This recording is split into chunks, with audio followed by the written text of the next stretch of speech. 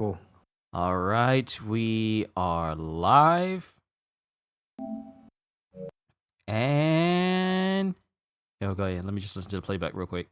Okay, I still hear. Okay, yeah, okay. It's got like the little audio when we were fixing it at the beginning. All right, Gajeel. Okay. Here we are. Yes. Yo, peoples, Kyushu92 here, and welcome to a very special stream where me and Gajeel will be discussing Final Fantasy XVI and also giving our own personal review of the game. So welcome to this discussion. Kitty, it's good to see you. Here we are. All right. Sorry, I had to double back and listen to the audio to make sure it was good. So you can go ahead and introduce yourself, Gajeel. I want to see how the audio sounds for you when you come in. Final Fantasy What's up, guys? It's your boy TheAssassinGajeel. I'm here with Kushu, and I'm excited to get this review and just to talk about Final Fantasy 16. All right. Sorry, I had to double back and listen to the audio to make Hold on, it's playing it again. So hold on, give me a second. Let me just check it. What's up, guys? All right, good. The audio is very good. All right, okay. So let's rewind the clock just a little bit to when this game was first announced, because in actuality, Gajeel pretty much caused me to be. It's repeating. Oh, don't worry. I was turning. It's fine, Kitty. I was actually turning up the audio. Turning up the audio in the playback to hear what the volume sounded like, because I'm using OBS to do this stream through, and I have the desktop audio coming through as well. So that means that you would have occasionally heard me again, because it takes the desktop audio and also incorporates it, because I need the desktop audio in order for Gajeel to be heard, because he's on a separate audio channel than I am. So it's fine. I did that on purpose. The echoes I did that on purpose. So don't worry, you won't hear them again, unless you hear just a little bit of echo from Gajeel's side, because I believe you're using your PlayStation to join in this Discord call. Yeah, I'm using my good mic. Yes, so perfect. Okay, so rewinding the clock to back when this game was first announced, I believe you were far more excited for this game dropping than I was, because it's actually because of Gajeel's excitement and how into it he was, that encouraged me to actually look into Final Fantasy 16 as well. And we got to talking. There are plenty sessions where me and Gajeel would spend hours, and I mean hours, of us just talking about different things. And leading up to the release of Final Fantasy, it was one of the things that was very prevalent in a lot of our talks.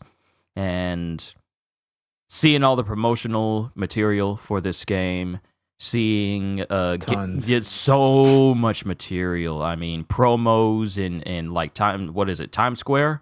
Or was it someplace in Japan that had those two-way screens? It was in Los Angeles. Yeah, Los Angeles. Japan had their 3D billboard sponsoring the game, which I thought was really cool. And yeah, they just had a lot of interviews.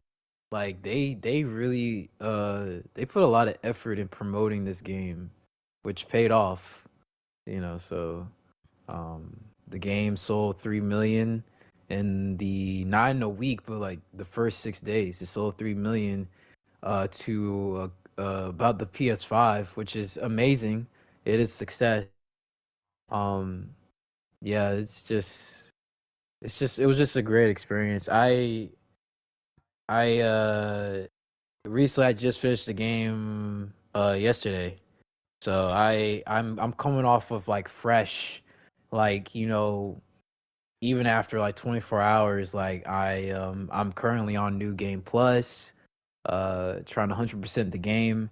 I currently have 104 hours in this game. So just to tell you that this game is really a game that I was really anticipating. I really enjoyed it. I think what really got me and Kushu was the first 48-minute video that a YouTuber posted. It was on a portion of the demo that they got to play, and there was one section that what really sold us was there was a move that Clive does, which basically is called Rapid Fist, and there is a counter block where literally it does a whole JoJo like the world, and then doing 100 hits on a character. And when we saw that, we knew, okay, this game is really going to get like really going to scratch that anime itch, which this game truthfully, like, if you take Game of Thrones from this game, that's cool, but truthfully, some dude said it best,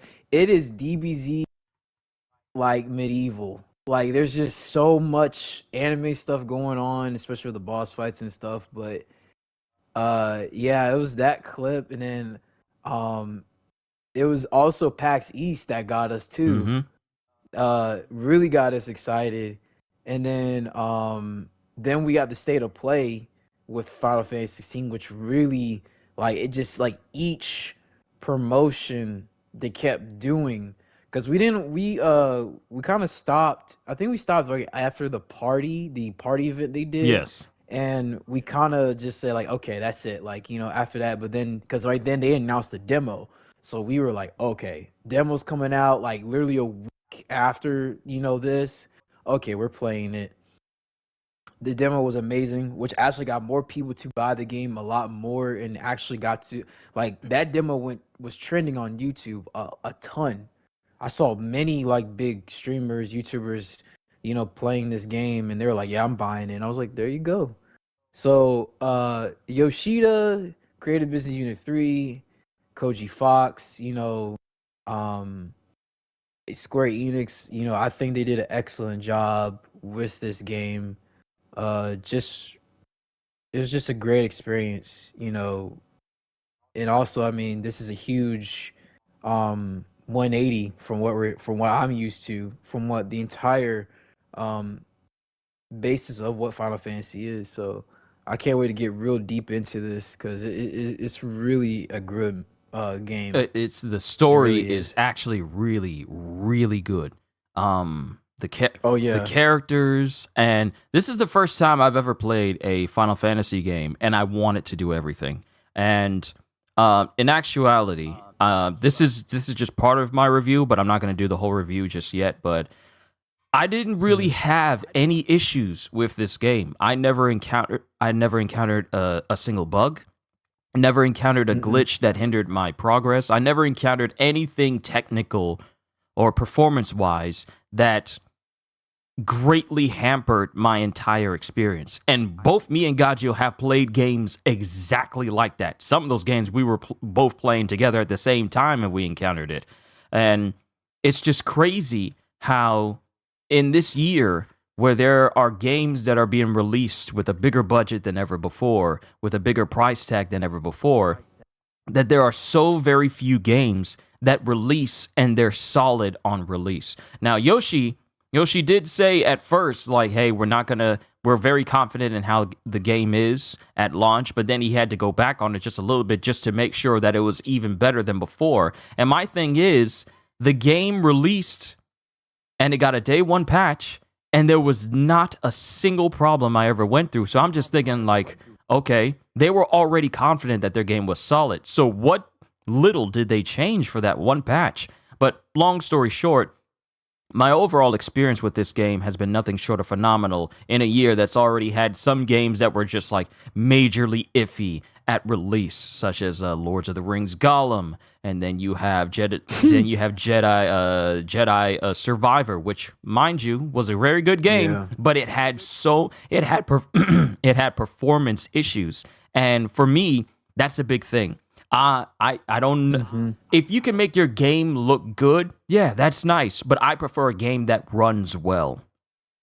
I will choose Right. performance over graphics any day of the week. If I'm choosing graphics, it's because I just want to take pictures in the game. I don't ever play a game with like performance at max. And I'm specifically a Hmm. console player, so I will always choose performance over graphics. But in a day and Right. age when games are being put on higher price tags and on much more powerful systems, there should not be a point where performance is secondary. Oh, we want our game to look good, so we're nerfing performance, but we really just want our game to look good. No, I want my game to run well so I don't have issues. I mean, at first Cyberpunk had it, but they fixed that. And now the game not only looks good, but it also runs well as well. Sure, it still had its share of glitches and moments where I'm looking and cars will just spontaneously flip backwards into the air for no apparent reason and no one's nearby. But that's Cyberpunk. I kind of expect that.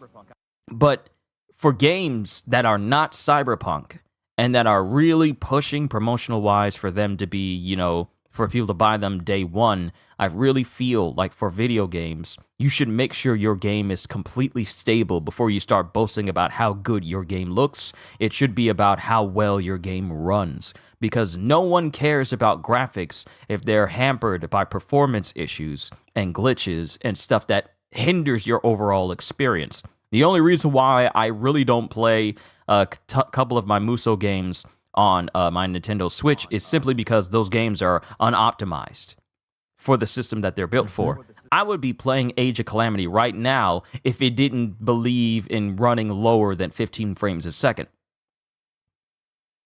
But sure, bought the DLC by now.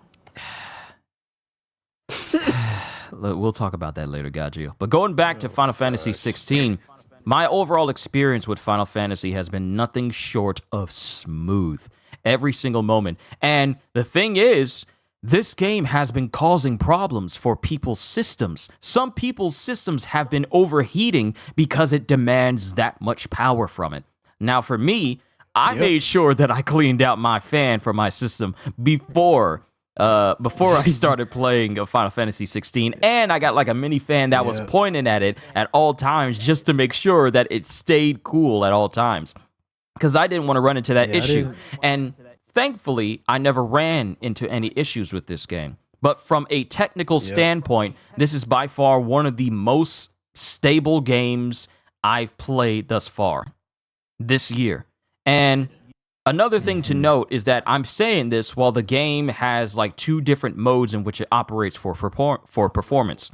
When you're in the middle of a fight, it boosts the frame rate up to at least around, I can't say 60 because there's times when it doesn't really exactly hit 60 all the time. So I would say like a solid 55. It's very small, but I kind of noticed the difference from time to time.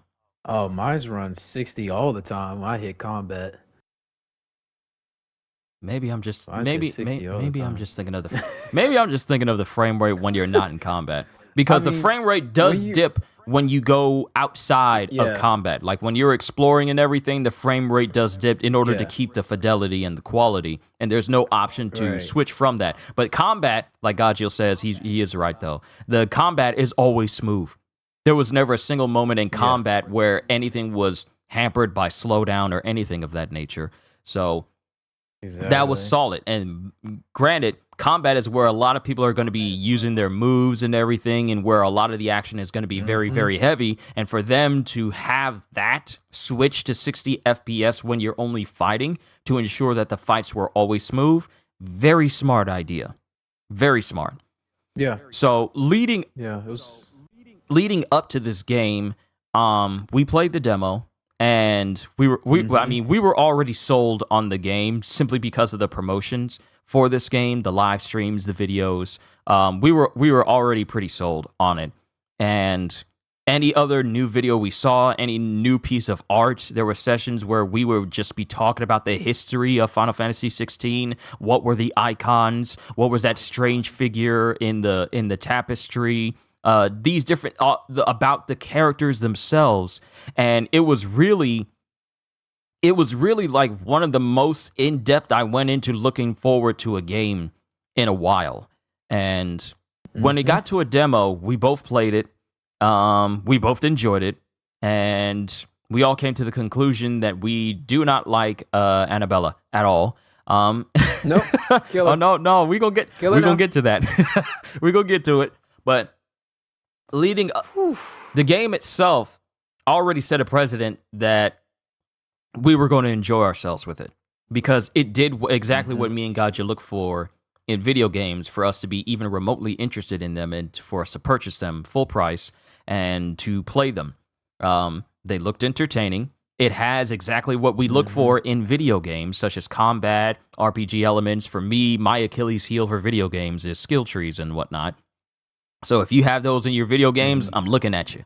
But Final Fantasy scratched an even bigger itch, and it incorporated elements from different games that both me and Gajeel already like, such as Devil May Cry, and a lot of other elements from different video games, and even incorporated some elements from Kingdom Hearts as well. I think of the shot lock system mechanic, the shot lock mechanic, whenever you're using Ramu's Bolt of His Judgment.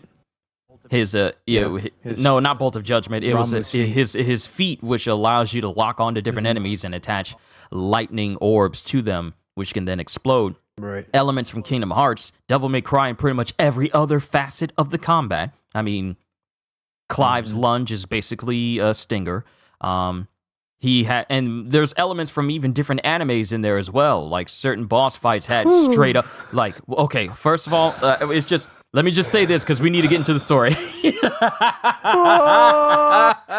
We'll get to it. Oh my god. We'll get to it. That's the one thing. It was this game already had it in our hearts and minds that we were going to play this day one. Gajeel took time off because he was looking forward to this game, and me, I mean, with what I do here now, I was free to look forward to it, but I was just so heavily invested in. This was the first Final Fantasy game in a very, very, very long time that I was 100% invested in. So when we got it, it was just radio silence between the two of us. because we said we were going to focus on the game and then we'll talk about the game when we were done. And like what about a couple of weeks we spent, I want to say on it. Wow. Well, for almost a month. I want to say it was almost a month. It's been a while because this is the first time in over a month that me and Gajeel have had like this Discord call, this type discussion, because we were so focused on getting through Final Fantasy 16. And Gajeel would pop in from time to time in the Discord and talk. But when it was time for Final Fantasy 16, we did not hear from each other at all because we were that focused on getting through the game because it was something that we were greatly looking forward to. So, let's talk about the game itself. So, it's basically a mix between anime, Game of Thrones, and it's basically it. It's anime Game of Thrones. It's anime Game of Thrones. Yeah, that's literally it. So we start out and we both decided that we were not going to start over the game. We were just going to keep our data from the demos and then just proceed from there. Games should do that more often. Games should do that more often. If you do a demo, just let us transfer the save. We did that with Stranger's Paradise, which was wonderful because that was a game that, like, you know, you had to get gear and stuff like that. So I hope games continue that, you know, where you just like, okay, we'll start you off, you know, when you guys like finish the demo. It's like, all right, cool. So I hope they continue doing that. See, I like that idea as well because not everyone wants to start over from the very beginning. Because what if you're playing a demo and it's like I don't know, it has like a gear system in there and you get like this super rare item, but you can't take that with you once the game officially releases, and then you're back to square one after working so hard over something like that. It's like I wouldn't want to go through that again. But starting the game off, we start off with Clive. Well, we start off with Clive as... Well, actually, no. We start off with the Phoenix fighting Ifrit. And it's so crazy. It pretty much sets just how wild things in the game were going to be from the very start. And the crazy thing is, what you do in the beginning of the game isn't even a fraction of what you do for later boss battles later on in the game. So we start with Ifrit versus the Phoenix, and at the time there are no spoken lines, and there's just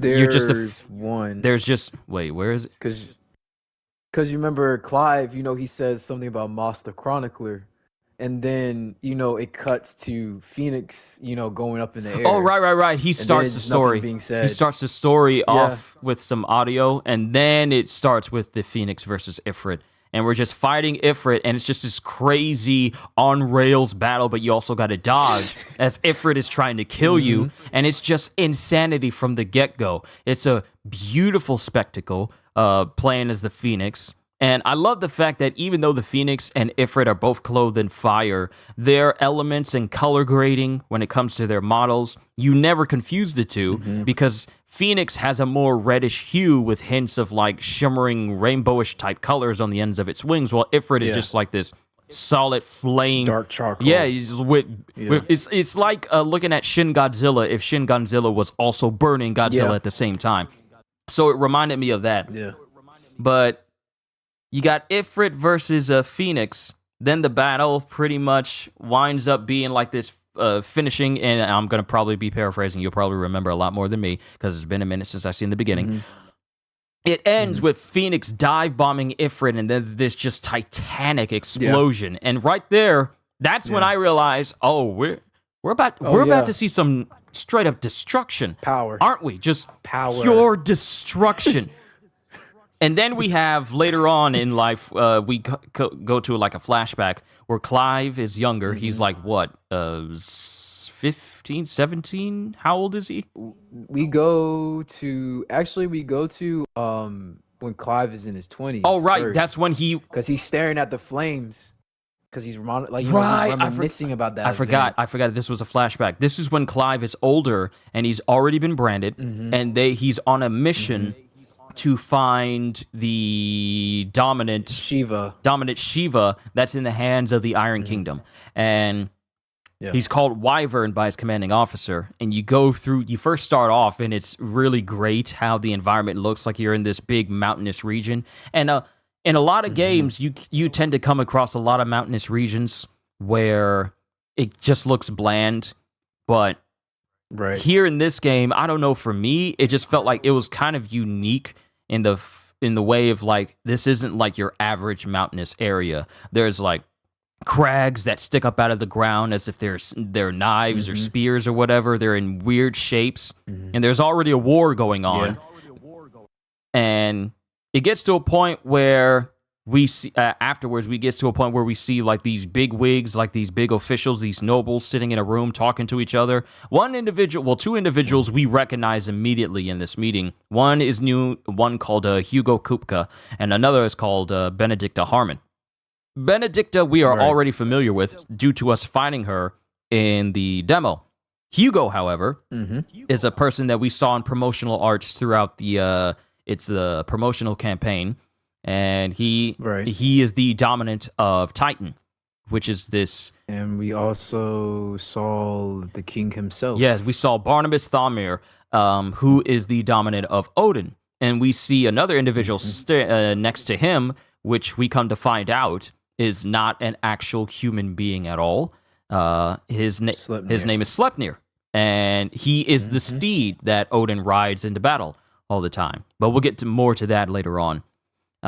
Things progress, the war continues, and then we find out that Hugo has a thing for Benedicta, and it is very, very acute. Funny. It is very acutely shown, and I'm thinking like, wow.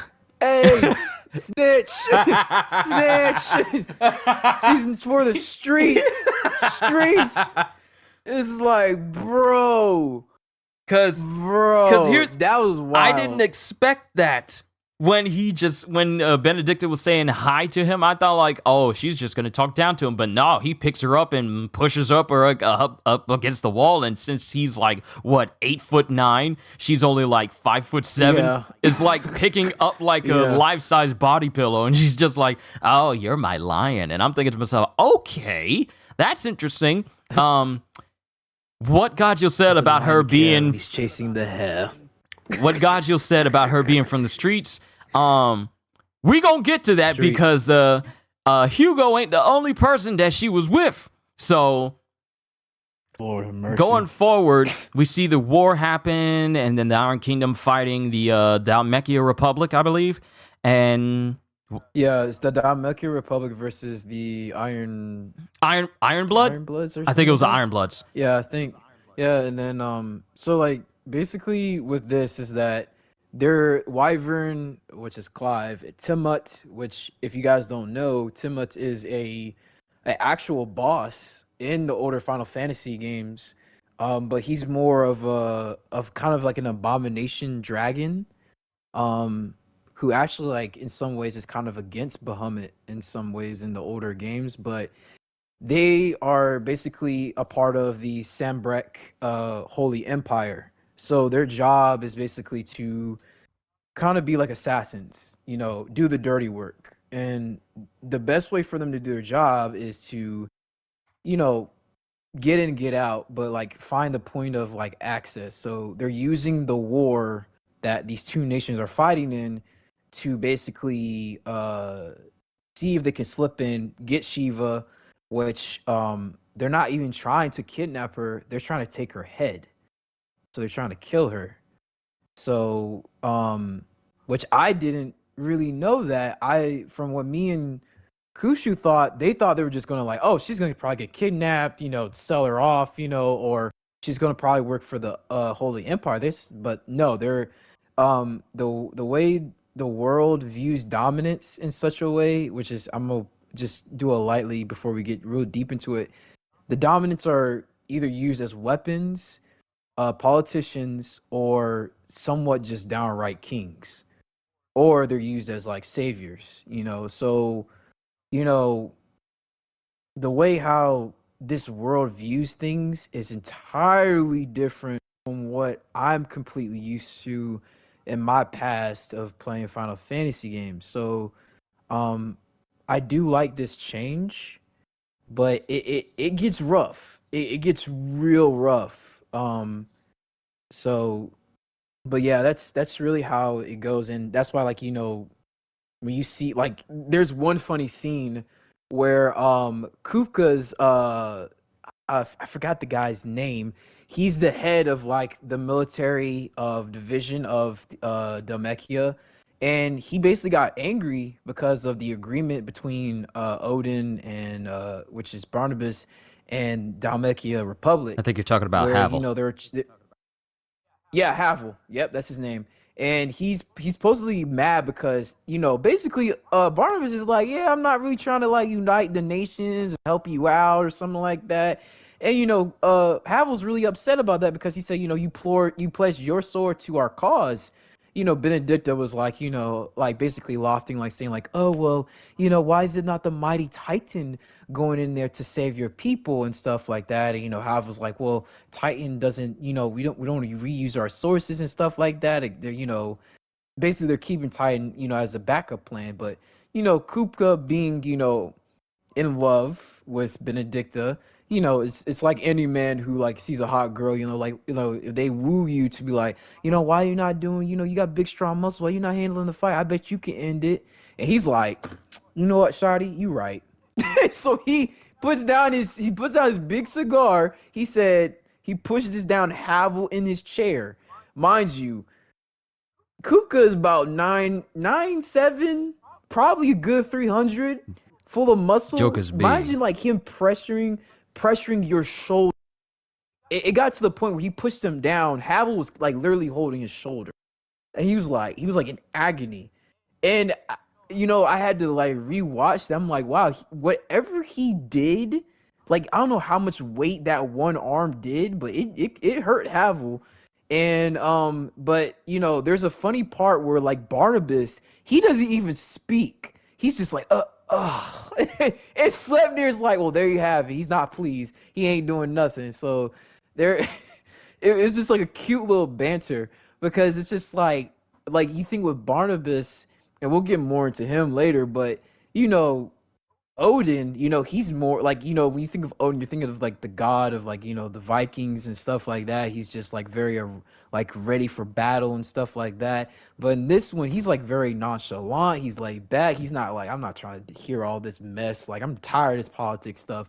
Can we be done with it? So, the one thing I will always say is that when it comes to the characters, and the voice acting, 10 out of 10. Mm-hmm.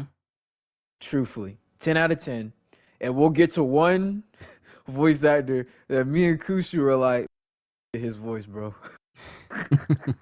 He knows what I'm talking about. Because, oh my gosh, bro, there ain't no way this man out here just living with that voice, bro. But yeah, so basically we're with Clive, and they're in the war right now. So I'll let Kushi take it from there as we move forward with that.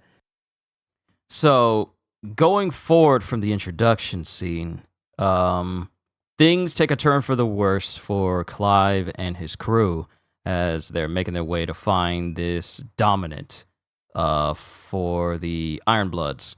And along the way, some of his people, and I won't go to every single detail, I'll probably just give you the most important ones. It gets to a point where he starts losing members of his crew because Titan takes the field. And not only does Titan take the field, but to oppose him from the Ironblood side, it is the dominant of Shiva, which is the dominant that Clive and his crew are after to, kill. And we see this big, short battle between Titan and Shiva. And in comparison to Titan, Shiva might as well be like an SH figure arts figure to a full-grown human. And because Titan is able to not only, deflect everything that Shiva does, but with a single punch, he was able to dissipate all of her ice before she could even actually hit him. Yeah. And also, Titan is taking the field, and he's just squashing everybody underneath him, like not caring who's around. His own people. His own people. He's just gone full icon, and he's just stomping around, not paying attention to the fact that there are actual people underneath his feet, and he's just casually trotting out on the battlefield, just squishing everybody. And in the ensuing battle, it pretty much causes the entire landscape to change. Because the mountain range that you're walking in with Clive and his crew, it literally starts breaking apart, and you got to run for your life. Some people get squashed in the process, and Clive is then rendered unconscious. We then go back in time to when Clive was a teenager, and we see him training with his Lord Commander of Arms, and we see Joshua, we see Jill, and of course you get taught like the tutorials and how everything works in the game from the get-go from then on. And it's a very nice tutorial. It's teaching you how to do like dodges, perfect dodges. It doesn't teach you how to do parries though until a little bit later on. But this was a nice introduction into Clive's childhood, and things progress, and we get introduced to his mother. Oh gosh. All right, so we can't even describe. She is by far one of the most hated, a character I have grown to hate immensely with absolutely no chance of mercy, absolutely no chance of redemption. She reminds me of Cersei from Game of Thrones. Yeah. That's exactly what that's what I said. I'm like, they didn't even try to make her likable. They just said full blown, nah, this chick's terrible. She's terrible. She's horrible. But her name is Annabella Rossfield. She is the mother of both Clive and Joshua. This is something that both me and Gajeel noticed when we played the demo. Her interaction with Clive is like a 180 compared to how she treats Joshua. When she looks at Clive, you see this look of utter disgust. And there was even a moment where she was going to take Joshua away, and she turned her back to Clive to grab onto Joshua. Like she spinned around Clive, kept her back to him as if to say, like, I don't even know where you are. I don't even want to look in your direction. But she treats Joshua like the second coming of Christ. And it was absolutely insane to see. And to see that on a character automatically made me say, like, okay, so she's got to go. Okay, I don't like her. Right. Well, first it was I don't like her. Later on, it's later on where both me and Gajeel says like, oh no, she's got to go. But we also get introduced to the father of Clive and Joshua. The dad is one of the best individuals in this entire game, and he's not even in the game that long. Spoiler. But Mr. Stark, he's literally one of the better characters amidst Clive's own family. He's the more reasonable one. Yes. He's the more sensible one. Yes. The mother is the complete opposite. because we find out that the father, Yeah. he wants to build a kingdom where everyone is treated the same, and and the well-being of everyone is considered, not just people who aren't bearers, but bearers as well. And that sort of mentality has been instilled in both of his sons, because thank God Joshua took absolutely nothing from his mother. I am Only the blonde hair. and even then your boy got That's it. wound up with orange hair anyway. Yeah, I'm like, how did that work? So many questions. Father got silver hair. What's the biology in this? Joffrey Baratheon, son, That's crazy. son of Robert Baratheon, Yeah. of golden hair. But You sure that's your son? find out the truth. That's how Ned Stark got his head cut off. But things progress even further, and we find out that war is approaching the Kingdom of Rosaria, which is the kingdom that Clive and his family reside in, and also where Clive's father, Grand Duchy. the Grand Duchy of Rosaria, if you will, and his father is being more sensible about it. Is very, very accommodating for his son, like incredible father figure, incredible parent figure. Let me be specific. And he's all like, hey, don't worry about your mom. Hey, don't stand on ceremony here. Your mom isn't here. Because his mom is stuck up and snobbish and just straight up bougie. And his father, Clive's father, is the exact opposite of that. He's cool. He's chill. He's all like, hey, what's going on, son? You doing good? So we find out that... Fist pumps. Yeah, fist bumps. And it's all like, oh, you don't need to kneel in front of me. Your mom ain't here. So just go ahead and chill. All right, son? So the dad is cool. Dad is automatically cool. We find out that they're going to be making their way to Phoenix Gate, so that way they can have Joshua commune with the Adoptomy, or I forget the exact name of it. So basically in Phoenix Gate, he is supposed to go in there to do some trials and then receive the blessing and knowledge of the ancestors of Rosaria, which have been passed down from generation to generation. Which is basically when I was saying with like the hierarchy of the dominance in the Grand Duchy of Rosaria, the Phoenix is to be titled as the next king. So for a lot of people who don't know, there's a lot of the reason why Clive gets a lot of hate. One, he is the oldest son. If you guys know, in medieval times, the oldest son is supposed to be the prize, the gift of, basically in the entire kingdom. Most of the time, the second son is usually like second best. He usually sometimes ends up being a general or something like that. But in this, the roles are switched. Joshua received the gift of the Phoenix. He was, not rejected, but Clive was. Only difference is that Clive strived to be the shield of Joshua, which in Grand Duchy Rosaria, shields are very highly recognized. And shield is not, shield is plural. But to be the Phoenix Shield is a higher calling in their basically whole system. So like, you can be a shield, but you can just be a regular soldier. The Grand Duchy Eldwin, which is Clive and father's name, he has his own shield. Kind of the Lord Commander of Rosaria is his like personal, general, kind of a person that he goes to battle with. He's also the main trainer and swordsmanship of and kind of an uncle to Clive and Joshua. And you also figure out the reason of that, why Clive got rejected and stuff like that, is also the reason why Annabelle does not like him. So there's a scene which is very crucial to like where it really starts is when Annabelle is walking. Mind you, she has her face covered, so that just perceived her snobbish side. And her ladies that are around her, maids, are like, my liege, you don't have to go, your highness, you don't have to be there with these ruffians. And then, as a very snobbish way, she's like, thank you, soldiers, for doing all you've done for the Grand Duchy. And she, looks at Joshua. Joshua's like, hi, what's up? And then, Clive, being the proper son he is, he says, hello, mother. And he bows to her, he bows to her. But the way she sneers at Clive, she gives him a good stare, and Clive is so shook, he turns away. because he knows that she does not approve of him. So yeah, and then she does turn her back on him while she's like she don't even just grab Joshua, she snatches and pulls them away from Clive, you know. But you know, Joshua, you know, which we'll get deep into, has such a love for Clive that it to me it's like, dude, like this is incredible.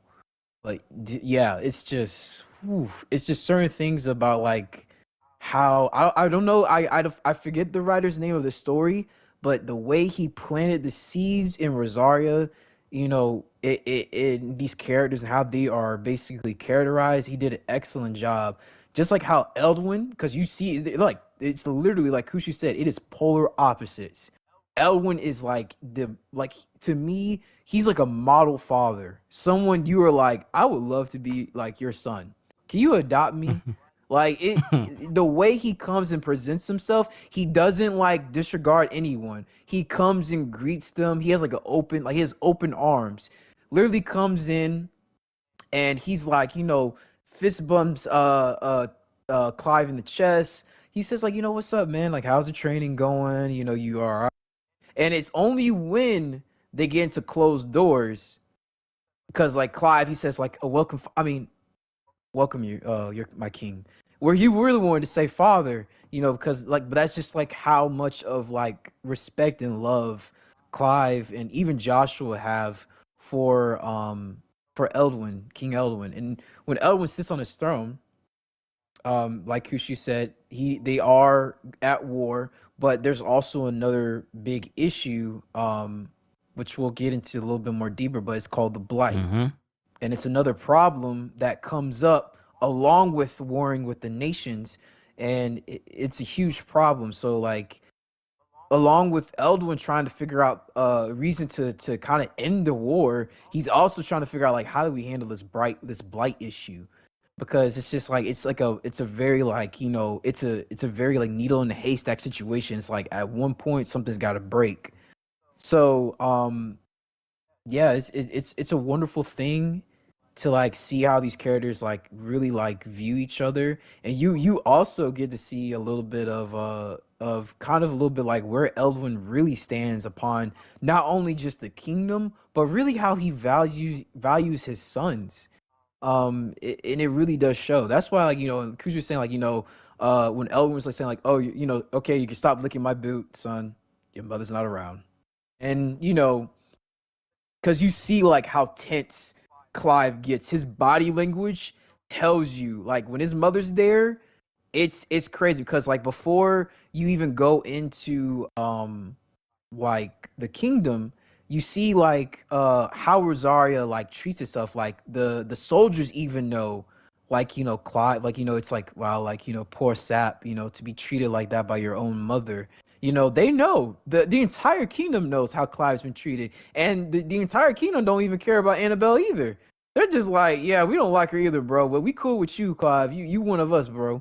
And that's literally how they love Clive and Joshua, and they truthfully like understand like what he's doing. That's why he works so hard to be the shield of the Phoenix, because in some ways, you know, Clive is very hardworking, very earnest, and he said like, you know what, we'll even get deeper into that later, because Clive says something that like almost drew me to tears, and it was like, okay, he possibly has to be the best brother of all time, because there's no way that like I don't even think if a brother could even bear all that weight, but he did.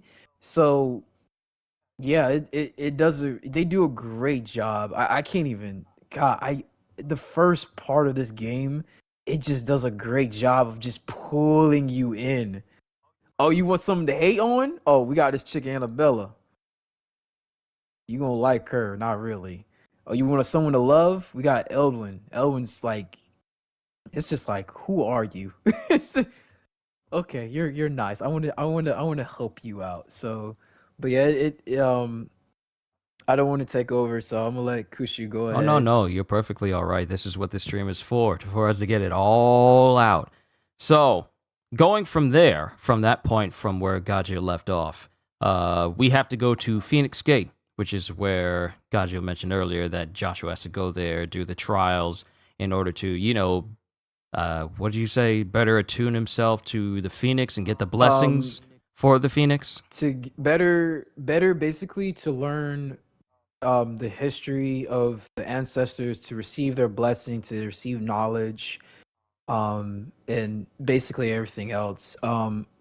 Which will also get more tuned with the gate because there's a lot to like really unload with Yep. that. But yeah, it's that's basically what you have to do. It's basically a rite of passage. Yes. Um, because Joshua in medieval times, I don't know, because the funny thing is I can't remember precisely how old Joshua was. I would say since Clive was 15, 16, Joshua may have been maybe 9 or 10, Possibly. He maybe. he, I he seems like he was possibly. possibly about 9 or 10. Yeah, because he was real Yeah, small. Like very. he's like a baby. Serious. I was like, dude, are you old enough to ride a horse? Like the way he was just, I'm just like, compared to Clive, because I don't even know how tall Clive was. Clive probably had to be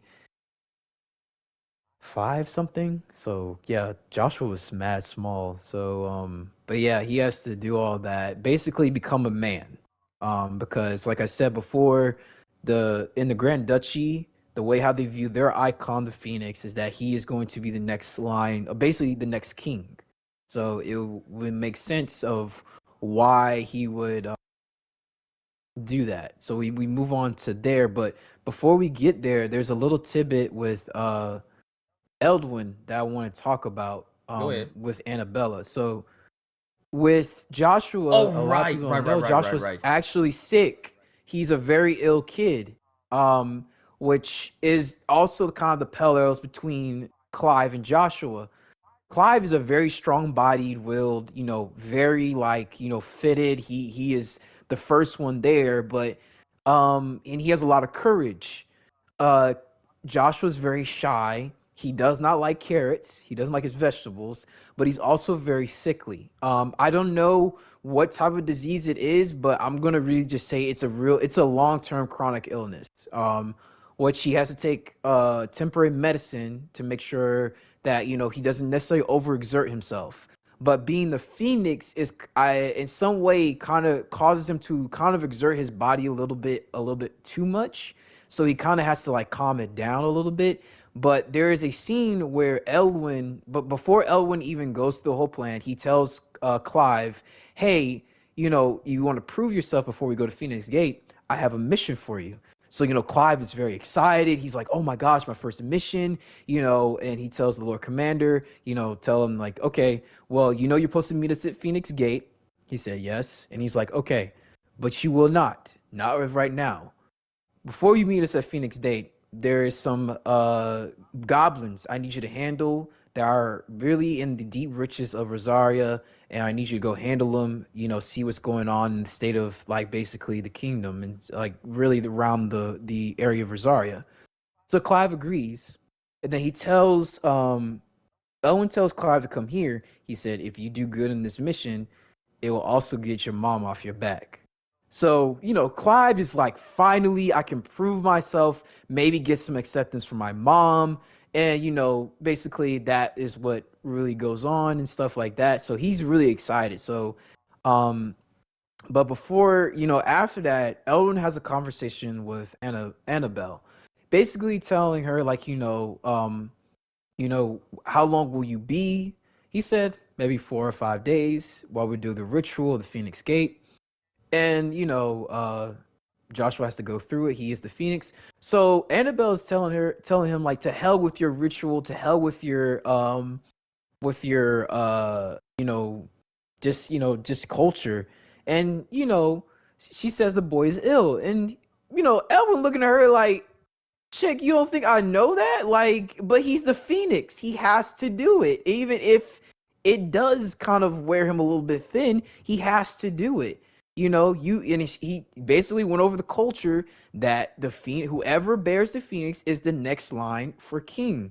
So, she was saying like, she was basically like, he's just a boy and stuff like that. And basically he said like, don't worry, I'll protect him, and along with Clive is there. He's a really good shield. And so she scoffs at that. Right there. Yeah. Oh, go ahead.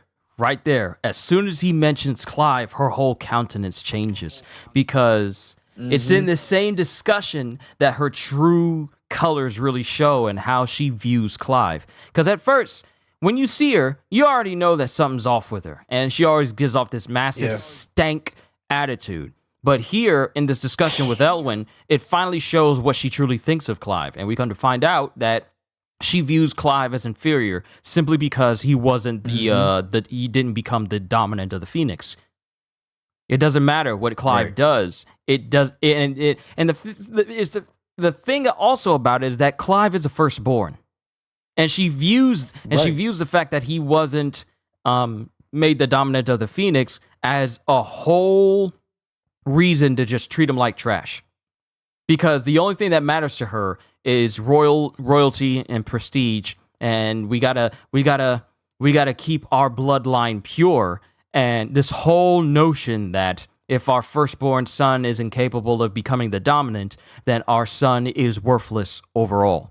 That is her whole mentality. So she dotes on Joshua simply because he's a Phoenix, not because he's done anything to warrant him any prestige or anything. It's his power and what that power can bring the noble name, the name of their house, and the benefits of it. She only sees that. When she looks at Clive, despite how hard this boy works, despite the fact that he has a blessing of the Phoenix, so he has some power, despite the fact that he pretty much resolves himself to be the protector of his younger brother and also to be a good shield and a good shield for Rosaria as a whole, not just for his family, none of that matters to her. The only thing that matters is power and prestige and what those benefits entail.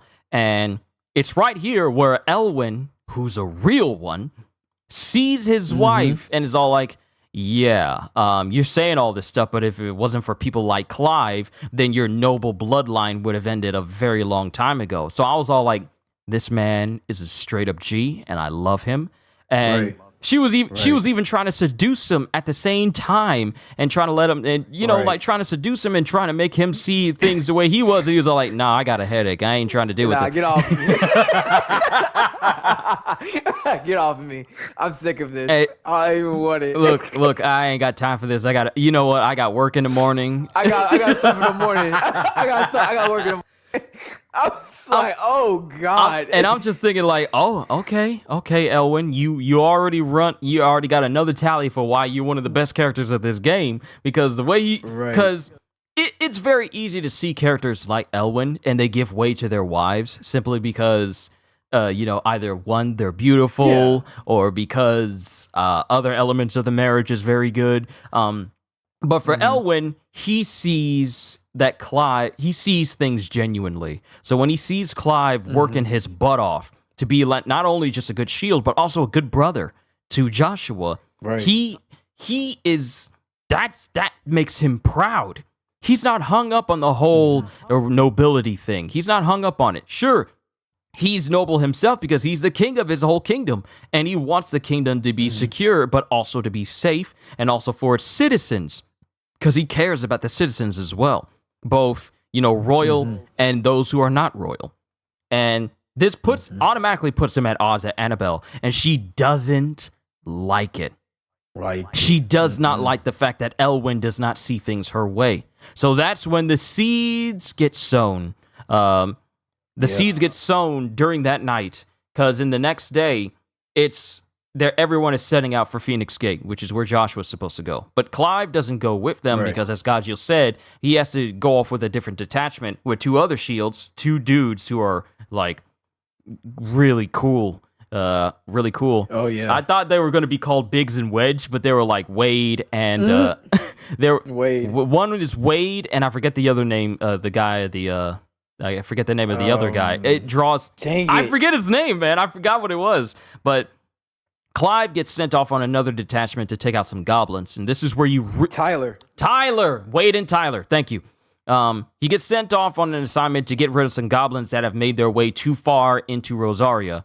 And this is where you get like a good feel of the combat. This is where you start you get the feel of the combat, and you also get to check out the skill tree and the abilities, and it's all like, oh, this is extensive, and it gets extensive the further you go into the game, until the point where you're just ridiculous. And it's cool. I mean, and that's just on your first playthrough. On the second playthrough, the level cap gets increased, and you can get even stronger, get even better equipment, and the ultimate weapon awaits you in the game as well. Which, by the way, Gajeel, it's going to take us a minute to get the ultimate weapon, because there's a.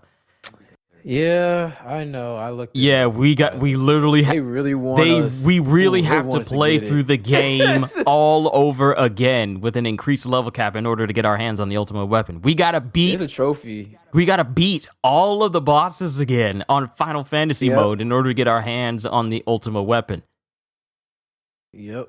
And that's the only trophy that I have to get, and then I platinum the game, because I pretty much did all other trophies because I wanted to get that knocked out. But.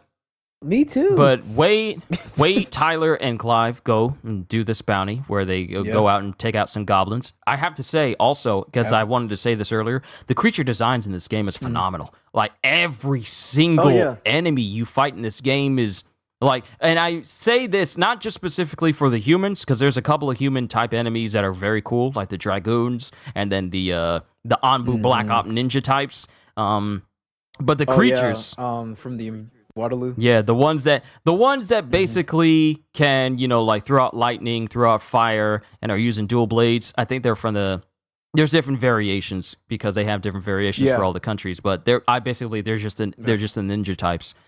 But the creatures designs for this game is very good. It's very good. The goblins, I don't know if it's just me, but the feet always look weird, and it was distracting to me, because I'm like, what? They look like gremlins. Look, why y'all feet so big? But then they have different. They were huge. Yeah, they were like 4 feet tall. They were huge. I was like, wait a minute, y'all ain't no normal goblins. Y'all almost like full grown men. Hold on. Like, I'm used to goblins being like 2 feet tall and in greater numbers, but these are 4-foot goblins that are half your size, and they're also smart as well. They got a couple that can use magic, and you got to be real careful. I can't tell you how many times I was fighting one goblin and I got blindsided by a blast off to the side because I thought I could dodge at the last second, and I misjudged it.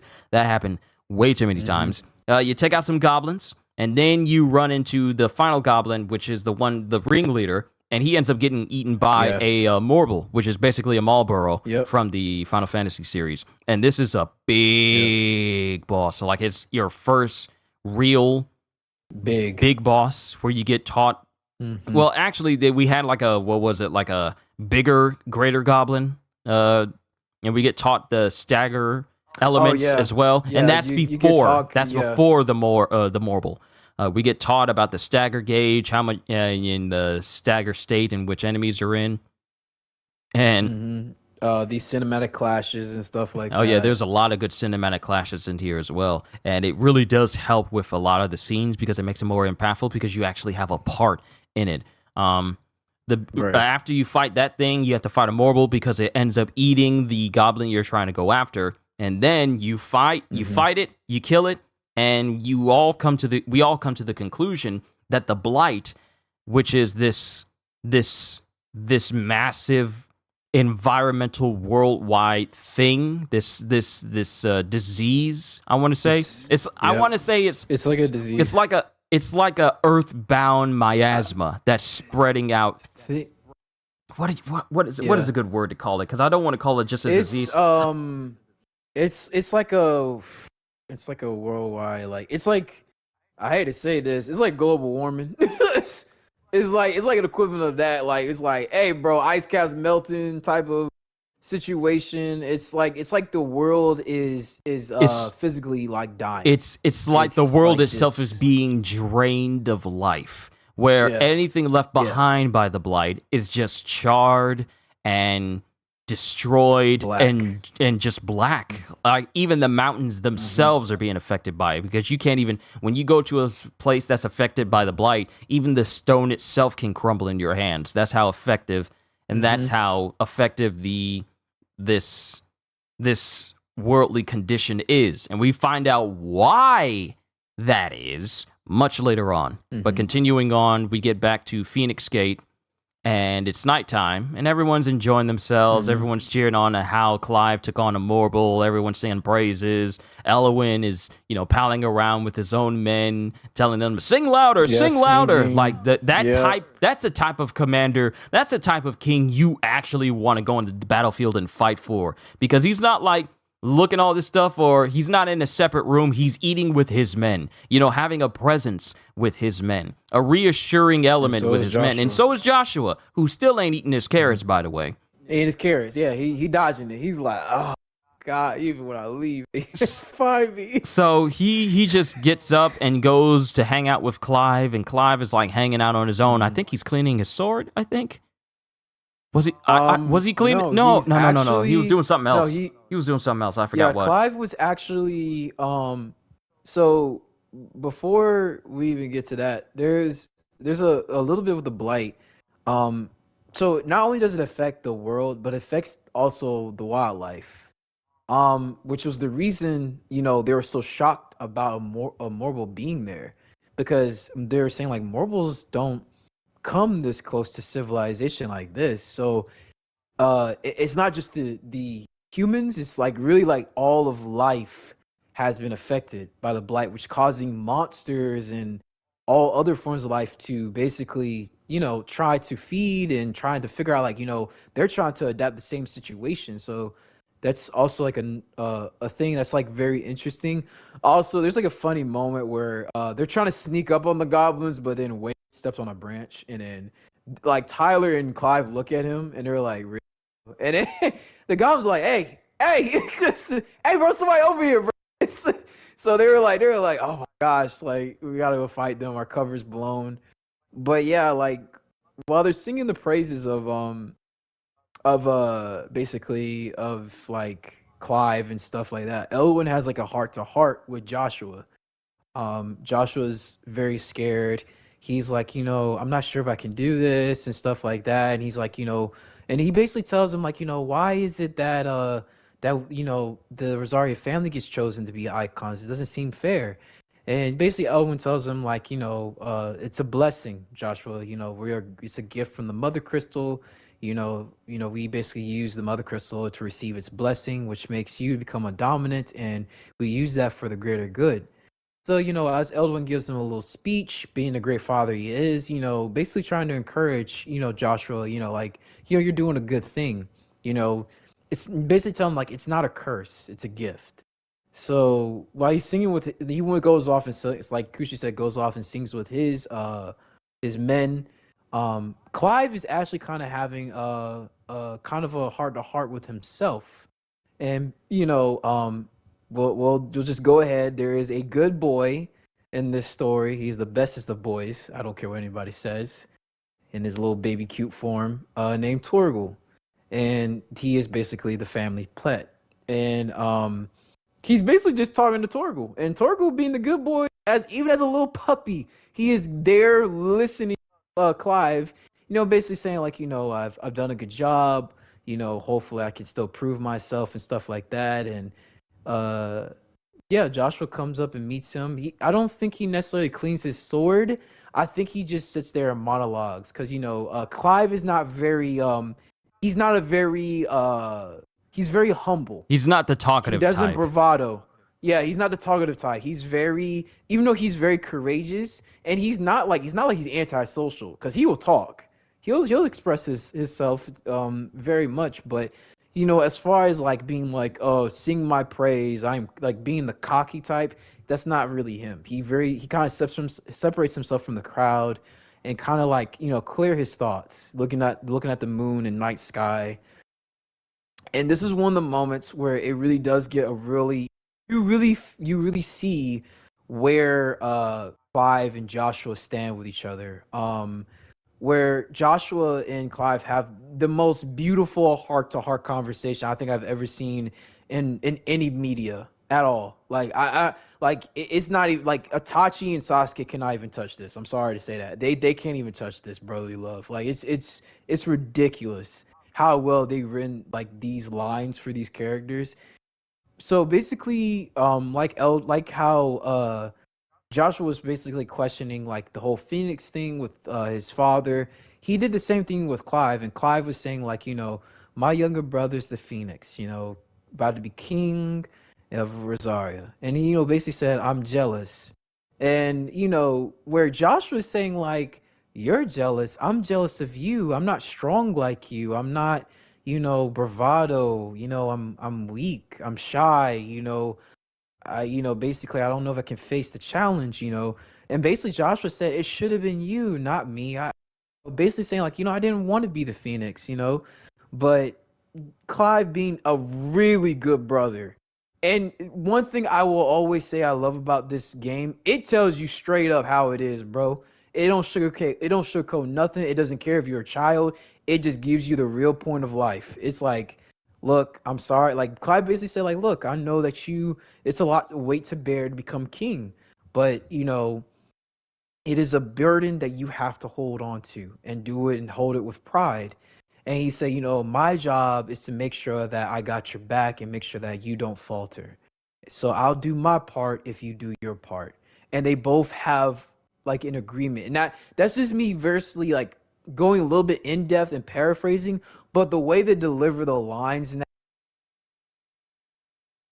I'm for this. Like this is exactly like, how brothers should be, and how Clive just like he just willing to like, accept like, yeah, I may not have the power of necessarily the power, full power of the Phoenix, but I'm your shield and I'm gonna help you out and I'm gonna make sure that you don't falter and you just make sure I don't falter and you just do your job and I'll do my job and we'll help each other out. So basically Clive gave Joshua a boost of like morale and confidence and we'll go off from there. And yeah, it's a really great scene. I love it. I love it so much. It wasn't just a great scene, but it was also well written because a lot of games try to be,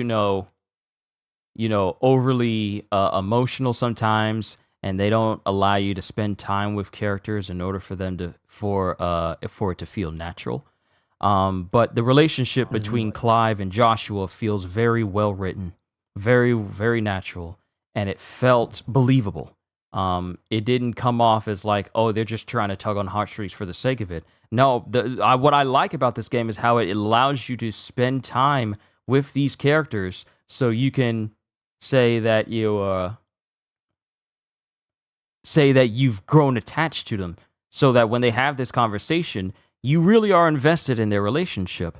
And it shows between both Joshua and Clive just how genuinely they love each other as siblings. Like Clive, as the older brother, is looking out for his younger brother, and Joshua is always looking up to his older brother for inspiration on basically everything. So you really feel that this relationship is authentic. And that's what I like about this game, is because a lot of games can try and do that, and like I said, they can tug on your heartstrings, but it'll come off as artificial. Sometimes you won't spend enough time with characters so that, the emotional attachment isn't there. I wanted everything good to happen between these brothers. I didn't want anything bad to happen, even though it was things would happen. I just wanted them to have the best lives and for their lives to be great for them, for Clive, Joshua, and their father. At that point, we were already on the fact that Annabella had to go, so we didn't care what happened to her. But when it came to Clive and Joshua, this was a very well-written way. And also, not just the way it was written, but also the way it was voice acted. The emotions and the tone of Ben Starr, and I don't know the name of Joshua's child actor, but the way that the dialogue is done in this game and the way that it's portrayed, the inflections, the tone of voice, I never heard a weird line in this whole game.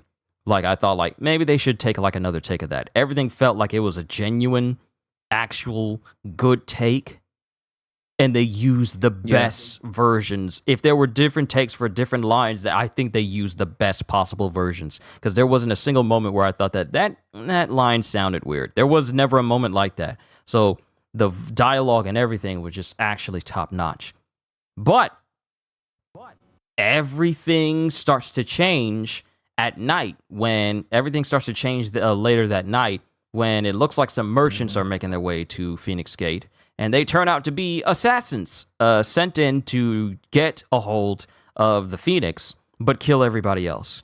And they start killing everybody else, with the only people who are really left alive at the end of the day are just like only a handful of people. And even when it seems like there are some people who live out, they wind up getting killed. One of these people end up being King Elwin, as he's trying to get Joshua out. They try to kill King Elwin, and they do, because he doesn't realize that he's been betrayed. Someone ratted them out, or someone orchestrated all this. So they're all like, "Hey, we're gonna need you to get a Stolas out, so that way you can tell everyone what's happening." They kill the Stolas, which is basically their, like Harry Potter, they use owls to send messages. They basically did that for this owl, but they caught it and killed it, making it so that no one could know what was going on, because he was going to let them know, like, hey, we're under attack, something bad's happening. But they kill the bird, and then they kill Elwin. They grievously injure his chocobo, because Elwin rides a white chocobo called Ambrosia. They kill the chocobo. But they do? That's not the same one? Yeah. Remember, Clive is Ambrosia. That's Clive's chocobo. Right. That's Okay, Clive. okay. So in that one, basically in that whole output, Joshua's asleep. So he wakes up because he hears a disturbance, and it wasn't until Sir Wade came and said, like, "Hey, Your Highness, you may not remember me," and he said, "Oh no, I remember you from like our dinner. What happened? I don't know what's going on, but we're being under attack." So one thing I will say about Joshua, this boy may be sickly, but he ain't no punk. This dude was like, "Okay, I guess we gotta go fight then." So you are also controlling Joshua, which is actually a crazy thing, because you think in your mind, you're like, "Oh, you're only supposed to control the one character," but it's like, no, you can control Joshua. And Joshua, like, even though he's not the best fighter, the dude can put in some heat, no pun intended. But he's throwing like a Hadoken. He's doing like a freaking like fight, like literally a Zanpakuto type of Yamamoto slash. And I'm like, okay, so Joshua can actually use the Phoenix, for other, like, not just for healing, which is one of the main gifts and abilities of why the Phoenix is so powerful, but he can revive and heal a lot of people. So Sir Tyler's gravely, like, he's really injured, like he has like a true mortal wound, and Joshua heals him. And Sir Wade, they're asking questions like, Sir Wade's like, "This is not supposed to happen. This is not, this is not really, who let this happen? Why is this going on?" So they meet up with Clive, Lord Commander, and King Elwin. And before they let Joshua go, Clive basically said, "I'll hold the line. Father, get Joshua and get out of here." Joshua being the loving brother he is, he's like, "No, I'm not going anywhere without you. You said you'll stay by my side." And Clive said, "I know, but I have to hold the line here so you can get the safety. That is my job, to make sure you're okay." So they have this really like perfect visual scene of these double doors closing. It's like literally 16. If you wanted to, I wish this game had a theatrical mode, like where like you can just watch the cutscenes in succession, because this game treats the whole story like a movie. Yes. And the way they shot it, the doors closing, you saw both of their faces, and it just closed perfectly. So you're now controlling Clive and Lord Commander. And he said, "What are your orders?" He said, "Kill anything that is not us. Basically, kill the enemy, protect Joshua, and make sure that they get out of here." So while Clive, Lord Commander, they're cleaning up house, they're killing everybody. You're also getting more attuned to the combat. But as soon as you head outside, you kill these other soldiers. They're like saying like, "Captain." He looks at Clive and them. He said like, "Kill them all." And then Clive is saying like, "Let none escape." And then Lord Commander's like, "As you command." So you kill these guys, And then before the fighting, after the fighting stops and stuff, Lord Commander comes at Clive saying like, "Are you all right? Is there, you okay?" "I'm good. I'm just worried about Joshua and my father." And then the camera panels all the way up, and you hear like a little hop, and then oh my gosh, Yoshida does the most coolest thing in this game. There is a shot of a dragoon, and if you are not like, if you don't know the way, there's a iconic dragoon pose that is just a staple of a dragoon that basically it's such a perfect shot. I took a screenshot of it because I loved it. The moon is lit. You see this like clad silver dragoon, and he's doing what people in the Final Fantasy community call the Kang pose. Because in Final Fantasy IV, the dragoon the dragoon in that game was called Kane, and he's like one of the most like famously known dragoons in all of Final Fantasy. So he does a Kane pose, and the music, it just pops. And as soon as as soon as you see the dragoon, he just jumps, and then you're just fighting the dragoon. But the way he comes down, Clyde has to dodge, and now it's on and popping, and you're just fighting the dragoon commander. And after you kill him, you realize that it's like this is an Imperial dragoon. This is from Sambrek.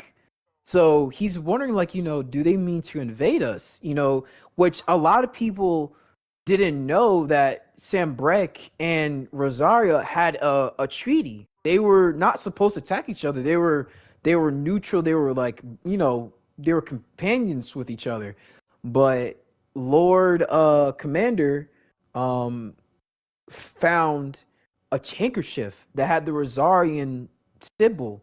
And Lord Commander said, like, we only got these, just not even moments, like a few minutes or seconds ago. Like, we didn't put these out until a few moments ago.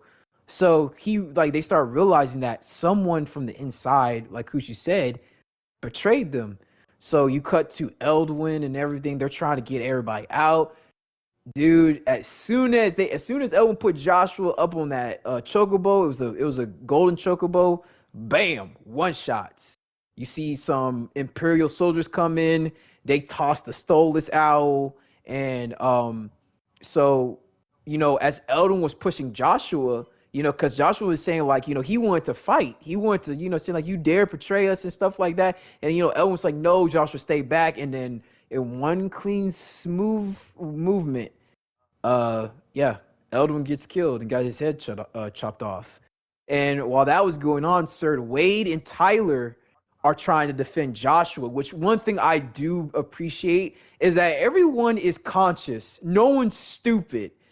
Sir Wade, he already knew. As soon as Elwin died, he immediately went for the attack. He was like, okay, you know what?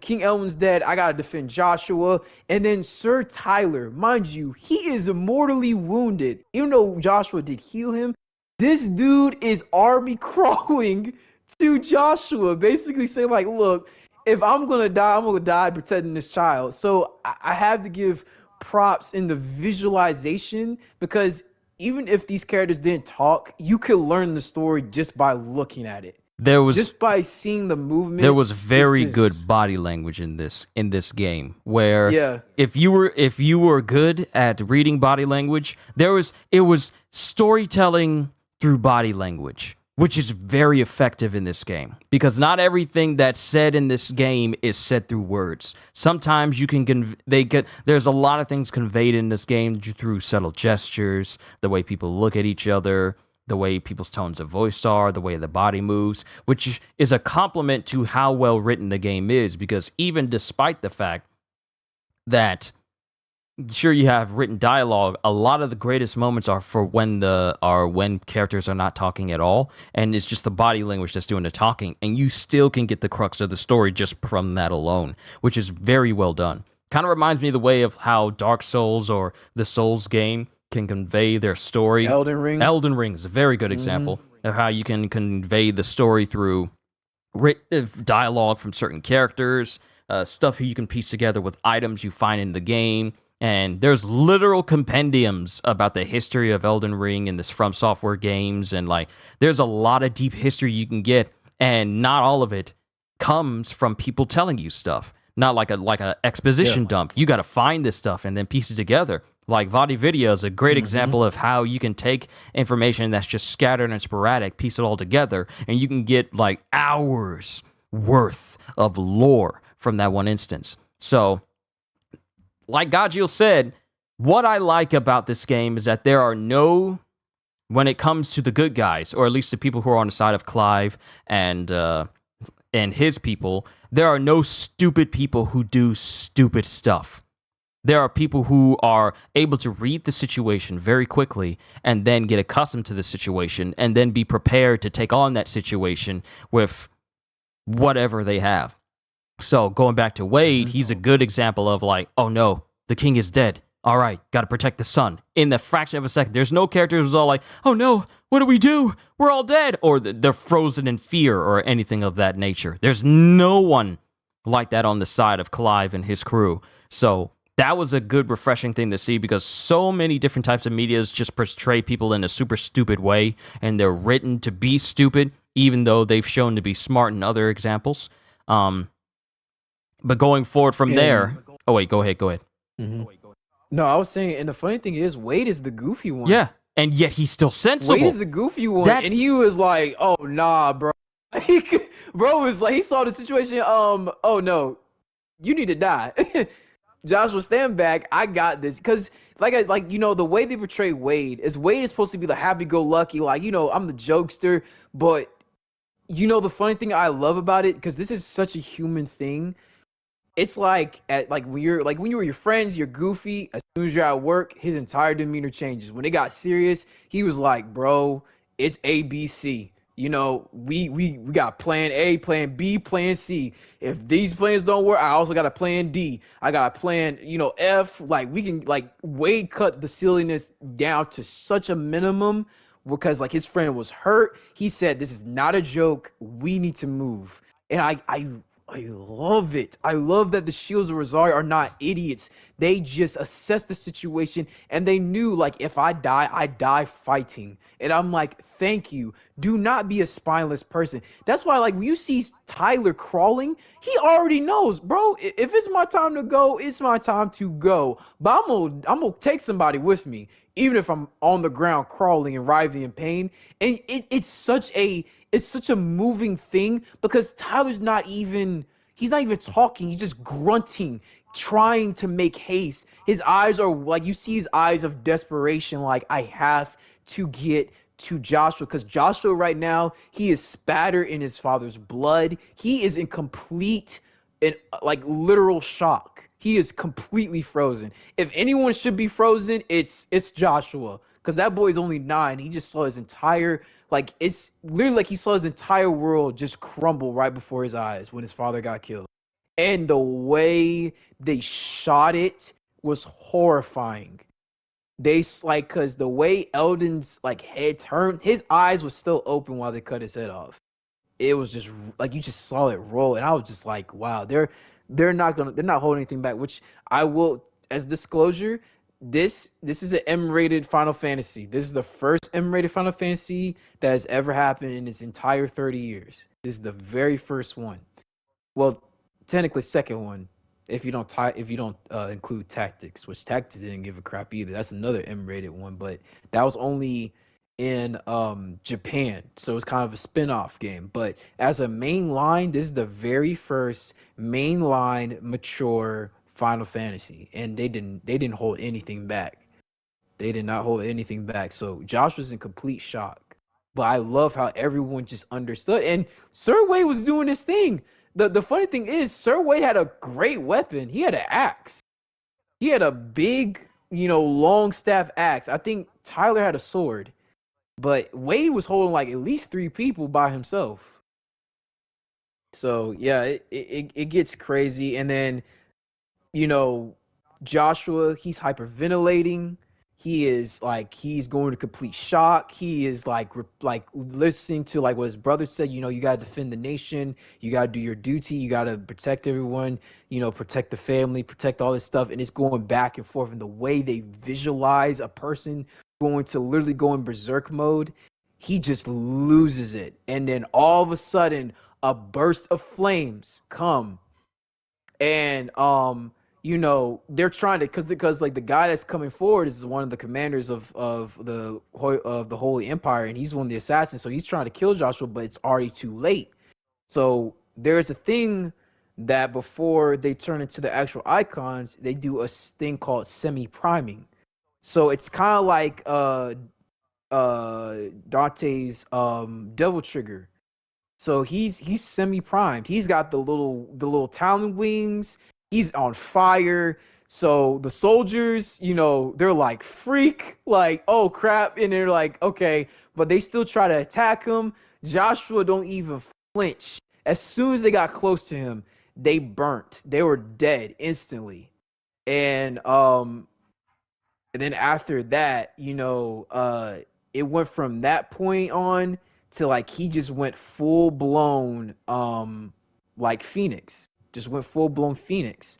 And while that was happening on the other side of Phoenix Gate, Joshua and Lord Commander saw what was going on, and the way they visual the Phoenix in agony and sadness was so beautiful, because the way he was flapping his wings, because one, this is the very first time that Joshua was fully primed, and he's like, but you could see the sadness, like even that's why we said like visually, the way the story tells visually, you could tell, because the Phoenix ain't gonna really speak English right then. He's like, you see the way he screeches, he's in pain, he's in suffering, he's like, I'm sad. So, Clive, being the older brother he is, because Joshua is going berserk. He's going to say like, I gotta calm him down, and then Lord Commander's like, no, like, you have to stay back. It's too dangerous. He's saying like, no, I know my older brother. I'm his older brother. I need to go check on my younger brother. So he tells Lord Commander like, get out of here. So he tries to get on Ambrosia and tries to run, but it's kind of too late, because there's like some debris that falls, and Ambrosia defends Clive. If you guys don't know Ambrosia is a chocobo that is truthfully a designated chocobo just for Clive, and she got her eye injured. Yeah, that was the one I was thinking protecting of him. earlier. I got them mixed up with Yeah. Elowin's. Yes. Yeah. Elwin's is the beautiful golden one that had like the crown helmet, which was really cool. One thing I will always say, the chocobos being warrior like mounts is such a cool thing, because I'm like, bro, this is an ostrich in armor. This is a whole ostrich. Y'all gave an ostrich armor, bro. Like, and like they are actually like kicking people in like the war between the Iron Bloods and the Tolkiens. You see like the chocobos like actually being ferocious. And I'm like, that's something a lot of people don't see unless you play like the older Final Fantasy games, when it's only like one or two chocobo. But most of the time, chocobos are portrayed as like, friendly creatures. But and if you look deep in the lore, chocobos are ferocious like animals. They do fight. They give you that serious chocobo stomp, and your chest is caved in. So yeah, they Ambrosia like protects Clive, and Clive is like trying to like get and like scream at Joshua, saying like, what's wrong, what happened, what's going on. And as soon as like he tries to like get closer, Clive has a serious headache. He's like having like a very bad very bad migraine. And then he sees this figure. This figure is basically cladded in, he was like a hooded figure that also transformed into a like there's a character in Metal Gear who's just straight up fire.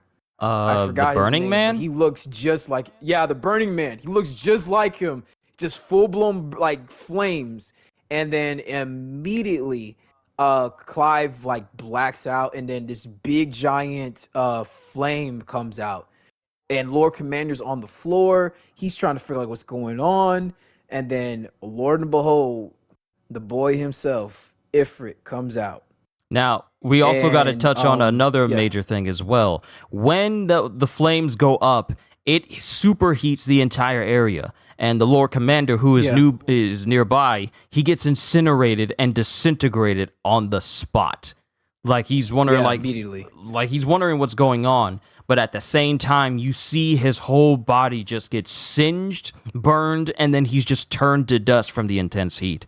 And then Like a nuclear pretty blast. much. It's just Yeah. pretty much instantaneous. Not even a thought goes through, and he's just already gone. He's dead from these intense flames. But we see Ifrit standing in all Yeah. of his glory, and we don't know the specifics about Ifrit or anything of that degree. So we just see Ifrit, and then we see Phoenix, and that's when we cut back to the beginning of the game again, where we have this big fight between Phoenix and Ifrit. And in this time, you take control of Joshua, who's the Phoenix at this time, because he's pretty much gone berserk. And this will not be the first instance of which we see this type of feat happen.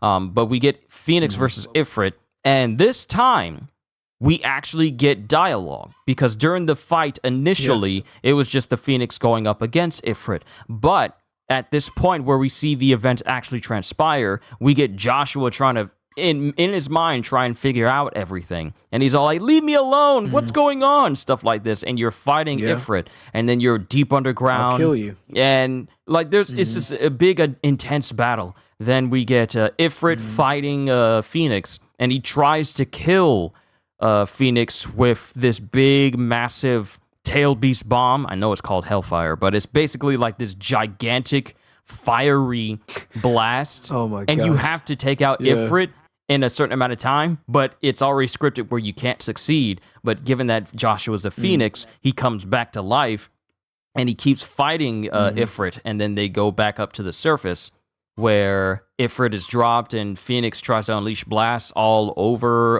Ifrit, and then tries to dive bomb him, where a titanic explosion happens. And then, even though it looks like Phoenix has Ifrit down the rights, Ifrit pulls wool over his eyes, and then just starts mercilessly beating Phoenix, like Kratos beating down Zeus at the end of God of War 3.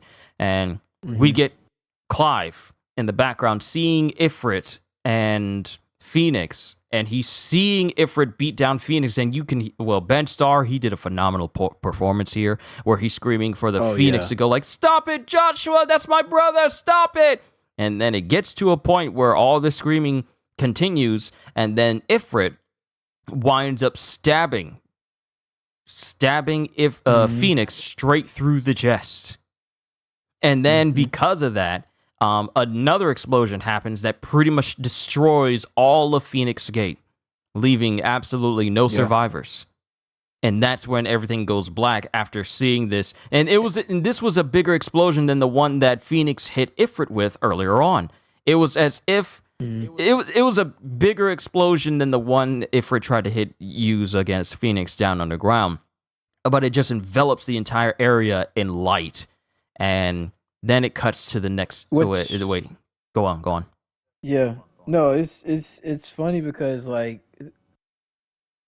we'll get deeper into it, but the fight between them is very cinematic because you see, first of all, you see how agile Ifrit is, because Phoenix, he has the ability to fly, but you see like it's like Hulk.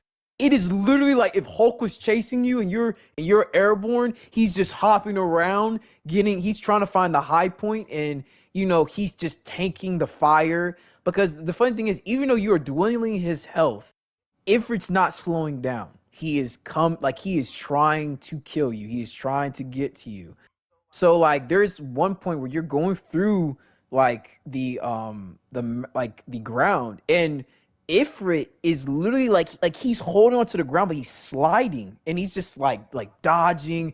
And in my mind, I don't know if it went through your mind, Kushu, but my mind, I kept just thinking of Hulk. I was just like, this is Hulk.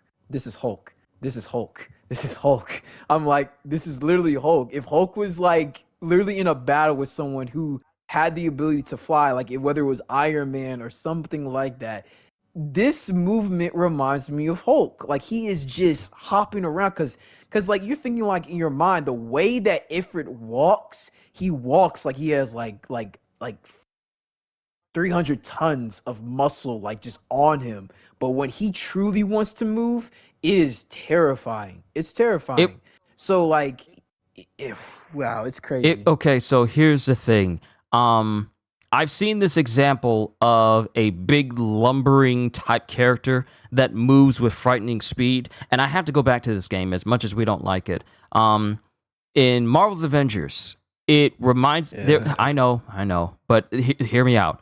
There was the scene where Kamala Khan is being chased by Hulk, and Hulk is just ripping through everything. Really just Hulk side. I couldn't care less about Kamala Khan. I mean, Marvel clearly doesn't, even though they're going to resurrect her right back and turn her into a mutant for some reason. But we're not going to talk about that. Yeah, we're not. But the whole chase sequence where Hulk is chasing Kamala, and Hulk is just truly a force of nature where barely anything is nothing at all is stopping him from chasing after you. It kind of reminds me of just how the Hulk is supposed to be. This big walking mass of unstoppable. He literally is the personification of strength and the phrase unstoppable. So for Ifrit, you get that at a much grander, bigger scale. But there's also elements of, Ifrit being inhumanly agile for his size. I mean, just like Gajeel said, you are dodging left and right. It's displaying agility for something that's supposed to be, a fraction of his size. And Ifrit is basically just jumping and hopping around as if he isn't weighing a several hundred tons. And it's just like, it kind of reminds me to a degree, Pacific Rim and the way that the convey of weight for actions. A little bit of elements of Pacific Rim Uprising, not the story, mind you, but the way that the mechs kind of started to move in Pacific Rim Uprising. Like, they're supposed to be big, but they're also kind of crazy agile. Or like the Autobots in the Transformers films. They're big and lumbering, but at the same time, they can be almost as agile as regular human beings. Some of them are incredibly agile as regular human beings. So that's another good example. But when it comes to Ifrit, there's a really good portrayal of size and power and stature. And it really does work well. And I find it entertaining to play as Ifrit during his boss battles, because it's like, okay, we played as Clive and we had like we can get powerful as Clive, but now we're playing as Ifrit. Now it's time to get serious. Now it's time to see some real power. So, and what we see of Ifrit in this first instance is just like a little fraction of what he can do. So, it's and the the way they just show it, because Joshua's doing his thing, and I will say this: I can't take away from nothing from Joshua, because as a 9-year-old, he handled it perfectly. He did his thing. But the way that Hellfire was literally absorbing the flames that Joshua was shooting, and it just kept getting bigger and bigger, my mind was like, bro, this is a Big Bang attack. And I'm like, in the way Ifrit has a character, like, I will tell you this. Some of these icons have personalities, even without their dominance. They have a personality, but Ifrit, you could clearly see that for some odd reason, Ifrit loves the chaos. He's really for the fighting. And when the way he did Hellfire, it's like he tossed it up like a volleyball, and he said, like, that was cute. That little fire thing you did there, that was cute, Phoenix. Now hold this. And proceeds to punch the ball of fire. Now, mind you, when they're in Phoenix Gate, but it's like more in the like top area. They're like the highest area of Phoenix Gate. And it's completely dark. When the explosion happens, the way the lighting, like literally, like the fire shows like everything. It's like a very cinematic moment. It encompasses like a lot of Phoenix Gate. So when I tell you, like, visually, the game really speaks for itself on like how powerful these attacks are, how potent these attacks are. It really does show you. Especially when like when Joshua revived and he just went full force. I forgot the movie. I think it's called Awakening, and then he just bulldozes Ifrit. Now, Wasn't it a when I Phoenix call when I Rebirth? talk, yeah, Rebirth, something like that, and then along with Awakening, and he just bulldozes him. And Ifrit's, you think Ifrit's down for the count, because it was a really hard hit. And Joshua, firm believer of the triple, double, quadruple tap. He just goes ham. He just keeps on firing, keeps on, like, he does not let up. He keeps on going. I thought at one point I was like, yeah, keep on doing this, dude. You got him. You got him. But Joshua did the fatal thing. You do not get close to an enemy unless he is truly dead. And the way they shot Ifrit, it looked like he opened his eye a little bit, like, oh, you good? Oh, okay. Like he basically said, like, you thought I was dead? He's like, nah, bro, nah. Like, he was messing with him. And he grabs Joshua. And just like Kushu said, this is the most gruesome beatdown. I'm sorry, it's worse. It's worse than Kratos versus Zeus, because you hear the bones cracking, And you hear him like gut him. you also hear Yeah, Phoenix, painful cries as it's getting, yeah, mauled by Ifrit.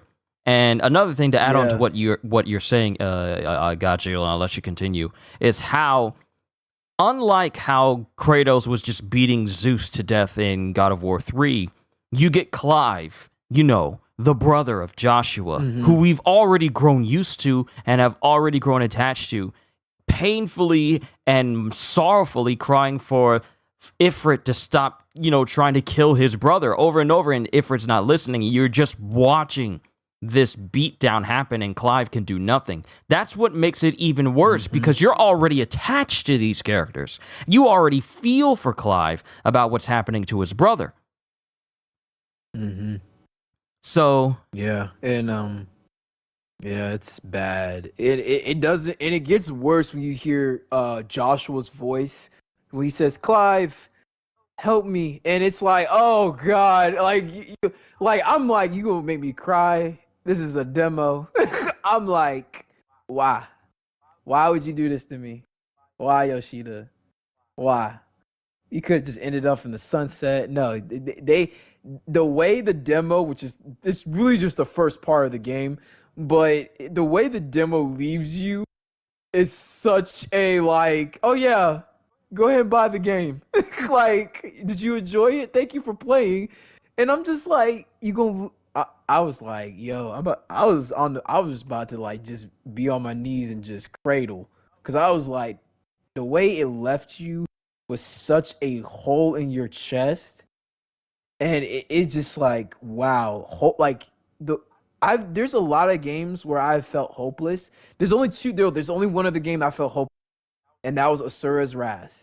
When Asura was getting like literally getting destroyed by Deus, and he couldn't do nothing. And the guy just throws him out of the ship, and he's falling into that Earth's atmosphere. That's how I felt, but it felt like that, but 10 times worse.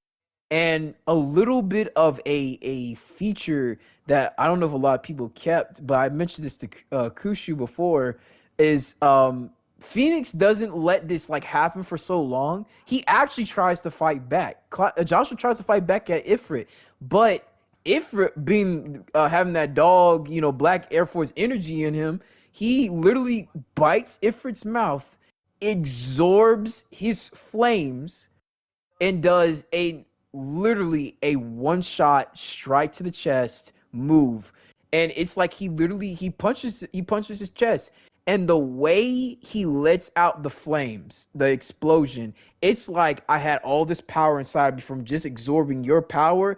I release it, and it's just a big explosion, just like Kushu said. So, like, when I tell you guys, visually, when you see this game, just visually, it shows you, like, these icons can realistically, they can break the world. They can destroy the world if they really wanted. They really wanted to planet bust. I truthfully believe they could planet bust, and it's just a simple, like, 1, 2, bam. It's just like, there it goes. So yeah, like, the Phoenix is gone, Joshua's passed, and you get this, like, excellent line Ben Starr as Clive. He says, "I'll kill you." You hear anger in his voice, and that like it's anger, frustration, agony. The way he sells that line was beautiful. Once again, And then Ben Starr did a phenomenal job as Clive. he needs to get an award. He does. In the Game Awards, he needs to get an award. I'm being serious. One of them.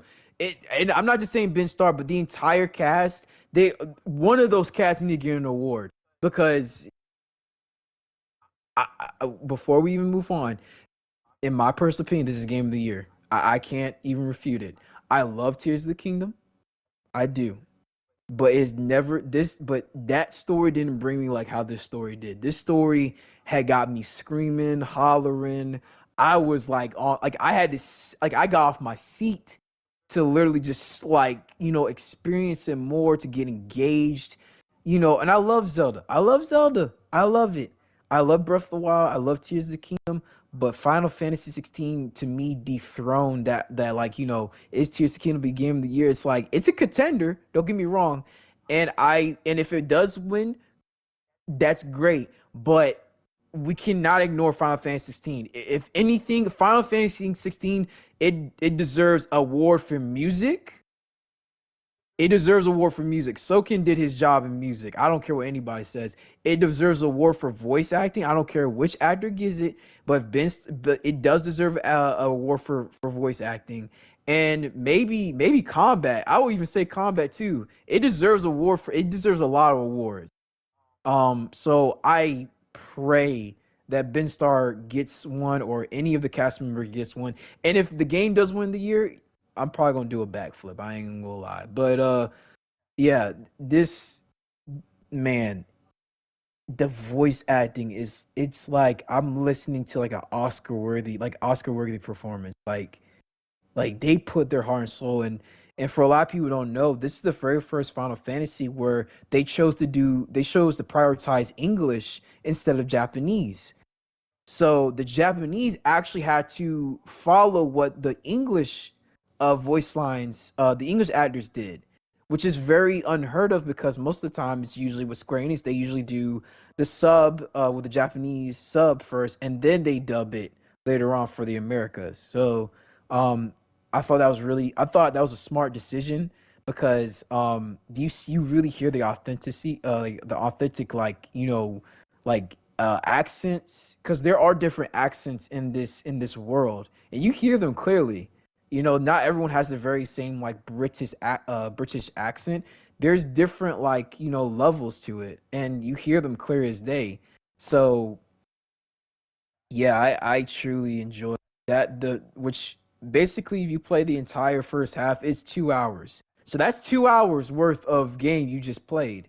So after that, you are now back into the present, which is 13 years later. Now, hold on. So, one thing we got to cover is the aftermath of Phoenix Gate, because we have that before we cut to older Clive. Yeah. So, and I... Oh, yeah. So, and going forward, I gotta condense it a little bit when it comes to the story, because trust me, ladies and gentlemen, there is tons of story, and if me and Gajeel try to go through every single story beat, we will be here literally all night long. There's more than 4 hours worth of story to tell here, especially if we go from key point to key point. For every single thing. So I'm going to try and condense it a little bit better for me, so that way we can get through to the story. But let's cover this thing for Phoenix Gate. So, in the aftermath of Phoenix Gate, when all's said and done, we get soldiers from Sanbreque who are looking for survivors and killing anyone who's still surviving. And then once all's said and done, they're wondering the Phoenix is gone. And who do we have walking into the frame after all is said and done but Annabella, where the soldiers from Sanbreque are saying it looks like no one survived and then Phoenix isn't here, Your Grace. So Annabella was all I suppose not. You took Joshua from me, and this was more than I asked you to do. So it pretty much shows that she was the one who pretty much orchestrated the entire mass murder of everyone at Phoenix Gate, including the death of her husband as well, with the sole purpose of getting her hands on Joshua, but killing everyone else, including Clive. And she's saying, like, well, this is all for all to see towards the ambitions of what the world, His Eminence will create. And I was wondering for a long time who His Eminence was, but we find out later that it is the Emperor of Sanbreque. Emperor Sanbreque, what is his name? Sylvestra, I think. Yeah, Sylvestra. Yeah. And when it comes to Clive, he's still alive. He's pretty much the only survivor of one of the only survivors of Phoenix Gate. And Annabella sees him and is all like, well, I have no use for him. Kill him. And right when they're about to kill Clive, she's all like, wait, my husband went on and on about how good he was as a soldier. So see how well he'll do in the Imperial Army. And in that same instance, the two handmaidens that are always accompanying Annabella, she has them killed, so there are no witnesses to what just happened.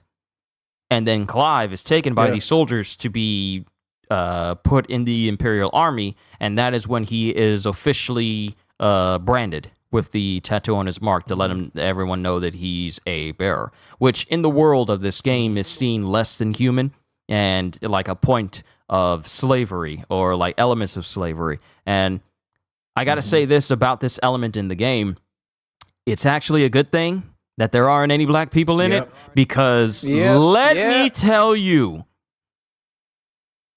it would have been far worse for the game. Fire. It would have been one of the biggest controversies towards the game simply because it had black people in it, but there's so many strong elements of slavery that if it ever reached the shores of the U.S., we'd probably still be hearing about it right now. So I'm actually grateful, because a lot of people got up in arms about it. It's like, hey, the Yoshi P doesn't have there's no people of color in this game, and Yoshi P was all like, well, this isn't what we wanted the game to be about.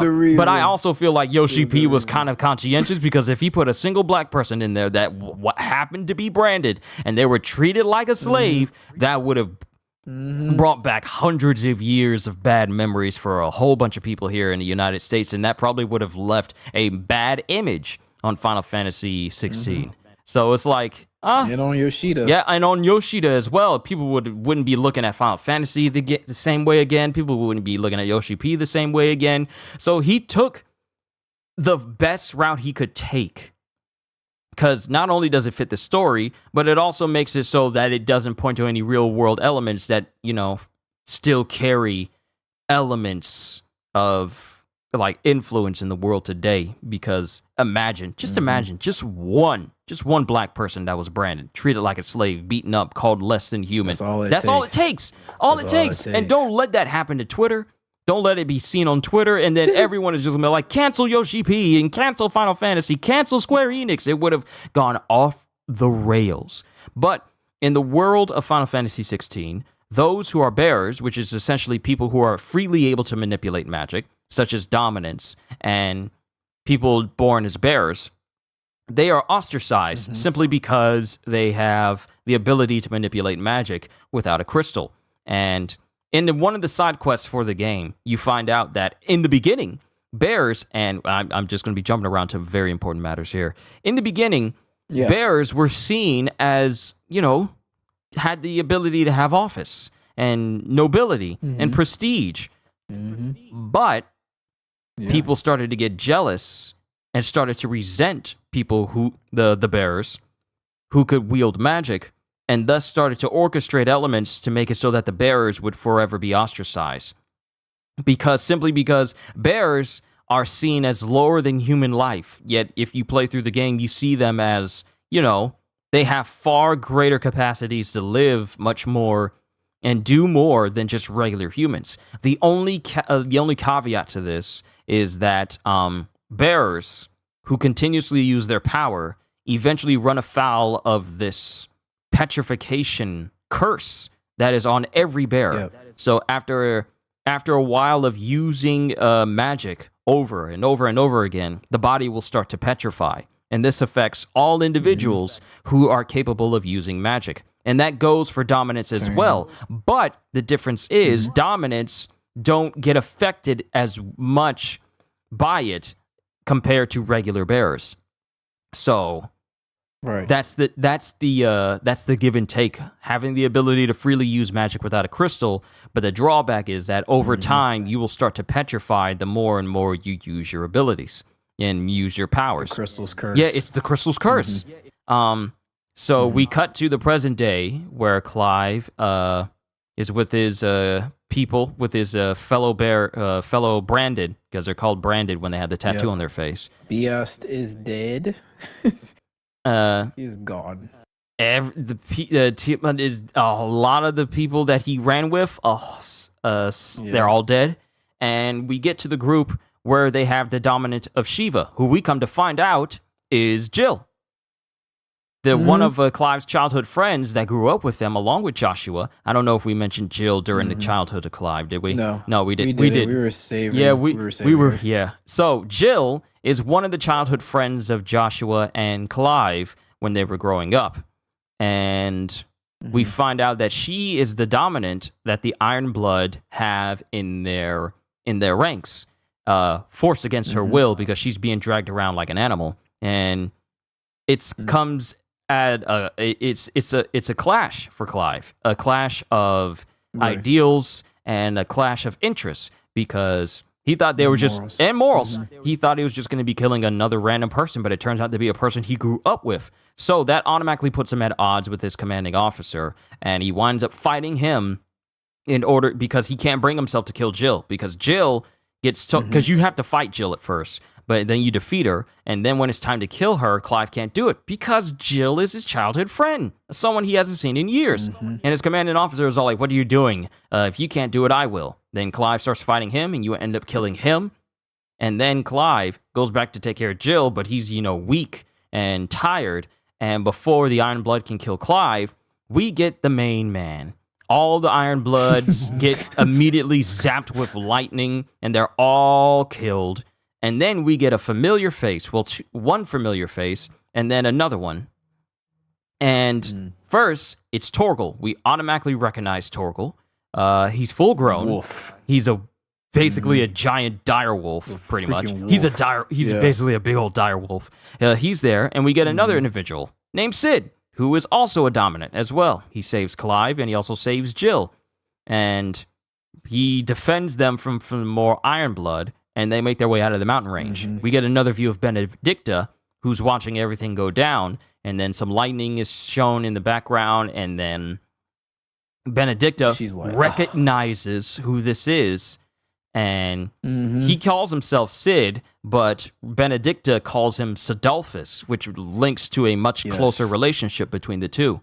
And then time passes, and we're still traveling with Sid, and we get to a place called the Hideaway, which is a location that Sid has created in order to shelter branded and bearers from, pretty much all of society that looks at branded and bearers as nothing more than slaves or tools to be used.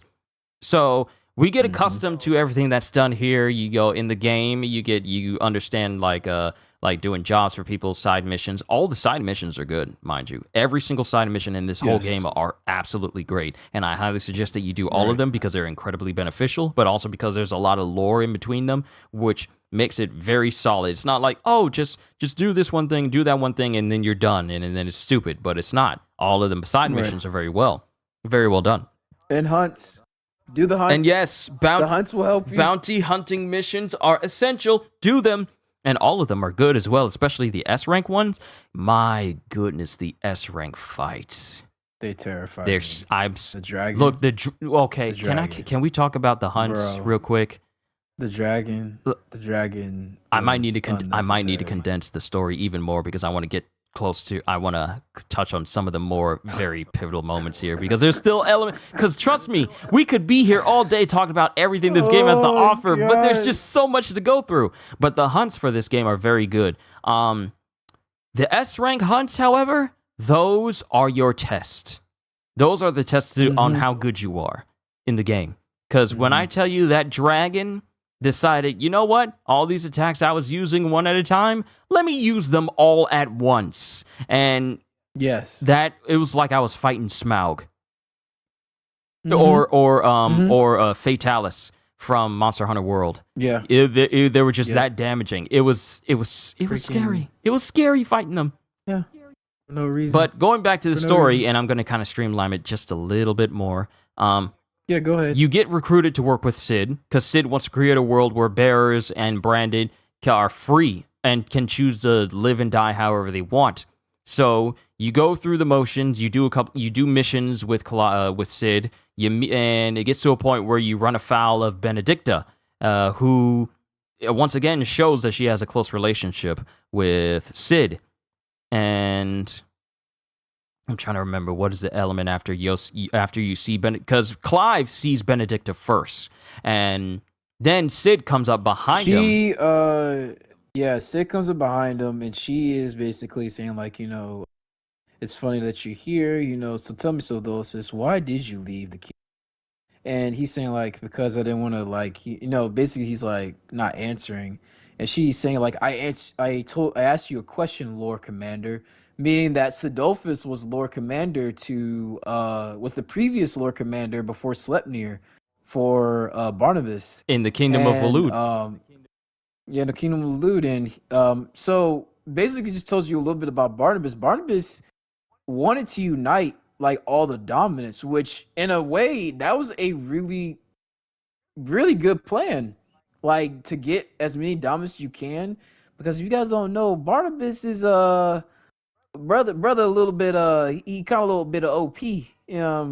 Brother took an entire kingdom by force, which in some of the songs that the Barb actually sings, which people will say like, they someone asked Clive, what do you know about Barnabas?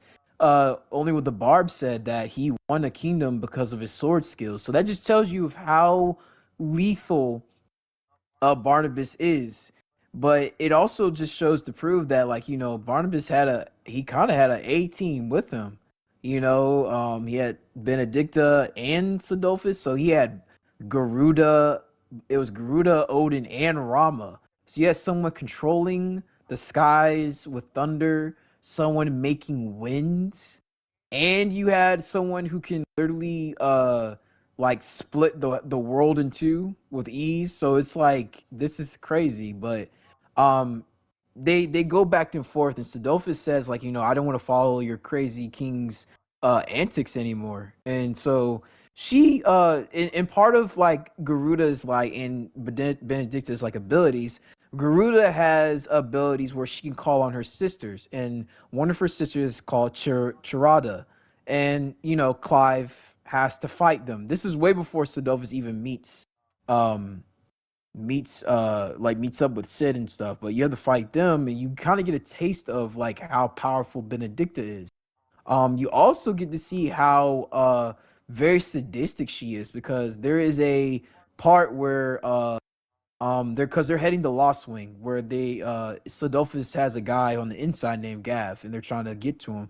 But there is a little tidbit where a guy sells out Lost Wing, and Benedicta, said a line where she said like, because the guy was saying like, have I not proven loyal? Should I, basically saying I should get compensated. But she was saying like, yeah, you're right. Your loyalty should be compensated, but you're too easily to sell out your own countrymen. So, Benedicta, she just cut dude's head off. So you kind of get the sense of like, Benedicta is very sadistic, very seducing, because I ain't gonna lie, the way them hips move, Look, she knew she was doing. they don't lie.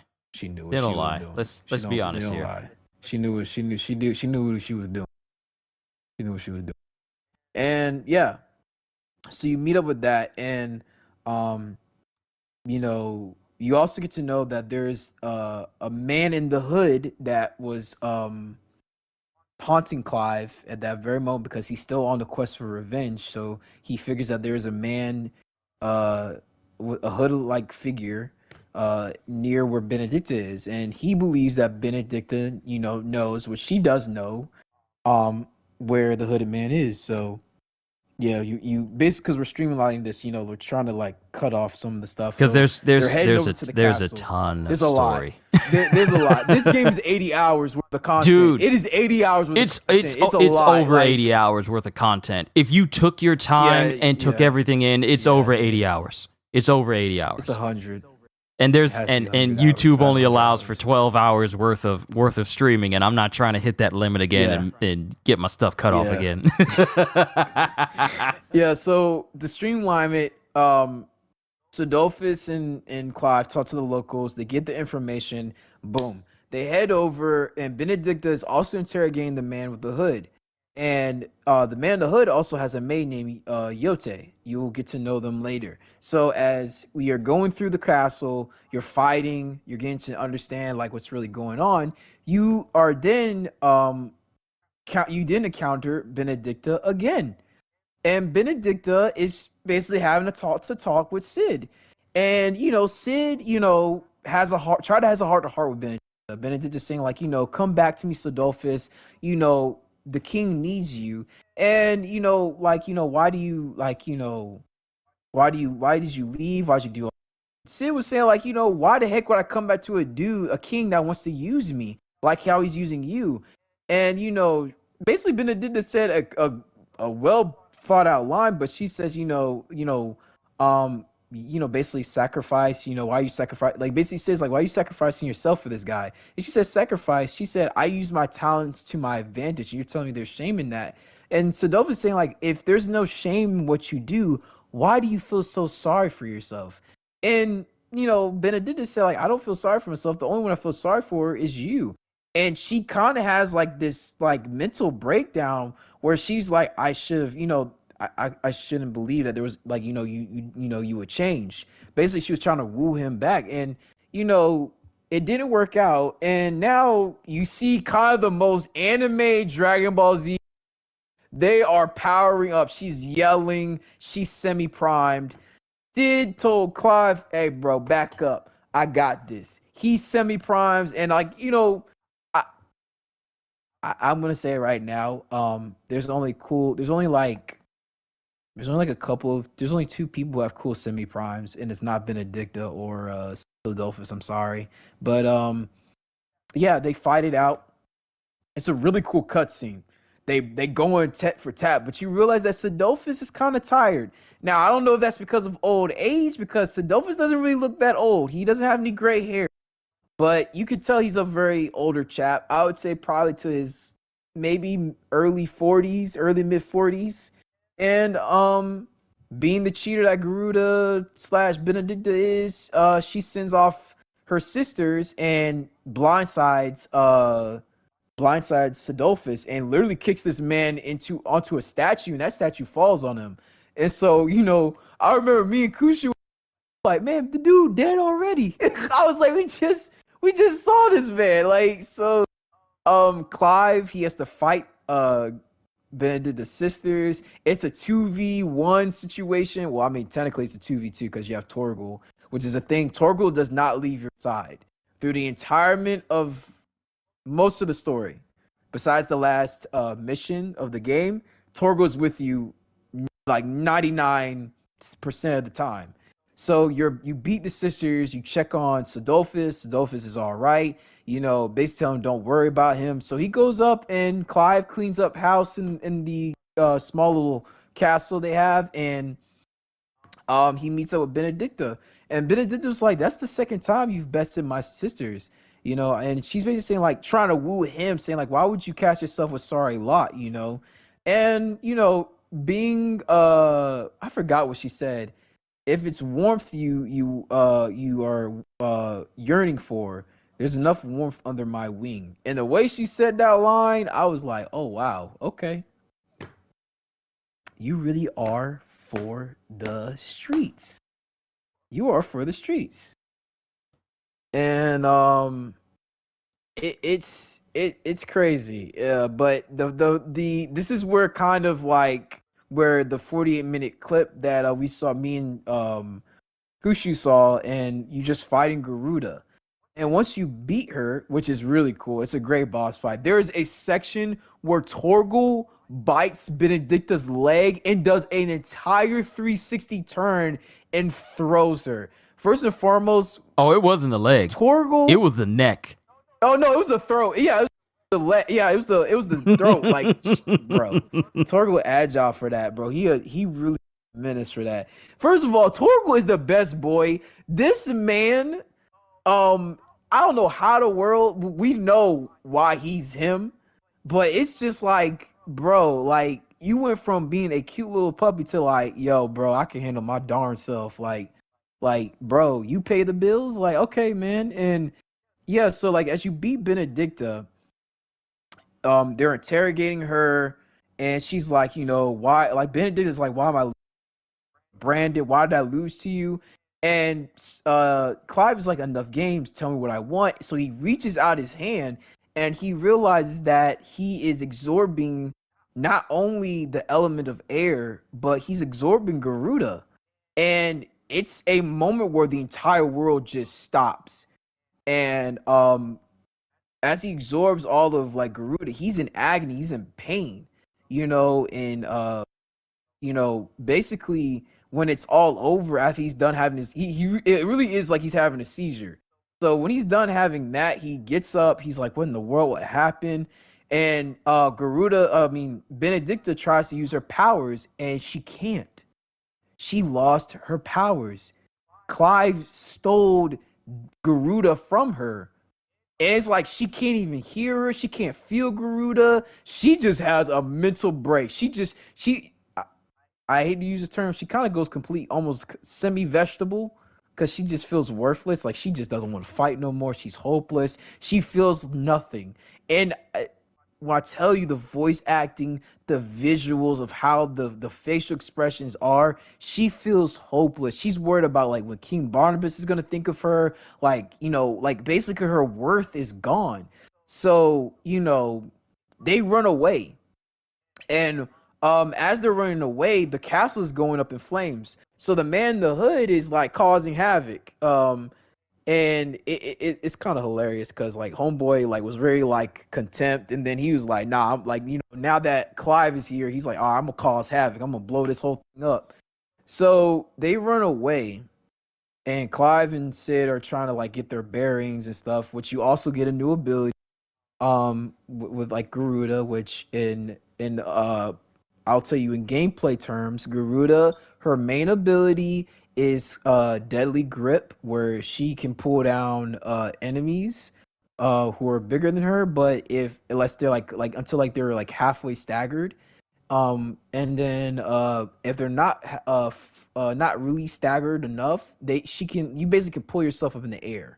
It's a really good agile move, but her main ability is to be able to deplete the stagger meter completely. That's her main ability. She does light damage, but she does tremendous damage on the stagger meter. Just a little bit of a gameplay tip. But we move forward, and Benedicta is hopeless. But as her battalion is trying to defend her, because they're in the woods in the middle of nowhere because they're trying to regroup, her entire battalion dies right before her. And then she has a flashback on when she was a slave. And the only person that came to save her was Sidolphus. So a little bit of backstory. Sidolphus is the one that liberated her from slavery and actually brung her to the kingdom of Waloed. So that's why she holds such a high regard to Sidolphus. That's why she feels so betrayed while he left. So while it's going down, she actually has a berserk moment. She does a gust of wind, like just explodes. So real quick, this is another example of an icon who goes berserk. The first instance was Joshua. Whenever an icon goes berserk, their eyes light up in a yellowish hue, where they just be completely taken over by their icon's power. It's like Naruto going Four Tails mode, where he's completely taken over. The same thing happens to Benedicta, and she just goes insane, and she goes full icon. And in doing so, she creates this massive maelstrom in the middle of the forest, all because she's lost everything. To her, having the power of Garuda is what allowed her to get to where she was. She prided herself on having that power. It was everything to her. So when Garuda was taken from her, and she could no longer hear the voice of Garuda, she could no longer wield its power. She lost everything that had any real meaning to her, and especially after going up against Sid, she basically lost him even further. And then the one last thing she had was Garuda. So after Clive took her, which was also a surprising thing, because in the story, the concept of another person having another icon's powers is pretty much impossible. Unheard of. Unheard of. So the whole idea that Clive could take the powers of another, that's shocking. That was shocking even to Sid, and Sid's been around for a minute, so he knows a lot. Yeah. So Benedicta goes insane. She turns into her icon in a complete berserk state, her very world being turned upside down, and we as Clive have to see what's going on with her, or at least try and do something. But in the midst of this maelstrom, we also see the hooded figure that Clive is after. And we try and chase after him while also dealing with the fact that Benedicta, as Garuda, is completely wrecking everything, just going insane, laughing maniacally. All that Benedicta ever was is just completely gone. Garuda is the only thing that remains. So we get to a point where the hooded figure's at the top of a hill. We think we got him. Garuda comes up and smashes the hilltop, and then we're left with a big boss fight with Garuda. And when we think we beat Garuda after this fight, that's when we fully start to embrace, this is the first time you ever play as Ifrit. This is the first official boss fight where you get to play as Ifrit. And we got to go back to when we were talking about how good it feels to play as Ifrit and why he feels very powerful. It feels very good to play as Ifrit. The hits do tons of damage. When you were doing like hundreds of damage as a regular individual with Clive, you're doing thousands and tens of thousands and even 100,000s with Ifrit, and you get to see it's just a big gigantic kaiju battle. Ifrit walking through the forest, he's literally setting the trees on fire as you walk past them. Right. And everything about the boss fight was just absolutely entertaining. So there's a lot of cinematic. Go ahead. No, like you said, there is a lot of cinematic stuff, but one thing that I did understand with Garuda. So a lot of people don't know about Garuda's personality. She's a very chaotic icon. That is her personality. She wants to be queen, but she wants to fill the world with storm. And a lot of what Benedicta said before she primed, she said a similar lines to what Garuda said. She said this world needs to be destroyed. This world doesn't deserve to live. And she just that's when she goes off. So that's like the little tidbit of like, going over the edge. But when I tell you I keep going back to visuals, but like you see the display of power. These icons are able to warp the surrounding area, just with their power alone. That's how powerful they are. So like with Garuda, it's like endless sisters of the wind. And because when you see how she berserks, you see other like winged harpies, and you're like, oh crap, like you're surrounded. And then when you get closer, you see this giant tornado, like, bruh, okay. Oh, okay, that's her. And that's why I always said, like, man, it's like some universal thing. Like, the way the audio did the sounds, it made you feel like you were literally going into a storm. So yeah, like when you're fighting Garuda, you're not fighting her like in like you're fighting her in a floating piece of rock. That's how powerful she is. So when you're transformed as Ifrit, the way they visualize it, it's like a sun. It is a literal sun. And he's so powerful, he blasts her away. And then he plummets down to the ground. Everything around him is complete charred ash. It's just completely decimated. So in a way, when you play this, like when you're playing this fight, you kind of see like in a way Garuda's kind of intimidated because and so is Sid, because the way that Sid put it, the old creator created 8 icons for the elements. The fact that there's a second icon of fire has been unheard of, which if you don't know about the lore, Ifrit is a dark icon. He's the dark icon of fire. You know, basically kind of the other side of what Phoenix is. Phoenix is the light side of fire. So when they see, he's like an anomaly. He's like, okay, you know, basically Sid say like, okay, Clive, the guy you were looking for all along is, you know, you. But, you know, Clive doesn't know that. But when you're playing this fight, you are a force of nature. You are dominant. And the way they present it is like any attack that Garuda did, it did nothing. Like Clive got Ifrit got his whole arm blown off. And this was the point that made me and Akushu shriek, was when the healing process. So as an icon, you can self-heal, you can self-regenerate. So any limb that gets torn off, no problem. You can grow it right back. And the way they show it, you see the bone, the nerve, the muscle form, and he just punches the crap out of Garuda. And Garuda tries to do a big ball of like an air blast. Ifrit consumes it with his flames and redirects it. So, and then on top of that, this man made Garuda like fried chicken. He did Hellfire, like a final explosion, like Vegeta's final explosion, and decimates the entire forest. Now, mind you, after the explosion, there was like rocks, debris, everything just stopped and fell to the ground. So the display of power for these icons when they clash, it's crazy. It's really crazy.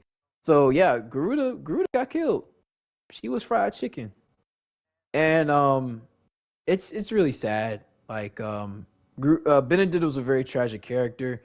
Sidolphus went to go before he went to go see Benedicta, Sidolphus was trying to calm down Clive as Ifrit.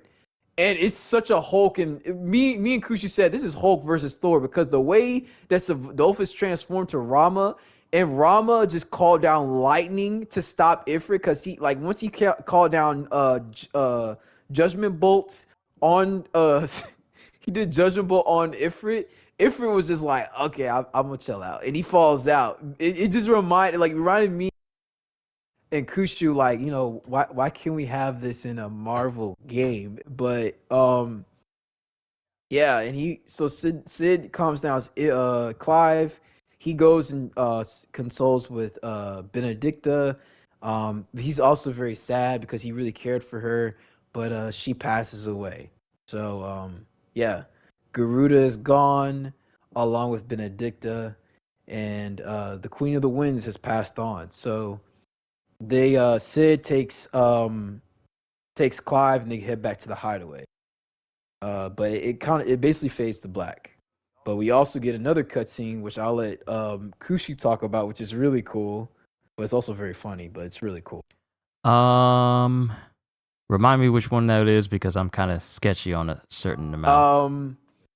So there is a war happening between Sambrek and Waterloo. Oh, yeah. Okay. Yeah. So, this is the moment where we see Bahamut and we see Odin in their dominant forms.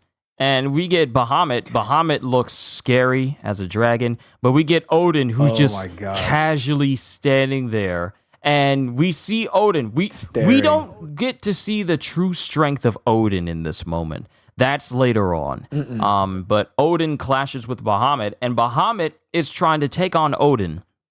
But Odin is just waving his sword, and Bahamut is known for, you know, sending out laser blasts and gigantic flares and, you know, like gigantic kame beams that just envelop the whole area.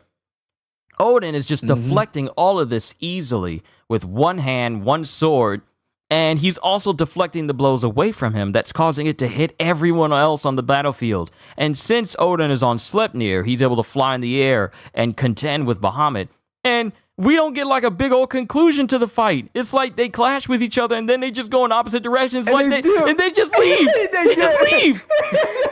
It's like all right, okay, all right, that's fine. He's like, all right, hold on, bro. Listen to me. It's like 7 minutes. 7 minutes is all I can spare to play with you. Yo, I was weak. I was like, bro, it's like putting. I did like, what I do? I did 30. I did 15 points. All right, I'm going to the bench. Oh Jesus Lord! I was weak because the way that Dion, which is Bahamut, Bahamut is the Prince of Sembrek Dion. And he's a very noble guy, very stand forth. And he was staring at Odin like, the king is very bold. And then this guy named Terrence, who is a very close person to Dion, he's saying like, will you meet him? And he's like, you know what? I think I will. It takes a spear. And what kills me is like, Dion, why the heck do you need a spear? You're a dragon, brother. What's the spear gonna do? That's funny to me because you don't see the spear anywhere near him when he's flying around. Exactly. Where the spear it's like Kaido going from like his regular human state and he's holding his Kanabo and then he goes in dragon form and his Kanabo is nowhere to be seen. Like where is it? Is it underneath your jacket? Where did you put it at? You don't even got a jacket. That's the crazy part. You don't even got a jacket. I'm like, bro, what? Where your clothes at, man? Look, where is the whole situation going at, bro? Like it was the whole exchange was cool to see, but it was also fun. It was like, wait, y'all ain't gonna finish the fight. Y'all just gonna leave? Your spear? Bro, and what killed me, boy, really went to his tent. And I will say this: the Sembrek, the Dragoon soldiers, they do the Wakanda forever. I peeped that, and I lost it. I bust out laughing. I was like, so y'all just gonna take that? Y'all was gonna take that. See, they're like, he's like dismissed. I was so into it that I didn't even notice that was what that looked like. They did the Wakanda forever. I was weak. I was like, y'all really took that so easily. I'm like, is everybody gonna do this? Is this what we're doing? But what killed me, this is so hilarious. So in the scene. They literally look at each other. Bahamut and Odin look at each other. They're like, that was pretty cool. He's like, yeah, nice blast. He's like, yeah, you saw me slash the sky? Yeah, that was cool. I dodged that.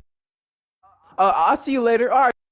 And literally, Dion flies to his tent and he hands his spear to one of the soldiers. Bro really takes off his armor. He just has his shirt and like pants. Like he's wearing casual clothing. This man sits on the bench and drinks water like he really did something. I'm like, bro, what did you do? You just did one mega flare and he just blocked it and that's it? He was like, like neither one of them did anything to each other. They just tussled and it was all like, oh, man, I'm tired. That was a hard fight. He's like, Lord, boy, that king's strong. It's like seeing that one character that doesn't like... It's like seeing that one character that doesn't like to do any work. He gets told to do some work. He picks up one brick, and then he's sitting down drinking water like, whew, this be some hard work, ain't it? No, that's that meme, like that meme in SpongeBob, where he's like breathing hard. He's like put his hands on the wall. He's like, that dude. He's like, Jesus, that man was strong. I was just looking at him like, bro, you really out of breath? Like I would be so weak if Kaido was like that with Luffy. He'd be like, hold on, bro, let me take a sip of my drink. Oh Jesus, man, this stretchy boy kind of wild. But man, we get that whole moment with Dion and Odin. And what happened afterwards? Did we cut back to Sid and Clive? Yeah. Okay, yeah, we cut back to that, which is wild. Oh my gosh. First and foremost, full disclosure, there's nudity in this game. Brother is stripped literally bare naked and chained up. I'm like, first of all, I was taken aback by that. I was like, I thought like he was gonna wake up in a hospital. Nope, straight dungeon mode. This man is locked up. And Clive wakes up and he just has a mental breakdown. He just goes crazy. he realized that he's Ifrit. He realized that, like, I killed Joshua, it was me. I did it, kill me. Sadovus is looking at him like he's pathetic, and he punches him. He punches him in the face. And he said, like, Sadovus says the most craziest line. He said, like, uh, get dressed, just because you're naked, you're not my type, bro. And I'm like, Sid. I'm like, really, bro? Like, bro is on the ground. Like, I'm like, you still got jokes? And then he just leaves him. So Clive picks himself back up. He dresses himself up. He goes down. He meets Sid, and Sid said that he's got intel on the guy in the hood. And Clive is not necessarily believing him because he's saying, like, it was me. He just truly believes, like, he's really depressed. Like, when I tell you, like, first and foremost, Final Fantasy has done a lot of things when it comes to, like, mental health and, like, very, like, dark and depressing things, which is not very, like, it's not a foreign thing for Final Fantasy. But the way they show it with Clive, like, he doesn't want to talk to no one. He's really down in the dumps. Like, he is really depressed. And, they go through the woods because when they meet with Gav is, I'll touch on Gav. Gav is a scout. He's a scout for Sid. He's actually one of the best. He goes in, infiltrates enemy territories, and he brings back information.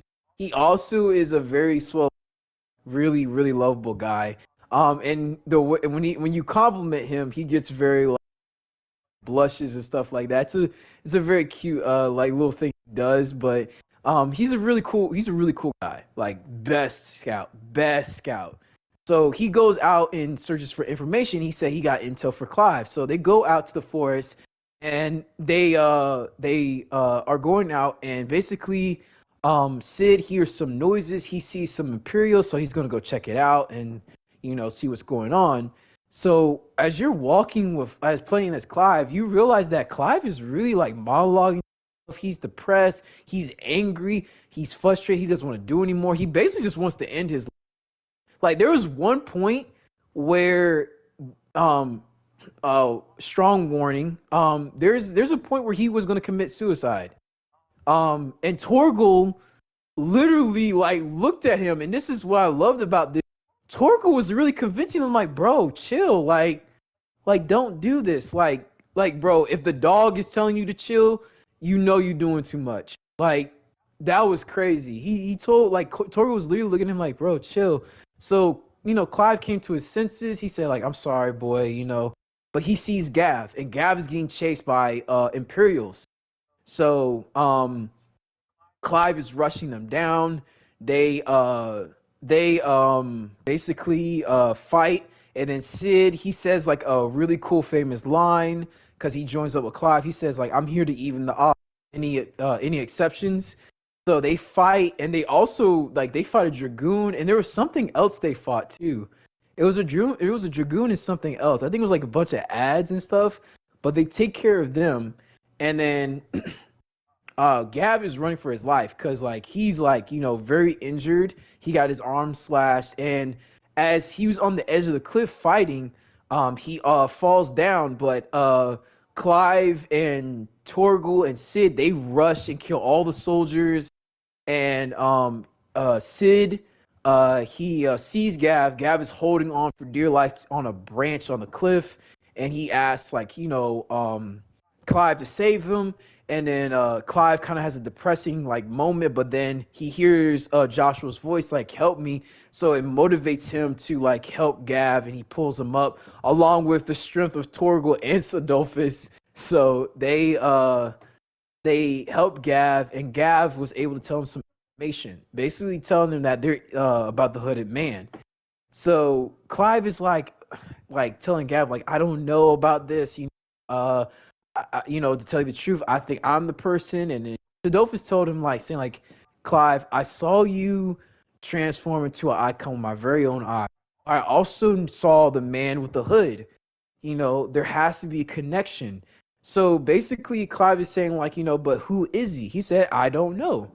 So, he said, look, if you figure out who this man is, if he did kill your brother, kill the sucker. If he didn't, then kill yourself. And, they went on and search of the hooded man. So trying to remember. Did we address Clive checking on Jill? Yeah, that's Because Jill was taken after. Yeah. Is that after this point, or was it during this time? I think this is after this point. Yeah, this is after this point. Cause this is after this point. Cause he goes back to the hideout, and that's when he meets Jill, and it's a very great scene. And Kushu, can we just like tell how truthful Clive is? Like, he does not hold back. I love that there's no secrecy with any of the characters. I love that they're just like, this is what happened. Like, and he tells her the truth. He says, like, when he meets up with Clive, because they meet up, they hug, she's glad that it's Clive. Because it's been some years. They're like, they were teens. Now they're in their adulthoods. They're like in their late 20s now, like mid to late 20s. So they're seen together, and Clive just tells her, like, I'm the one that killed Joshua. I did it. So Jill, being the best waifu, she basically tells Clive, like, I'm here, and we need to know what happened. We need to know the truth. So we'll go and search it together.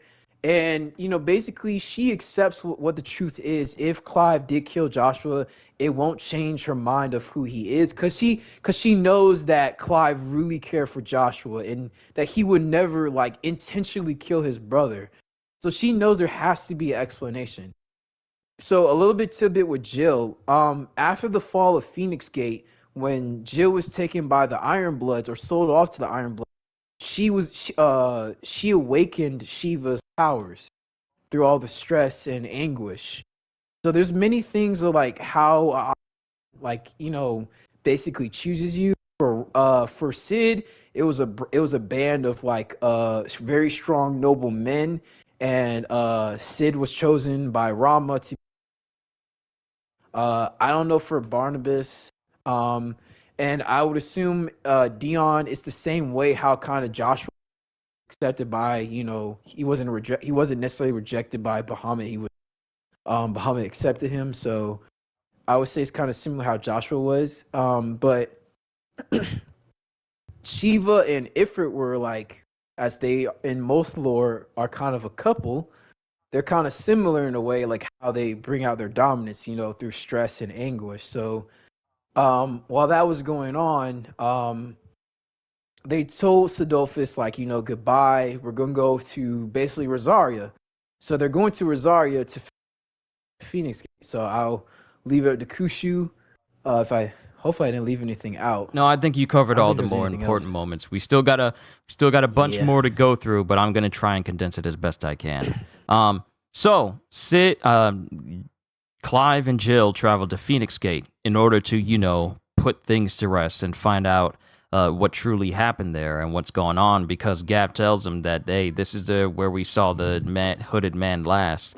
And they go to this location, and Clive gets there, and Torgal's already on edge, and I believe they see the hooded man there as well. Yep. They see the hooded man there. But then he disappears, and then they're left to fight some. I think does he fight enemies, or he just straight up disappears in front of them? No, he just goes up the gate. Yeah, They just disappear, and they go to the gate. They go to the gate, and they get underground, the same space where Joshua was supposed to go as a child in order to get the blessing, commune with the elders, learn the history of everything. And they get to the doors, and it's all like, only an icon can open these doors. So Clive puts his hand on the door, and it turns out that it responds to him because he's, in fact, an icon. But he still doesn't know truly what he is. So they get in there, and it's this whole deep underground temple-like area that is futuristic. It's futuristic. Too. It has advanced technology. It has defensive mechs and different I want to call them different configurations in the building, such as big mechanical warriors, small mechanical warriors, floating orbs, floating Death Star type enemies, and there's I call them Death Stars because that's what they are. They're just death orbs just floating in the air. But they get down there and they're fighting a whole bunch, and they get down. They're fighting a whole bunch all over the place, and they're trying to figure out what's going on. They get to a certain section where a new type of enemy, and it's called a wraith, that is completely different from the rest of the types of enemies there. So it's pretty much otherworldly because it literally phases into existence in front of them, and they have to fight it. And it wields like this ethereal type scythe.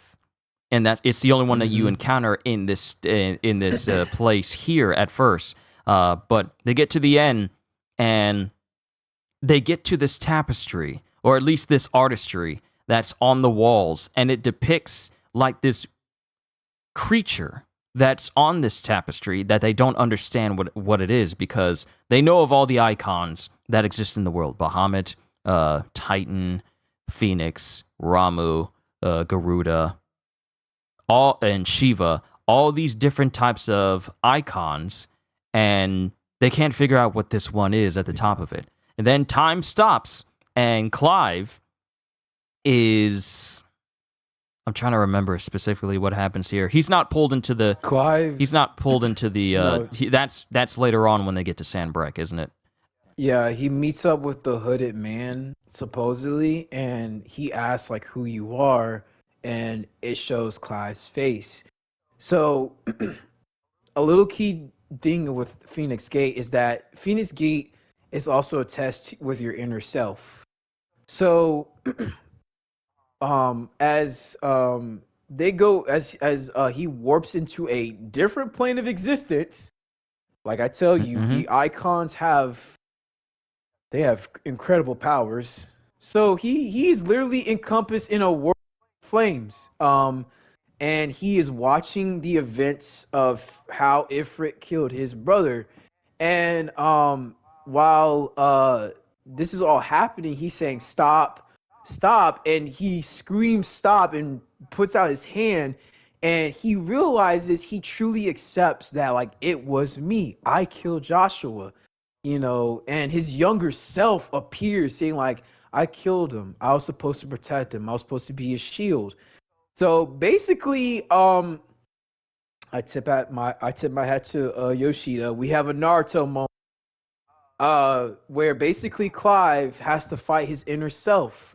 He has to fight his dark self, where he has to accept the truth. He has this epic battle with Ifrit. Basically, he is taming Ifrit to him. So he beats Ifrit, but then Ifrit transforms to a darker version of basically Clive. He's fighting a mirror of himself. So, Clive is saying, like, still you haven't accepted the truth. So he beats this version of him, like the normal version, but then the other version of him does a devil trigger mode. So this is when you first get your devil trigger. So it's basically called Lemon Break. This is the first moment. This is another moment where the elements of Devil May Cry truly come into play here. Because with Limit Break, it's basically the way that Sid and Benedicta semi-prime. During those cinematic fights, this becomes an actual gameplay mechanic for you, which you can then extend to like four entire sections.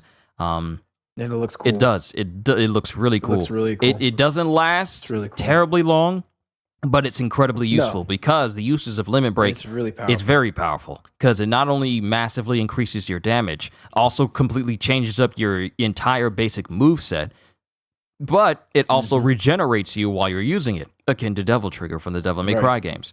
So it's a very useful thing, and it allows Clive to grow even stronger as he, comes to terms with himself due to the events of Phoenix Gate, because he's been carrying that for so long that he's never truly had a moment to try and think about it and accept what happened. He's been carrying that guilt, that sadness in him that has actually impaired him. But him accepting it allows him to awaken an even greater power within him than he ever knew he had. So he fights with his inner self, and he unlocks Limit Break, becomes even stronger because of it, and it gets to a point where he beats his former self, who then decides to turn into Ifrit. And then it just turns into I don't think you turn into Ifrit as well, and you're fighting this You You do. do? Okay, okay, You okay. do. I'm remembering Yeah. correctly. You You turn because he says like you're not Ifrit, I am, and and he and turns. so he starts to accept it even more, and he turns into Ifrit and fights Mm. this darker version of Ifrit. And then when the fighting's over, he's fully come to terms with what happened. Like his younger self is telling him, now you've accepted, like I'm paraphrasing, but now you've accepted what's Mm-hmm. happened, and he becomes stronger for it. The memory, the Right. dreamscape memory battle ends, and we're back to the present day. And Jill and Mm-hmm. Torgal are kind of looking at Clive because they're wondering what happened to him.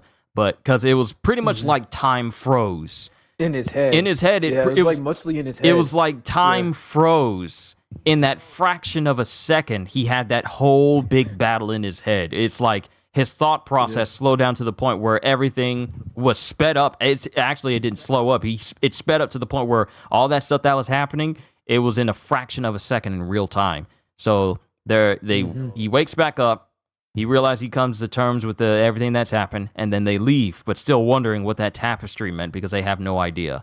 And so they Right. leave, and this is where things start to get a little bit sketchy for me because I can remember up to a certain point, Right. but so you'll probably have to help me out, Gajeel. So But I can remember yeah, a I'll little help good you out. chunk later on. But after they So leave, go ahead. yeah, after they leave, they well, he gets his powers, and then after they leave the temple, the hooded man appears, and he takes the hood off. It's actually Joshua in adult form, and he realized his brother has finally accepted the truth.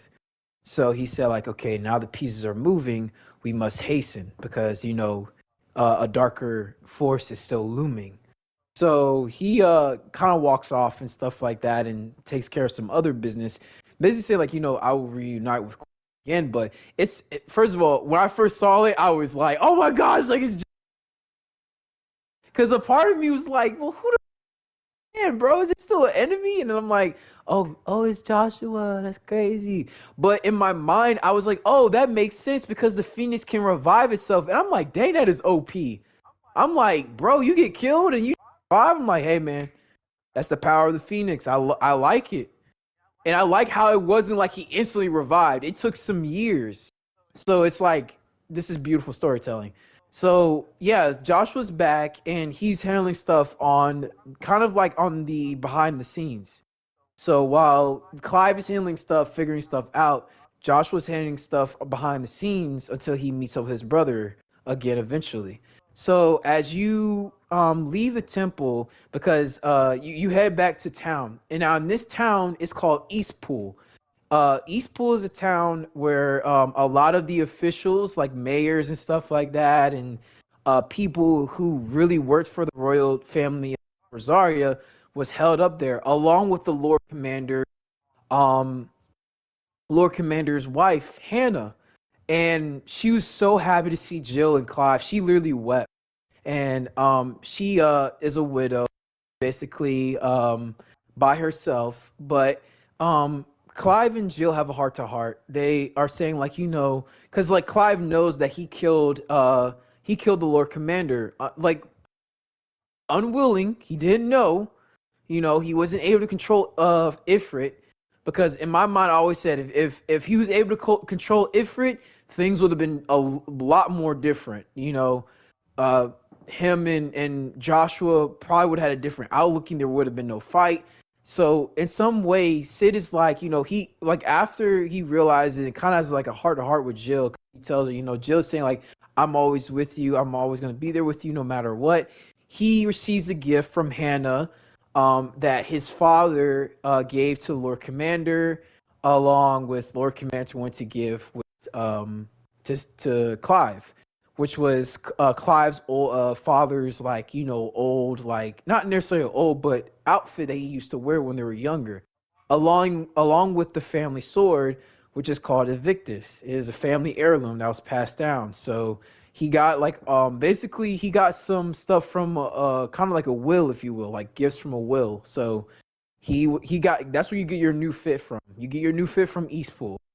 So after all that, when they go back to town, the town is decimated.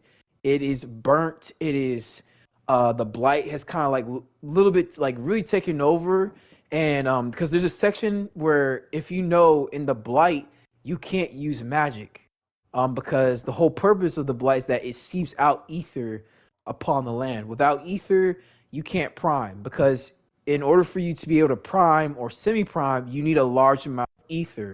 So it's not like necessarily like Dragon Ball Z where it comes from within necessarily. It somewhat comes out from an outside force. So that's the whole purpose of it. But as they go down to town, it's completely decimated. Lady Hannah is dead, and they see Sambrek warriors out there. So Clive and Jill, they clean up house, and they saw Hannah. She's dead, and they come to a revelation where they're like they're gonna change how bearers and the people of Rosario are being treated. So they're gonna save the world. So they tell Gav, because Gav and the curse breakers are coming up, and they were too late to save the people. But he tells Gav like, we want to meet with Sidolphus. Gav is saying like, I thought you changed your mind. He said, no, we're basically saying like, I thought you had some other stuff. He said it could wait. We need to go see Sidolphus and save the world. So Gav is like, all right, cool, follow me. And Gav tells the Cursebreakers, can I tell you to please handle the dead and bury them with honor?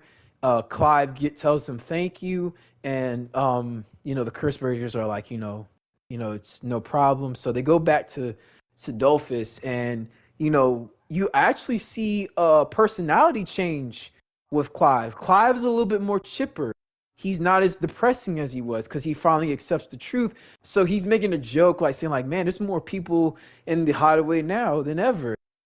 Is saying, I tell myself that it's a blessing that there's a lot more people, and when I want rest and quiet, I'll do it when I'm dead. So with that being said, he tells Clive tells Sidolphus, we're here to join. We're here to help. We want to change the world too.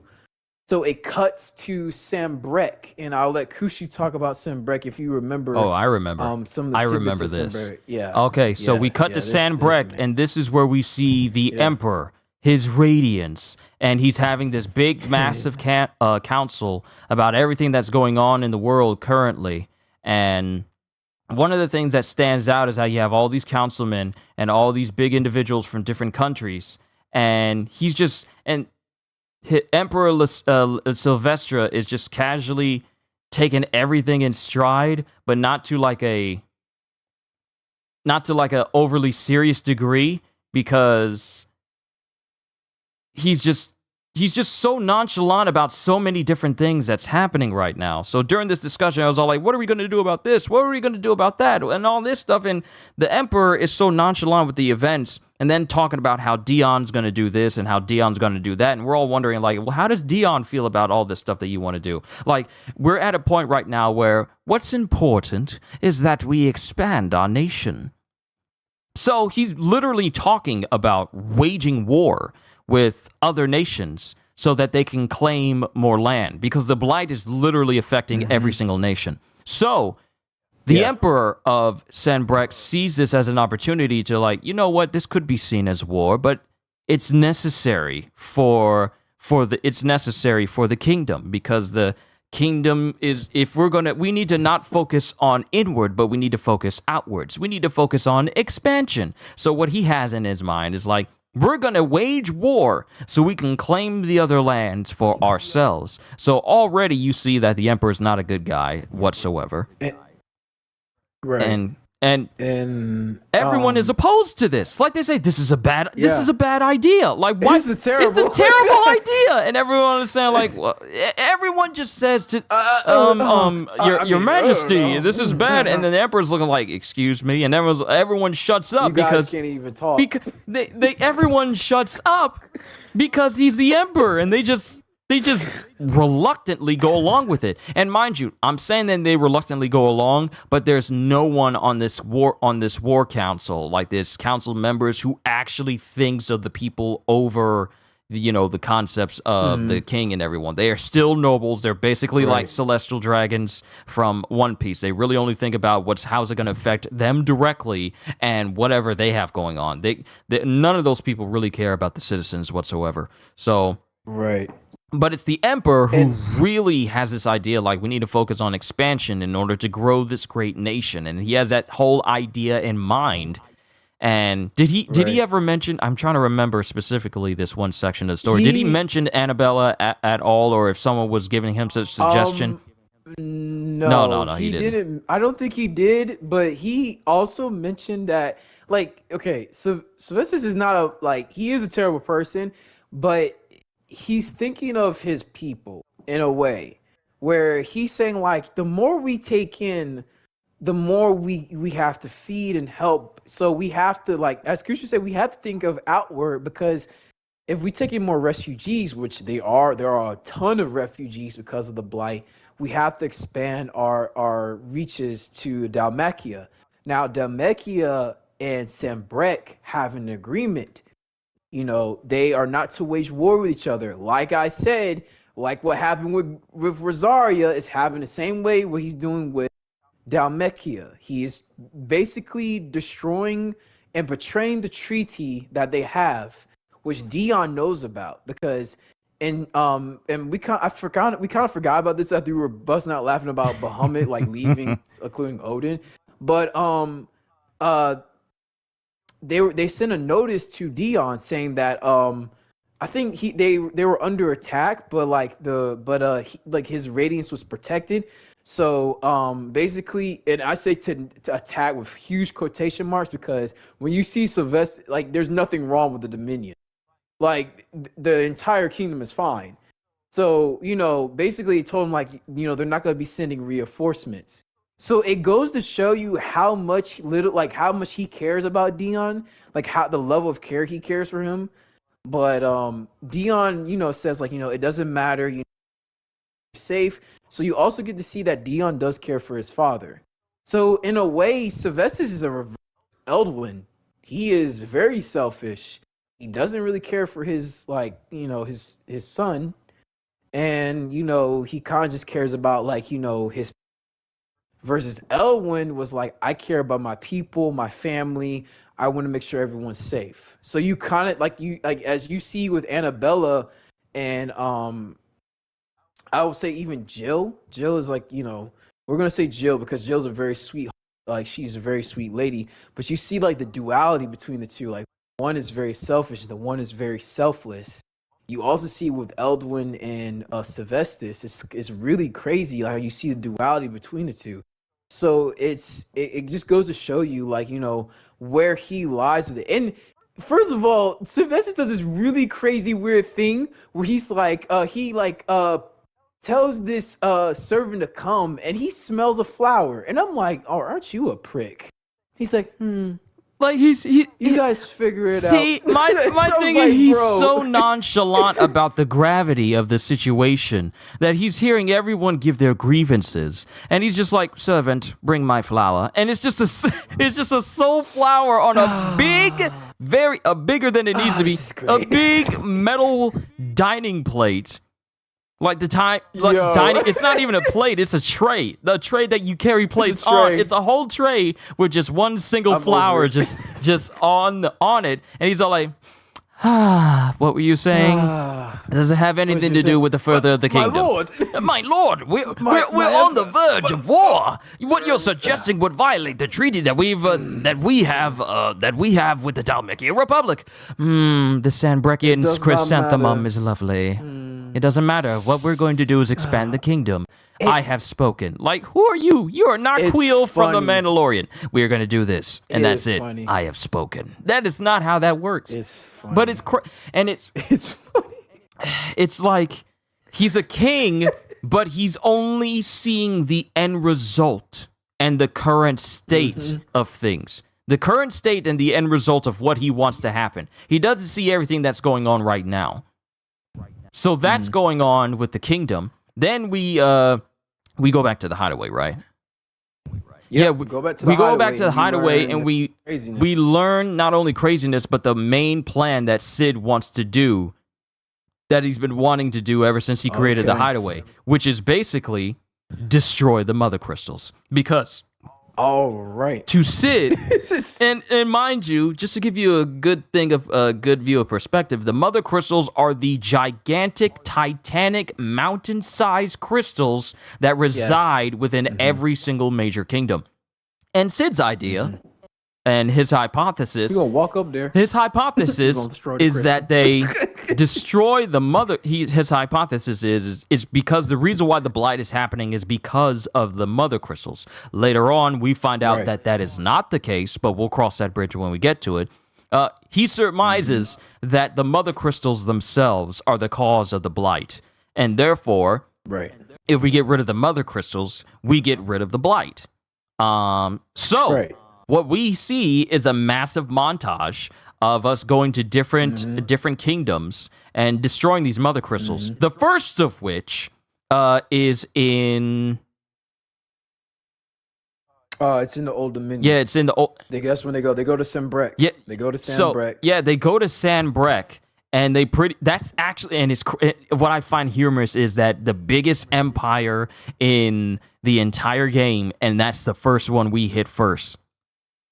Well, and to say this, like, where Kush's come from with this is that the Holy Empire is, like, conquered a lot of the area. Yeah. Like, their expansion is really, like, you know, even though Waterloo, like, Barnabas is strong, he's not breaking, like, you know, it just goes to show, like, how strong Sanbreque is. Like, Dhalmekia is strong, but there's not the Holy Empire. The Holy Empire took... if not almost all of the region by like force. And like if you look at another thing. Oh, I'm sorry. Yeah, if you look at the map, it's crazy. No, go ahead. I was saying if you look at the map, there is far more. Even if you look at the section of the map that houses Sanbreque, and then you look at the section of Dhalmekia Republic, Dhalmekia is pretty large. As well as Sanbreque. They're probably, I want to say they're kind of close in terms of size, but Sanbreque and its whole nation is far more prominent than the Dhalmekia Republic, because when you hear people talking about the big armies that's all around the world, or in the dialogue of characters, you only hear about the Dhalmekia Republic when you're in Dhalmekia. But when you go to other places and they talk about when you go to Dhalmekia, you can also hear about not only Dhalmekian soldiers, but also about the Grand Empire as well. The Empire of Sanbreque is pretty much in the mouths of every single person across every nation, and they have a presence that is felt despite where you go. So Sanbreque as a whole is massive, and the fact that it's also the first place we hit as a place to destroy its mother crystal, that's also significant, because when we get... because no one's there. When we get to Sanbreque, it's crazy quiet, because they took all their armies to go wage war in a different section. Yeah, they went to go wage war with Dhalmekia to claim their lands, because the Dhalmekia Republic actually has a border that touches onto Sanbreque as well. So infiltrating the city was really no problem, because they barely had any one major in order to cover that avenue. So you fight a whole bunch of people getting to the mother crystal of... Well, go ahead. You actually fight the robots. The spectrals too. Yeah, from the specters too, from the Phoenix, like from what you saw from Phoenix Gate, which actually Clive and Jill were like, "Oh God," he's like, "Sid's like something you want me to know." Not right now. I was like, "Oh, y'all kids for that." It's like not trying to tell your. So don't worry about it, bro. We'll tell you later. The specters and the fallen constructs, which is what they're called. They're called fallen constructs. They have a presence. They have a presence inside of the kingdom as well, unexpectedly. Reasons that kind of baffles a lot of us of why they're even in the city in the first place. You fight through all of them, and there's a couple of bosses you fight through in order to get to, not major bosses. Giant dragon. Yeah, there's a giant dragon in a courtyard. Giant dragon. That you have to fight before you even get to the mother crystal itself. And at the time, when we saw the promotional videos showing the dragon wheels, all like, what dragon is this? That's not Tiamat. That's not Leviathan, because we were trying to figure out what it was, but we saw that it was just like a giant, almost Almost. Oh wait, is this also the first time we see people go Akashic?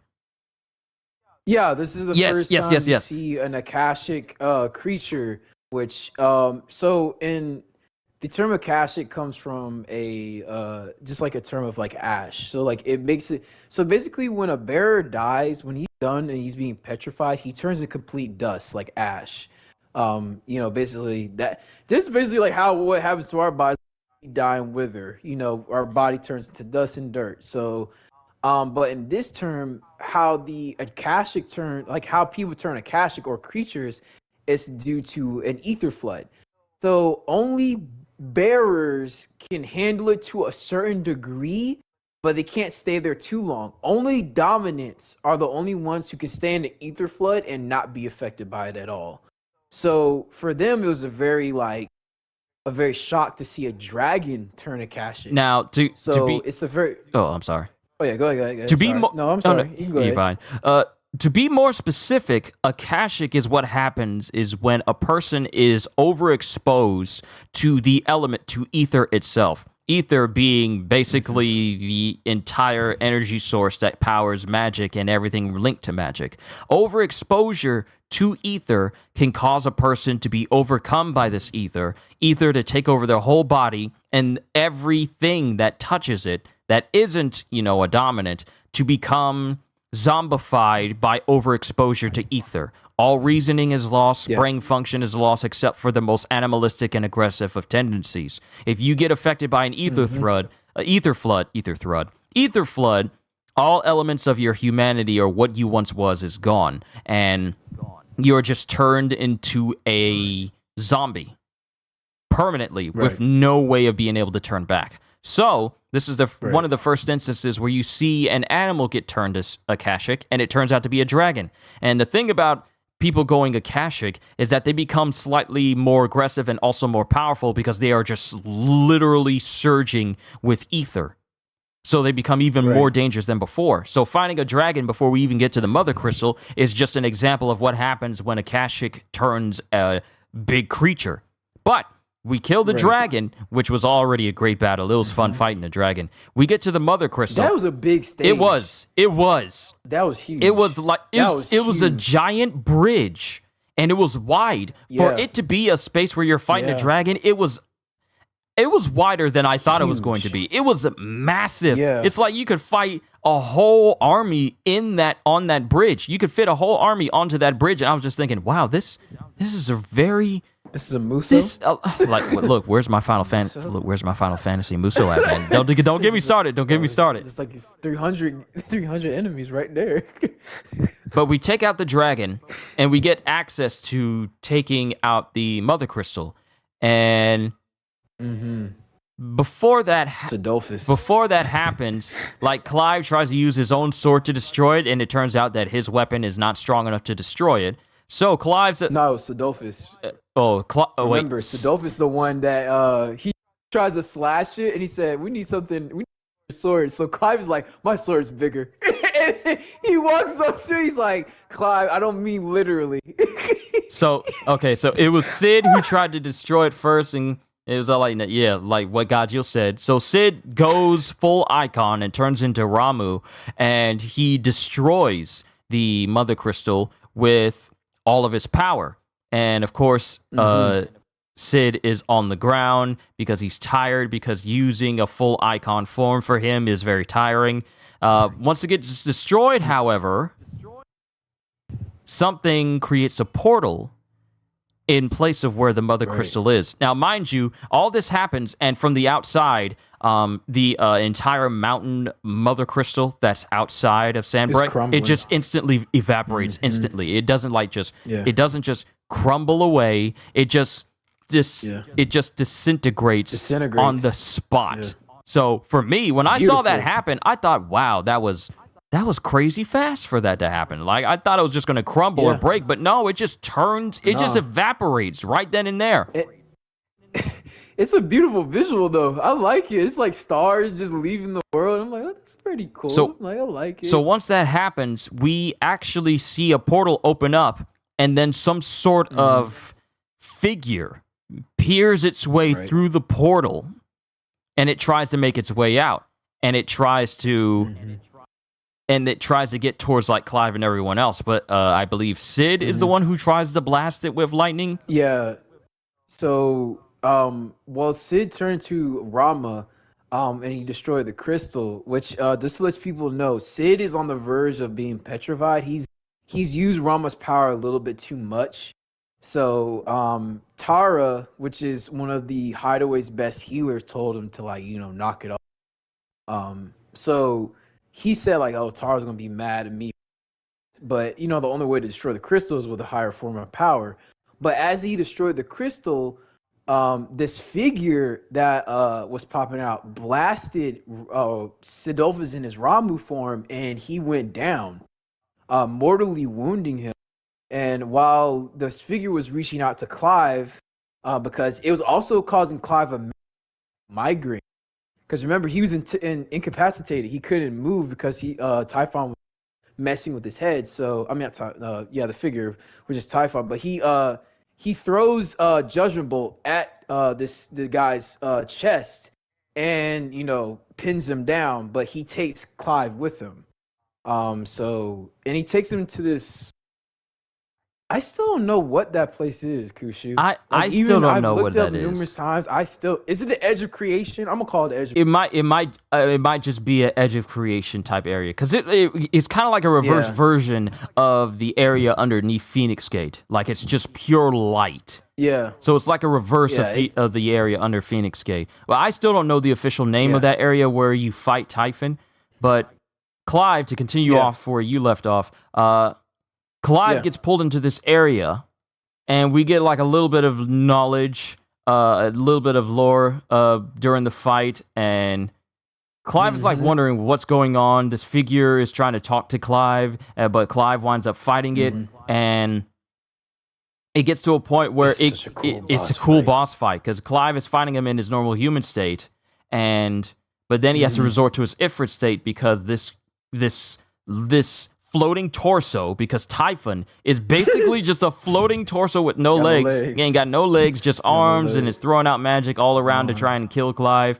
So it gets to a point where Typhon gets bigger, where Clive has to resort to Ifrit. 4 arms. Yeah, he gains 4 arms, becomes even more powerful, starts using even more magic in order to take Clive down. So Clive has to use Ifrit, and mind you, he doesn't have control of Ifrit still.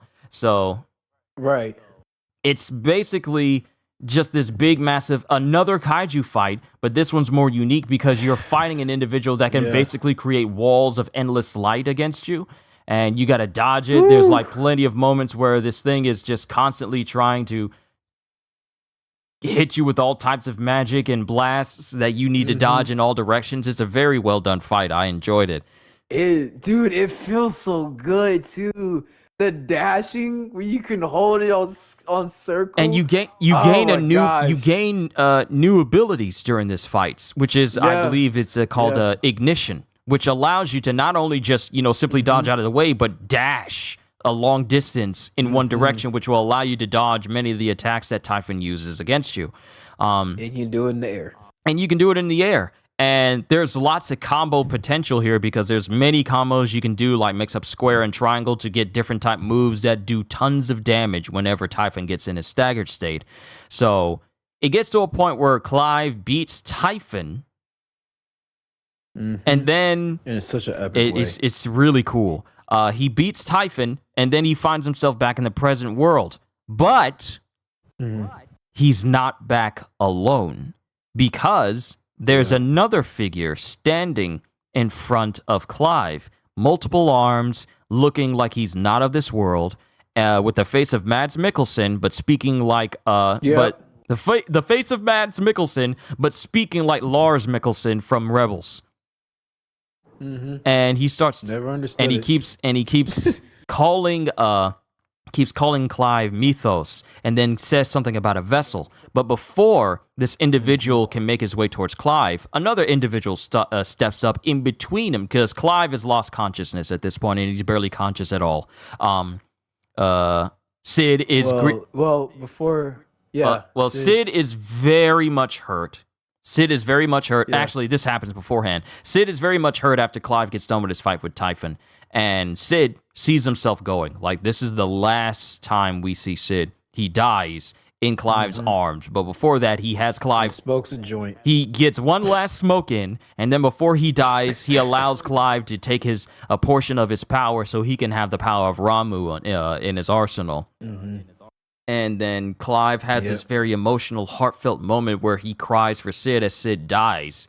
And Jill is there as well. And she's feeling the emotions as well. And while they're crying, not only that, but Clive, having taken the power of Ramu, he pretty much passes out, because when he takes the power of an icon, it's incredibly painful for him, and it renders him unconscious. So after that happens, it depends.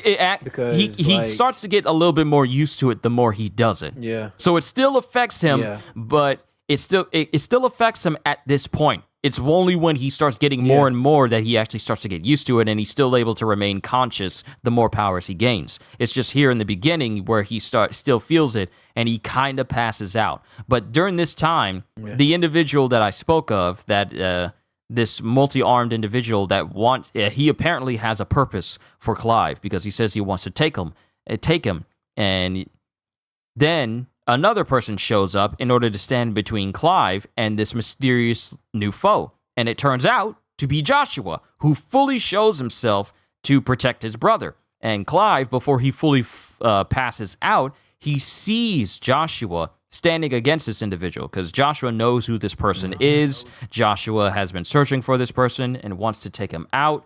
And he uses his powers in order to shield himself and Clive from what this new foe wants to do against him. And the power of the Phoenix allows Joshua to protect all of them. And then this individual, I believe he gets blasted by Joshua. I think he gets blasted. He gets blasted. Yeah, get blasted, and then Joshua calls the beam by his name, which we find out to be Ultima. And which I screamed.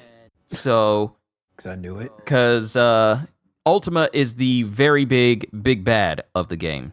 And we find out just how big of a bad he really is near like the more than halfway point. Joshua winds up not only stopping Ultima momentarily, but also kind of sealing Ultima in this cage made of Phoenix fire, and then shrinking it down and then pushing it into himself as a way of, keeping Ultima at bay. Can I say one thing to this, though? Go ahead. Love the plan. Not a smart idea to put the being in your soul, which is also making you far much sicker. But that's just my little bit of like, it's not a nitpick. It's just like in my head, I was like, I don't think that was the best option, but go off, Joshua. I mean, hey man, even though you sick, you a strong dude. But I don't know, man. I didn't know how I feel about that. Really, it kind of hurt me a little bit, but I understood the risk. But he did that. Hey, carry on. I'm sorry. Oh no, you good. So that happens, and they have to get out. They get out, and they get back to the hideout. And I believe after this happens, is the time skip directly after this happens? So they don't go to the hideout. They actually okay, so before any of this happens, Hugo Kupka is mad. He is upset. Right. He's upset, and he is literally like, like rumbling, like almost destroying his entire room, his quarters. And because he was delivered a, not necessarily a gift, but kind of it wasn't a gift, but it was a very disgusting gift.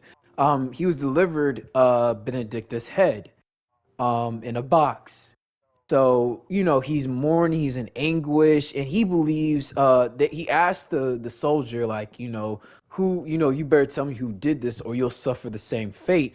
And the soldier said, the man who delivered it told us it was Sid, the outlaw. And, he said, basically, Hugo said, he went off. He said, "I let you run around and be free, and this is how you repay me." And so when that happens, he tells basically even when Eastpool, like all that, the Dalmatian Republic, Kupo's private guard goes snooping around, and they figured out where Sid's hideaway was. So they start like killing all the people, all the bearers, everyone hideaway. Only a few like Gav and Tara, even though Gav, he got his eyes, one of his, like, I think it was his right eye, they got sliced, got messed up. And he was able to kill the guy that was the snake that was like figuring out where they at. But it was, he was trying to figure out where Sid, we were trying to figure out where Sid was. Now, one thing that kind of got me a little bit was that, like, Gav, you should have known that Sid wasn't there. Unless he didn't tell nobody. And that kind of threw me off a little because I'm like, did Sid not tell anyone that he was leaving? Because most of the time, either Lady Karen or someone knows that he's off his way. But I don't know. But it turned out that no one knew where Sid was. So while they were leaving, Gav, Karen, the people that matter in the high, like Blackthorn, Goots, all of them, they left. Gav turned around and they said, like, well, we need to, the Dalmatian soldiers, like, do we need this to Kupka? And the guy looked up, and then all you see is Titan towering over the mountain and destroying the hideaway. And the soldiers are like, there's no need to tell them. And it's just a horrifying, like, experience. It's just like, wow, like, man, we can't have nothing. Like literally, that's how it is. Nothing nice. And he just destroys the hideaway. So, 5 years has passed after that event. Clive and Jill, they're a little bit older now. Clive is in his 30s, and so is Jill. Even though Jill does not look like she aged, but Clive does look like he aged a little bit. He's got a lot more gruff on him. Yeah, a lot more gruff on him. He's a lot more confident. You could tell by his walk. And there's a scene where they're wearing hoods, and I'm Assassin's Creed mode. He's like, I feel like he's monologuing to himself. He's like, I'm the toughest guy out here. Ain't nobody seeing me. But he got his branded that he got for being of a slave. He got it removed. Tara removed it, and he was in the Dalmatian Republic. So they're basically going around like blending in, and they meet up with this guy named Victor, who is a close friend with Sid's. So while Victor, he also calls Victor Sid. What's up, Cdes? Good to see you, Cdes. Yeah. He just didn't shave, so period. Yeah, he didn't. He just didn't shave. Yeah. 5 o'clock shower, 5 o'clock, just looking rough. But he goes and meets up with Victor, and Clive takes the name of Sid the Outlaw. So that's his other persona. You get to notice that Clive doesn't really tell people that he is Clive, unless people just outright know that he's Clive. But he goes by either Sid the Outlaw or Wyvern. In one of the quests, he actually calls himself Wyvern. One other time, but most of the time he just goes by Sid or Clive. So Victor's telling him the state of the bearers. There are some bearers that are being locked up or being interrogated by Dalmatian soldiers, trying to figure out, like, where Sid is. So Sid says, I'll get them out before sundown. And Victor's like, you'll do no such thing. And, Clive is looking at Victor like, so who gonna stop me, though? So he's like, you're worse than the original Sid. He said, but if you die, it's over. So basically, if he dies, that's it. So him and Jill, they go find the bearers. They save them and, beat beat everyone, including their little kitty cat, which is a giant panther. It's a Republican panther. It's a Republican war panther. Also, apologies for the sound earlier. I was closing out a tab, so you might have heard H2O Delirious for a quick second, but I had to exit out of a tab. Continue. Homie, we're the same close for 10 years. Yes, he did. But Yeah, so he saves them, but there's an issue. The bearers come back and they spit on the ground and they say like all of this is your fault. They were just using us as bait because they wanted to get to you. If you have not like messed around business, none of our friends would have died. And this lady said, did you think you would thank you? We didn't ask to be saved. So basically, they're telling like every time that you show your face it is basically us who suffer. So, Jill, being a good wife who she is, she's like, all we want to do is liberate the world so people can die on their own terms and die as equals and live as equals. And, the bears are like, all we want you to do is leave us and stay out of our business. So this old guy comes off, he said, peace, you don't want no trouble and stuff, so please just leave us alone. So basically, Jill is really fine. She's not accepting it, but Sid, being the great husband that he is to Jill, he said like let's go, let's leave. It's okay. Sid did tell us that it was going to be a hard task to liberate and get people in our in our camp. So they go home, and they get a new hideaway, which to me is the most biggest Final Fantasy best hideaway. Is a complete upgrade. I don't care what anybody says. They literally built their hideaway on an airship. Now, for anybody who knows, the airship is a staple vehicle in Final Fantasy. It is the number one vehicle in all of Final Fantasy. If you don't have an airship in Final Fantasy, you're done. Okay, all right. It's either that or you get a motorcycle like Cloud. So it's either one of those things. So they built it in on an airship, which in the terms of Final Fantasy 16, airship is considered ancient technology, which in our minds of when we remember in Final Fantasy, airships were considered like futuristic technology. So it's actually it's a callback because Sid in past games is an airship engineer and he's also a pilot. So it's also a very good callback to like, Sid, and letting the hideaway be an airship. So I really did appreciate it. But you go back to the hideaway, you have Otto, who is your man that holds the fort. Blackthorn, he is still there making all your weapons. Karen is still there, Ghost is still there. You also have some gardeners. You have a person who handles all of side quests. I forgot his name, but he's a weird dude, but he's also a lot. You have a Moogle who keeps all your hunts. And you have another new character called Mid, who you'll get to know soon. She's the daughter of Sidolphus, but she's also the Hideaway's best engineer. She also goes to school for engineering, but she really cares about the Hideaway. But in this new hideaway, it's a lot bigger, it's a lot more expansive, and you also have the Lord Man himself, Hippocrates, who keeps all of the records of the entire nation. If you need to know something about lore, the history, go to Hippocrates. But there's also another lore's person named Vivian who basically tells you the state of the realm. And to me, that was such a cool thing because when you actually talk to her, she tells you what's going on and the entire world map changes. So from right now, what's been going on for the past 5 years, since the Sambrex crystal has been destroyed, the Sambrex Holy Empire has conquered Twinside. But Walud hasn't made a move. They kind of been staying in their own lane.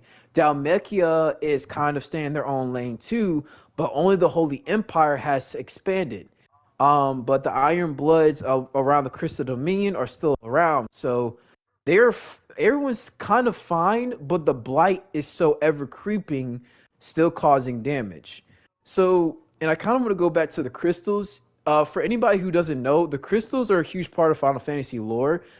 They were never actually main stink where they caused issues. They're usually the ones where the four warriors of light actually had to restore the crystals. So in 16 it's like a reverse. We're not restoring, we're destroying. So I thought that was kind of cool how Yoshida kind of flipped it on his head and said, like, why don't we make the crystals kind of the problem and we just destroy it? So, but that's what's been happening since the past 5 years. Everything has been moving very like more and more bleak, but the Holy Empire is still trying to remain strong. So yeah, I'll let Kushu take it away because I think after that it's mostly just we just go out and we just go to side. We go to I think we go and handle with Kupka, right? If I'm not mistaken. Okay, so they get told that. All right, because I got a couple of synopses here because I got Final Fantasy 16 booted up just so because it'll give you the synopsis of each mission that you go through. So we've already did Sid the we already gone over the events of Sid's the Outlaw. Afterwards,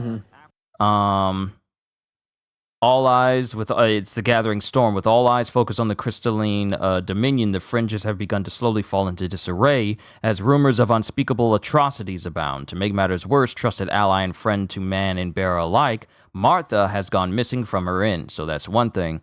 Then here's another. Before Clive and Jill might claim their second Mother Crystal, they must first secure passage to the distant Iron Kingdom, something Clive believes his long-lost uncle in Port Isolde might be able to provide them, assuming they can get there first. So, next up on the list is to take out the Mother Crystal in the Iron Kingdom. And what makes this a very significant story mission is this is the place where Jill was taken to at a very young age and forced from a young age to be basically molded into a weapon for the Iron Kingdom to use, which pretty much resulted in her being in the state she was in at the beginning of the game. So, there's a lot of emotional attachment to going back to the Iron Kingdom. Clive has already come to terms with his past already, but Jill is still carrying all of those elements of her past with her ever since. So, for us to go to the Iron Kingdom after this is a very significant moment for Jill to finally put the past behind her so she can stand toe-to-toe with Clive, because she feels like all this time she hasn't been able to, I guess internally meet up to the expectations for Clive because she's been holding on to, ancient history from her past and she's never been able to resolve it. But with them taking out their next Mother Crystal, this is a perfect opportunity for her to bring that section of her life to a close and finally be able to focus on the future alongside the person she cares about, which is Clive. So,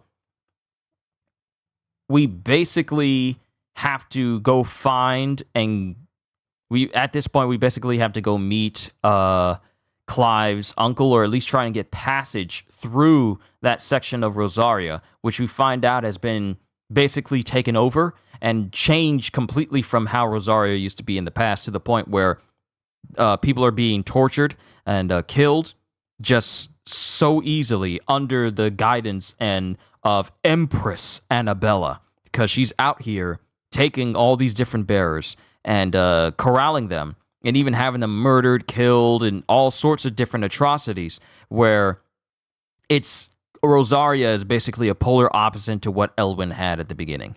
So it's unrecognizable because the imperial influence on the entire nation is so prevalent. Like, you can't even tell it's Rosaria anymore.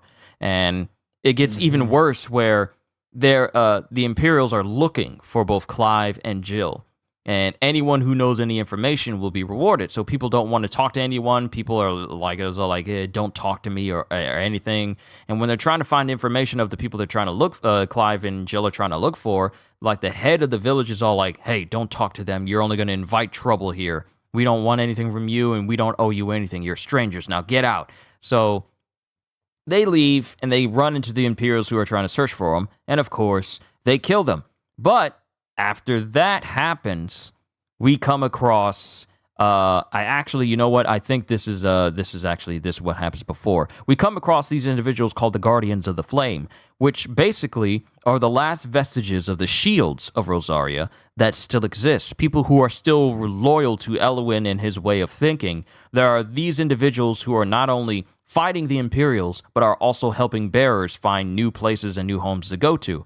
And we come to find out that Sir Wade, is one of the members of the Guardians of the Flame. And we also find out that Clive's uncle Byron is also helping them, but he's doing it on the sly because he has such a high, lofty position within the nation that if he was found out to be helping the Guardians of the Flame, then he would lose all position and all his influence. So we find out that Uncle Byron, he doesn't even know that Clive is alive, and he actually highly doubts that the Clive we've been with this whole time is truly his nephew. But it's not until like we do all these things, we meet up with Wade, we meet with the Guardians, we go and take out the Imperials who are trying to search for Clive and Jill, and once all said and done, we secure that section of the nation for the Guardians of the Flame to make things easier for the bearers and whatnot. And that's when it gets arranged so that Clive can meet with his uncle again. And his uncle is very suspicious because he doesn't believe that it's his nephew who's been missing all this time, nor does he believe that his nephew is Sid the Outlaw, which is a name that has been prevalent throughout the entirety of all the nations. So he's very ready to try and kill this so-called fake. Like, he's really waiting for that moment. But it's not until Clive proves that he's truly his nephew by reciting an old play he used to do for his uncle as a kid. And it's like, oh, you're my boy, my nephew. And he's so happy to see him. And so it's like a big contrast to what was supposedly led to believe for Uncle Byron. And Uncle Byron is just 100% on board. Just like from that moment on, Uncle Byron is like a ride or die uncle for Clive, and he's great from that point on.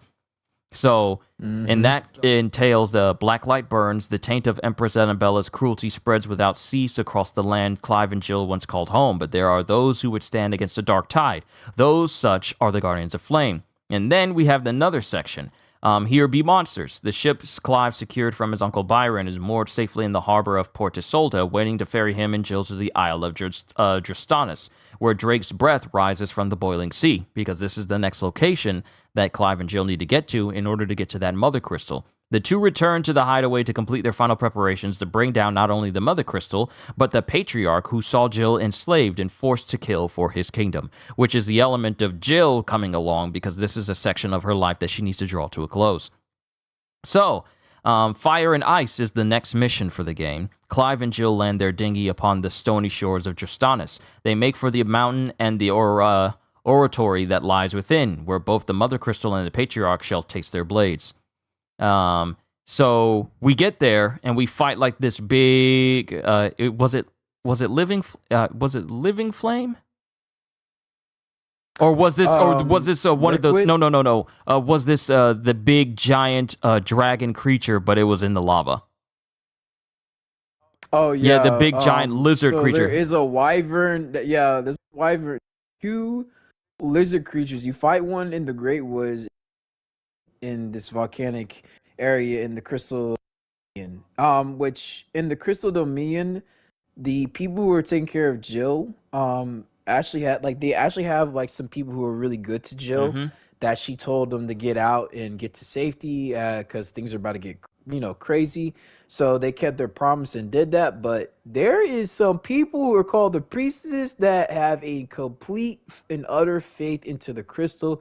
They pray to it and they sacrifice children to offer to the crystal. And it is by far the most ridiculous, crazy, sadistic thing I think I've ever seen in gaming. Let me just chime in here. The way the Ironbloods see the crystals is that the crystals are divine, but anything that is linked to the crystals are an abomination. Or anybody who's using the crystals for literally anything is an abomination and affront to these divine crystals. They worship the crystals, but they don't condone people using crystals they worship the mother crystals, but they don't condone and they don't believe in people using crystals for their own personal use. They see it as an affront to them, and therefore they see it.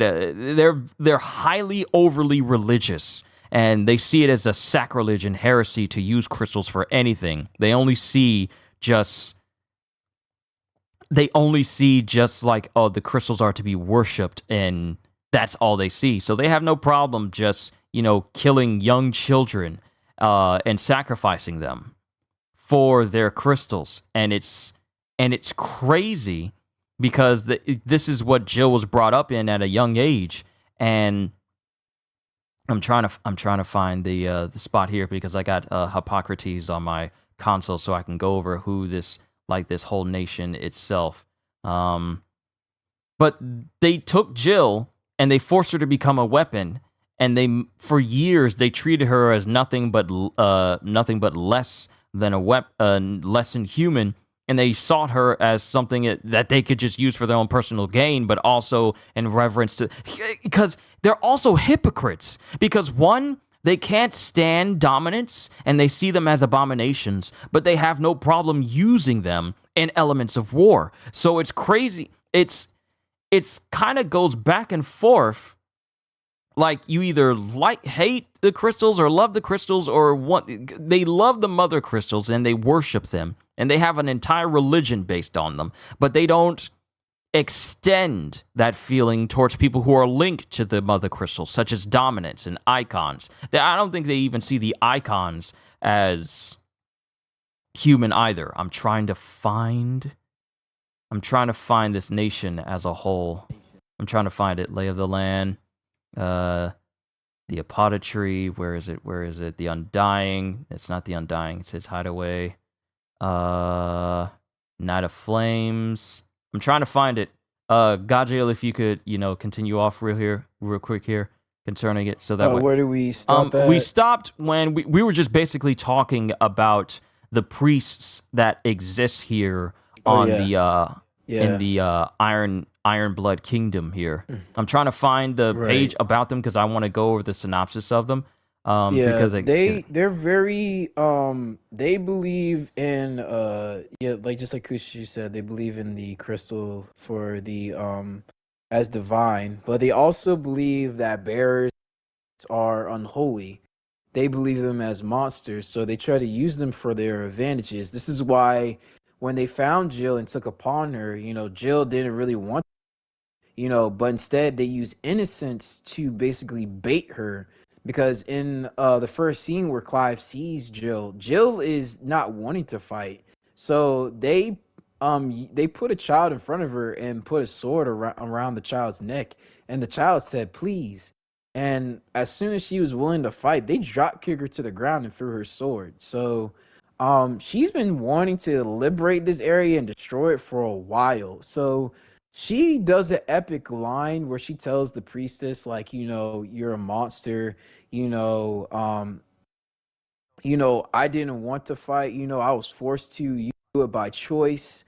And basically the guy tells her, like, you're a creature, you're unholy, you're filth, and Jill told him, like, that may be so, I may be a monster, even though I may have used to bow to you once, but it is you who will bow to me. So she semi-primes, and her and Sid, they go off, they start fighting, they start causing havoc. But a little bit in the background, there is another hooded man, a dark figure, which we would assume is Ultima. So he basically ignites flame and causes a creature to come out that's full of lava and flame called Liquid Flame. And as that creature was appearing, Jill basically goes from semi-prime to priming to Shiva, which I would say Shiva looks so lovely in this scene. But in order for her to be helpful, because Clive, he can't really prime yet, as Kushi said. There is a scene with Typhon, when the Typhon fight, where it's kind of cool. It's like Ifrit is trying to let Clive know that, like, he wants to fight Typhon. So like I said before, Ifrit has a personality of his own where he kind of feels like he wants to dominate. He wants to be the aggressor. So in this, he didn't really come out or anything. He wasn't really threatened by Liquid Flame. So it's kind of like Bruce Banner, if Infinity War with Hulk, like they're trying to, like, figure each other out, sort of.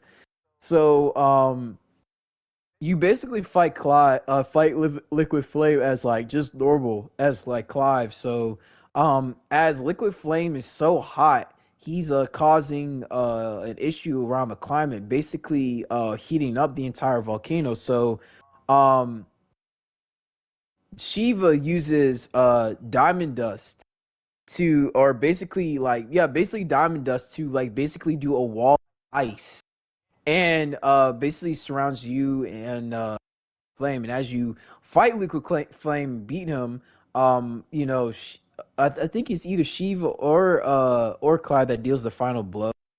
And you know, Shiva, like, you know, and like basically Jill like deprimes, and she's tired. You know, basically she is like really like out of breath, you know, so she tells Clive, you know, can you destroy the crystal? So before Clive destroys the crystal, she like freezes his sword, which is really cool. I guess it's supposed to amp up his damage. So he goes for it, slices the crystal in half, and it disintegrates. But you also see that even though Joshua has sealed Ultima's power is really great, and it's basically basically Joshua says like his grasp with Ultima is loosening. So Ultima is actually far more powerful than Joshua anticipated. And Joshua trying to keep him yeah. sealed is taking an enormous toll on his body to the point where Yeah. we didn't see it at first, but time has passed, and Joshua, when he sealed Ultima in his chest, a growth started to appear on the chest of Joshua in the form of like this like dark crystal. When it has been incredibly it's been incredibly harmful for Joshua to house Ultima within his body, and it's just hurting him further and further, and it's getting harder for Joshua to, go about his life trying to get all this stuff resolved, but Ultima is still trying to struggle to get free. And mind you, all this stuff is happening with Joshua, and yet we still see Ultima around in different places around the world. So that kind of threw me for a loop because I was wondering, wait, is he sealed or is he not? But we find out why that is later on. So when that happens, Drake's breath is destroyed, and Emrine, which is the name of the priest of the Crystalline Orthodox, and I brought it up. It's basically this faith that the mother crystals are to be worshipped, and anyone who uses magic are abominations and less than human. And it also lists the fact that numerous children were not only kidnapped, but a lot of them were, just like Gajeel said, sacrificed in the name of this Orthodox religion. And the patriarch, who is Imrine, who pretty much presides over them all, he saw through that this whole Orthodox was pretty much throughout the entire nation. So everyone who lives in who lives in the Iron Kingdom is of this type of faith, save for the women who, like Gajeel said, were looking out for Jill. So Drake's breath is destroyed, and Imrine is slain. So that vestige of Jill's past and history has been resolved, so now she can focus and stand right next to Clyde instead of still thinking about elements of her past that's holding her back. She's not held back anymore, but it was a bit of she's not held back anymore, so she gets to stand with the one she cares about, which is Clive. So they get back to the hideout and they rest and chill. However, things take a bit of a turn as Kupka starts to make some moves, because he learns who Clive is, and then decides to just go march on Rosalith and just take over the entire place. Like, he has all of his men just ransacking in and everywhere, and then he decides to reside within Clive's old home. And Clive and Jill and everyone else knows that this is a trap, because Kupka is there to willingly draw out Clive. Now, mind you, this is still Kupka. This is still Hugo, who believes that Sid is the one who killed Benedicta. Check. Gajeel, can you hear me? Can you hear me? Yeah, I can hear you. All right, cool. Sorry, my entire laptop crashed. Dang. Crashed right when I was in the middle of describing what was happening with Hugo. So I might need to go back. Cause when did you stop hearing me? When you were talking about Kupka. Okay, so let me just go from the Uh, begin. At which point exactly? Because I want to make sure that I get everything you were talking conveyed. about like how he likes to set up traps and stuff, and he was in Rosalind Okay, and all stuff right. like So that. it pretty much cut off right when I was describing why he's doing what he's doing. All right. I'm glad that my stream was still held in limbo even though my entire system cut off cuz it still had the stream Hmm. up. So it's only going to be a brief moment where I'm just getting everything resolved. For everyone here, they probably endured the couple of minutes I had to come back, but I'm grateful that it didn't end my stream overall. But while Hugo invades Rosalith, because he learns of Sid's true identity.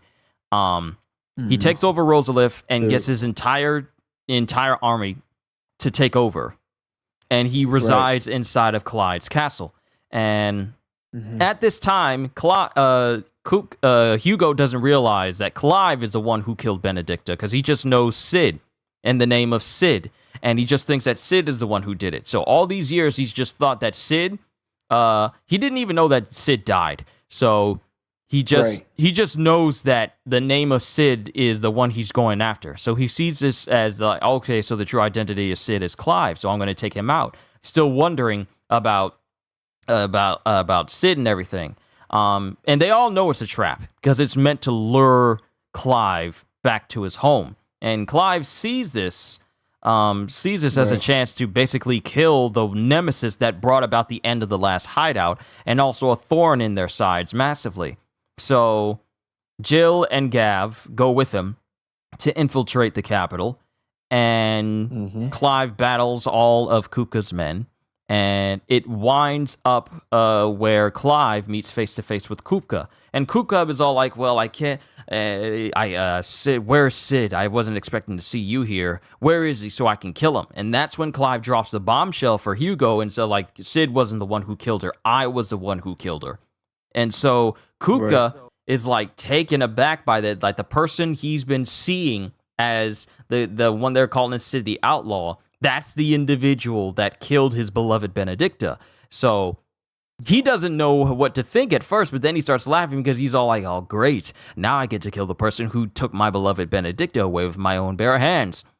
And then we get like a Hmm. serious major battle between Hugo and Clive. And I gotta say, I mean, Hugo does fit with his whole title of being Titan. Because when he goes Yes. semi-prime, his body gets crystallized to a certain degree. His hands get like these massive rocky gauntlets all over them. And Hmm. he fights with an extreme, with like a lot of his moves have an incredible AoE, but not all of his Oh moves yeah. are like there's this one move where it causes these massive spires to erupt from the ground and they emanate in like a wave like pattern, so you got to dodge it. Then he really likes to resort to hand-to-hand combat, and he has like I want to say a rocket punch move where he can And get to you really yeah, quickly. yeah. He also has a where he dives into the forms up as a giant rock fist. It's crazy. So you It's fight with crazy. you. It's just basically you're fighting a man who's fighting you with his bare hands, and you use a sword against him, and it works for a Hmm. while. So it gets to a point where it works for a while, but Hmm. then you transition into the second phase where you crash through the floor of Clive's old home, basically the throne room. You fight in the throne room where Kupka was like at first sitting on the throne, and then he destroys the throne by shoving it into a wall. But as the fight goes on, you crash through the floor into an underground chamber, and that's where the fight gets even more intense. But it ends with Clive not only beating Titan, but cutting off both of his hands. uh, And uh, I was like, are we going to finish him? Is this it? But then I thought, dang. no, that is not how we finish him. Because while Clive is like taken aback by the fact that Kuka is still standing, another individual appears, and it's the same individual that's always near Barnabas. It's Yeah. Sleipnir who appears, and One shots. and he one shots Clive, and he then No, he one proceeds. shots Oh wait, Kupka, remember? because he Clive, was about to go. He was about to go yeah. berserk, and he didn't want to lose Kupka. So Sleipnir one-shots Kupka, knocks him out, carrying him over his shoulder. And mind you, Kupka is a mountain of a man. So the fact that Sleipnir not only knocks him out one hit, but also picks him up and just puts him over one of his shoulders, just casually, and then he just disappears and he's already gone. And Clive is wondering, okay, what the heck is going on? Right. It also happens that like the reason Clive couldn't really finish off Kupka because he absorbed Titan's power. His abilities activated. So yeah, that's the reason why he was in. Thing. It really is. It's so inconvenient. It's so inconvenient. It's all like what other element? I've seen this before. Where it's all like, don't pass out, don't pass out, don't pass out. Oh, and I'm trying to remember. Dying Light. Yes! Dying Light 2. Oh, see, here's the thing. Like, not again. See, here's my thing. It was annoying in Dying Light. It was far more annoying in Dying Light because I got tired of every other conversation being ended by either Aiden getting knocked out or Aiden getting punched in the face. That whole transition for things, dude, I made like a Reddit post on it, and it got like a whole bunch of hits because it was really like Dean Winchester punching you in the face in the GIF, and I was on like every other conversation in Dying Light, and it's just you getting punched in the face. But Sorry, workout alarm. I'll do it later. But it's so inconvenient that every single time that Clive gets the power of another icon, his body is rendered almost immobile. But you start to see him slowly start to get more and more accustomed to it. But even because here he doesn't pass out. No. Here he doesn't pass out. He falls over, but he can't move too well, but he doesn't pass out because the whole area is crumbling around them, but he still manages to get out. So they get back to the hideout to just make sense of everything that just happened. But as that's going on, we get told by Vivian and piecing together what happened to Hugo and his disappearance. And it turns out that his allies from Waloed have carried him across an entire desert to go back home to Drake's Fang, which is the next location of the next, to not only heal, but also, rest up and everything that after that happens. But Drake's Fang, which is another mother crystal in the Dhalmekian Republic. And that's the only place that Hugo has been this whole time. And so Clive and Byron try and go after him. When we meet up with Lubar. Yeah, we meet up with Lubar, who is like this interesting side character who's the leader over this entire town, who we come to find out later through some very important side missions that he's in fact a bearer. And at first, the citizens are completely against it because the whole idea and ostracization of bearers and branded alike is something that is still prevalent, very much prevalent in the world today. And I said this during the side mission. It's like the people are so focused on what people are instead of who they are. And those very same words are echoed by Lubar at the end of the side mission. So it's like, wow, this is really a big, strong message concerning this. So, wait, hold on. Give me one quick second. All right. Oh, no. Wait a minute. Hold on. My buttons are not working. Give me a sec. Okay. I'll just go off what he said, but yeah. So, after a while, the citizens, they had a huge situation with the Ether Flood and the Velcroy Desert, and the bandits who they defended from before turned into Akashic. So Lubar and them devised a plan where the entire world will accept Lubar, because Lubar was actually going to be mayor of Dammel. And before they learned that he was a bearer, they jetted him. Then Lubar tried to convince the people that the Akashic are something that you do not want to mess with.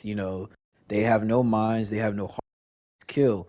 So basically telling them that they will all die. But they threw stones at him, but the children that Lubar took care of defended him, basically which is really crazy. It took two kids to talk some sense to a bunch of adults. and they basically convinced them, basically convinced the adults that Lubar is a good man. He, just because he's a bearer doesn't mean so. They were able to come to a peaceful resolution where Lubar saved the town and also became mayor. But as that was being settled, um, Uncle Byron and Clive went to Drake's Fang, and basically Uncle Byron gave Clive a heart to heart, basically telling him like, I'm not as brave as your father. I'm not. When everything happened at Phoenix Gate in the fall of Rosaria, I cowered away from your mother and just turned tail. But he said, I won't do that no more. I'm with you, and I'm glad that you're safe. As they departed ways, Clive went to Drake's Fang. But as Clive was heading for Drake's Fang, Sleipnir, Kupka was trying to figure out how to work his new hands, Iron Hands, as he became Jaime Lannister of Game of Thrones. Look. But instead of one hand, the man is double-handed iron. Look, what makes it even worse is that they didn't even give him hands that could actually serve a purpose. They gave him closed fists to go. No, they're open. They're open hands. They're straight open hands. I can't clinch. Wait, I thought they were closed fists. They're not closed. They're open. And so it looks so stupid. It makes him look so stupid because he crushes the table. And literally the maid tries to clean up the mess, and he drop kicks her, and then Sleipnir takes, basically catches her and tells her to leave. And then he says like, Kupka, settle down. The table won't hurt you no more. He said he made me a fool. And then Sleipnir said like, what would you have done? You have no arm. Titan would have crushed him to the ground. And he said, like, even as a dominant, you couldn't even take him. You're not much of a dominant now. And basically, Hugo tried to try to tackle Sleipnir. Sleipnir moved to the side and tripped him. And then all you could hear is ah, and he's just in anguish.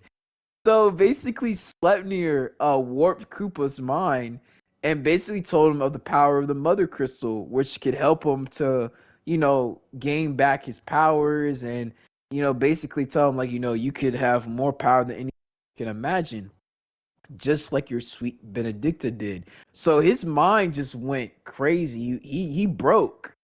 He mentally broke. And he walked like he was a hopeless, just a hopeless man trying to look for salvation among the crystal. So after all that, Clive, he goes to Drake's Fang. He fights a bunch of bosses, enemies, and stuff, including this one gigantic ogre of an enemy that likes to teleport around and blast you with magic. Kind of reminds me of Tusk from Solo Leveling, but not as cool. Crazy.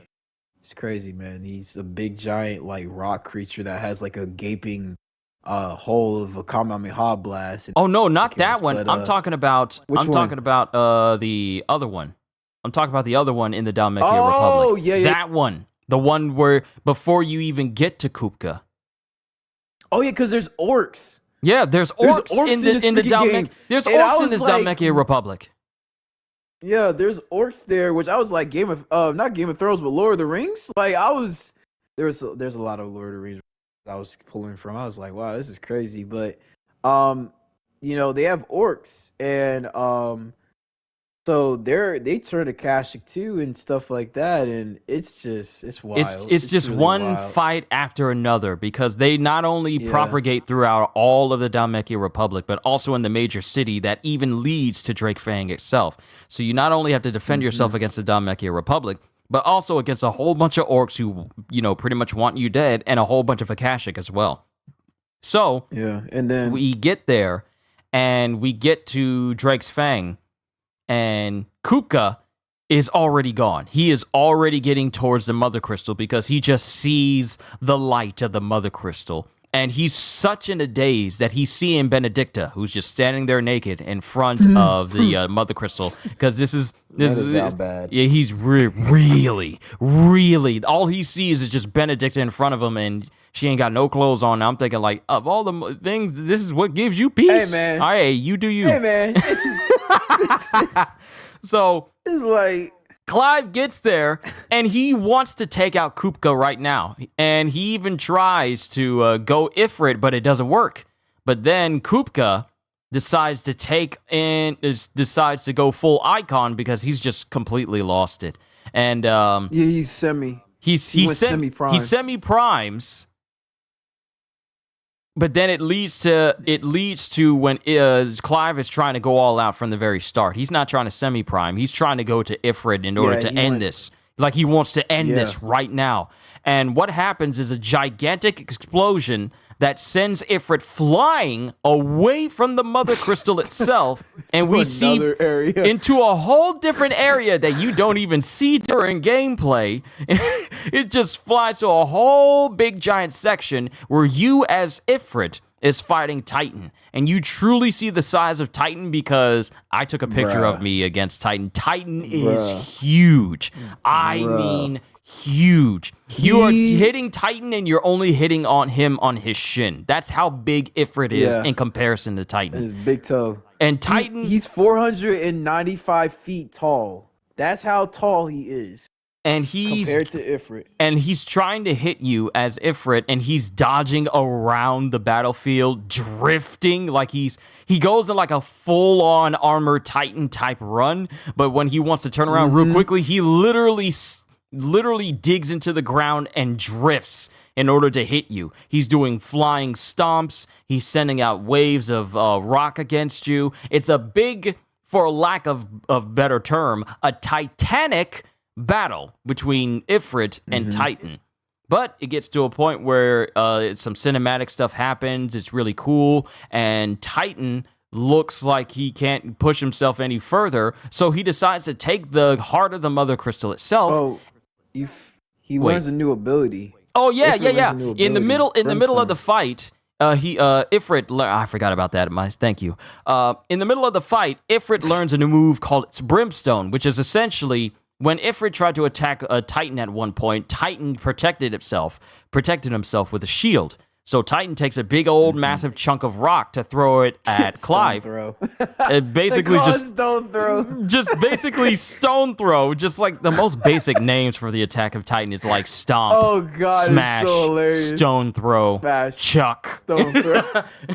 So he throws this giant piece of rock at Clive. And Clive is all like, oh, that's a neat trick. If you can do it, then so can I. And he creates a shield. And you learn the ability Brimstone, which not only doubles as a shield that can dissipate the giant stone throws from Titan, but also functions as basically, what is it, an explosive solar flare, like from Dragon Ball. And it does a bunch, or Superman. Let's not get on Superman because of him and his new powers right now. That's ridiculous, but we'll talk about that later. Yeah, we're not going to talk about that. So Clive learns this new move, and he's able to use it against Titan. So then, therefore, Titan is pushed into a corner. So that's when he consumes the heart of the Mother Crystal from Drake's Fang. And this causes him to enter into a new state. And mind you, this is a completely different state than we've seen any other icon in the entire series. We've already seen what happens when a regular dominant goes berserk and they turn into their Titan forms. Hugo already went berserk, because he went berserk, and I forgot to cover this. He went berserk in the room with the Mother Crystal when Clive tried to attack him. And that's when he went Titan. So he was already in a berserk state as his full icon form. He gets desperate and consumes the heart of the Mother Crystal, and then an even bigger explosion happens that sends Ifrit not only flying out from the area where they're fighting, but completely out of Drake's Fang itself. He's literally on the outskirts of the gigantic mountain that makes up Drake's Fang. So that one... you have this whole section where you're basically on this speeder section where you're running back towards Drake's Fang, and it turns out that after consuming the heart of the Mother Crystal, Titan has basically mutated beyond the point of recognition into a new form called Titan Lost, Titan. where he is the size of he's bigger than Drake's Fang. He's Yes. far greater than the size of a mountain now. Titan was already 400 of feet tall. Now he's 400 meters. Yeah. Literally miles More. high into the air. And he's got these giant stone tentacles. Yeah, I couldn't even see where Titan's head was. It's just this big, gigantic mass of rock with glowing orifices everywhere. It's right. It's like, it's not tiny, but it's like right there.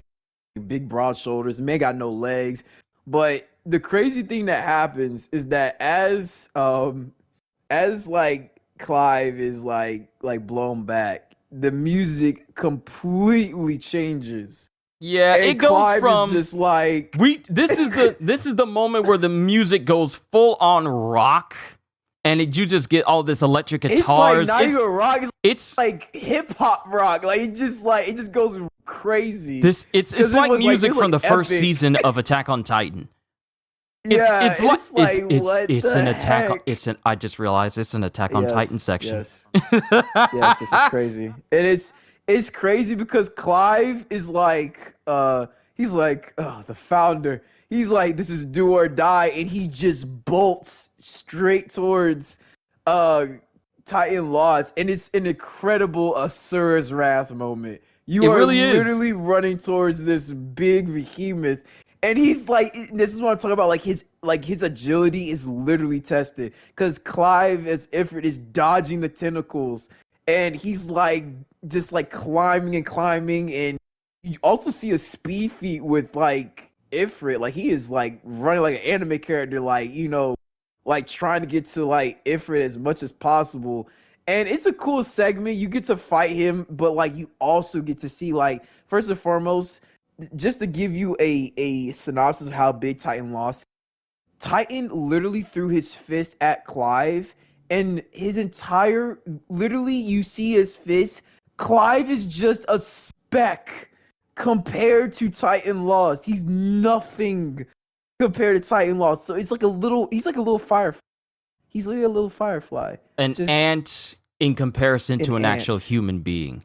That's how big Ifrit is to Titan Lost. And the fight, it has so many different sections because you have to chip away at Titan Lost. Like you literally have to destroy his right arm, you have to destroy his left arm, and then it pretty much culminates in you taking one of the giant stone tentacles that Titan Lost has, and you pretty much get thrown into the air, and you have to dive. You have to dive straight towards Titan Lost, also keeping that while using that shard of his tentacle as you speed and dive bomb towards him. And as you're defending yourself on the way down, while protecting yourself, dodging shots from him, and it ends with Clive taking this shard and embedding it in the skull of Titan Lost. And then, using the last bit of his power, he jumps up in the air, and I think he pretty much just dynamic entries into the shard. Into the shard itself in Titan Lost's head, causing Titan Lost to be... And then he does a big punch. It's a freaking one-man punch. I'm like, my gosh. The shock and scope of this attack splits Titan Lost directly down the middle. And in the process, the Mother Crystal is also destroyed as well. But Titan Lost... Remember, Titan pops out. It's not over. Remember, Titan pops out from Titan Lost. You remember that? Oh, right, he did. Yeah, I remember. That junk scared me. I actually screamed because I was like, oh, yeah, we're done. This is dope. This is dope. I was like, all right, we did that. And he just pops up. Like, ain't no way you still alive. Ain't no way you that was just a shove your ain't no. I was so like my mind just filled with ecstasy because I'm like, bro, how persistent are you? I'm like, okay, so it like in the fourth, because it's 4 phases. So in the 4th phase, it's a like, one-on-one. We're at the edge of we're basically tired. So it's just a straight up slugfest. Titan's throwing everything at you. You as if you're throwing everything at him. And then at the end of at the end of the fight, Titan gets a hold of Ifrit. But as Clive realizes, the ether of the Mother Crystal from from Drake's Fang is it's coming around him. So he figures out, like, if you can absorb the ether from the Mother Crystal, then so can I.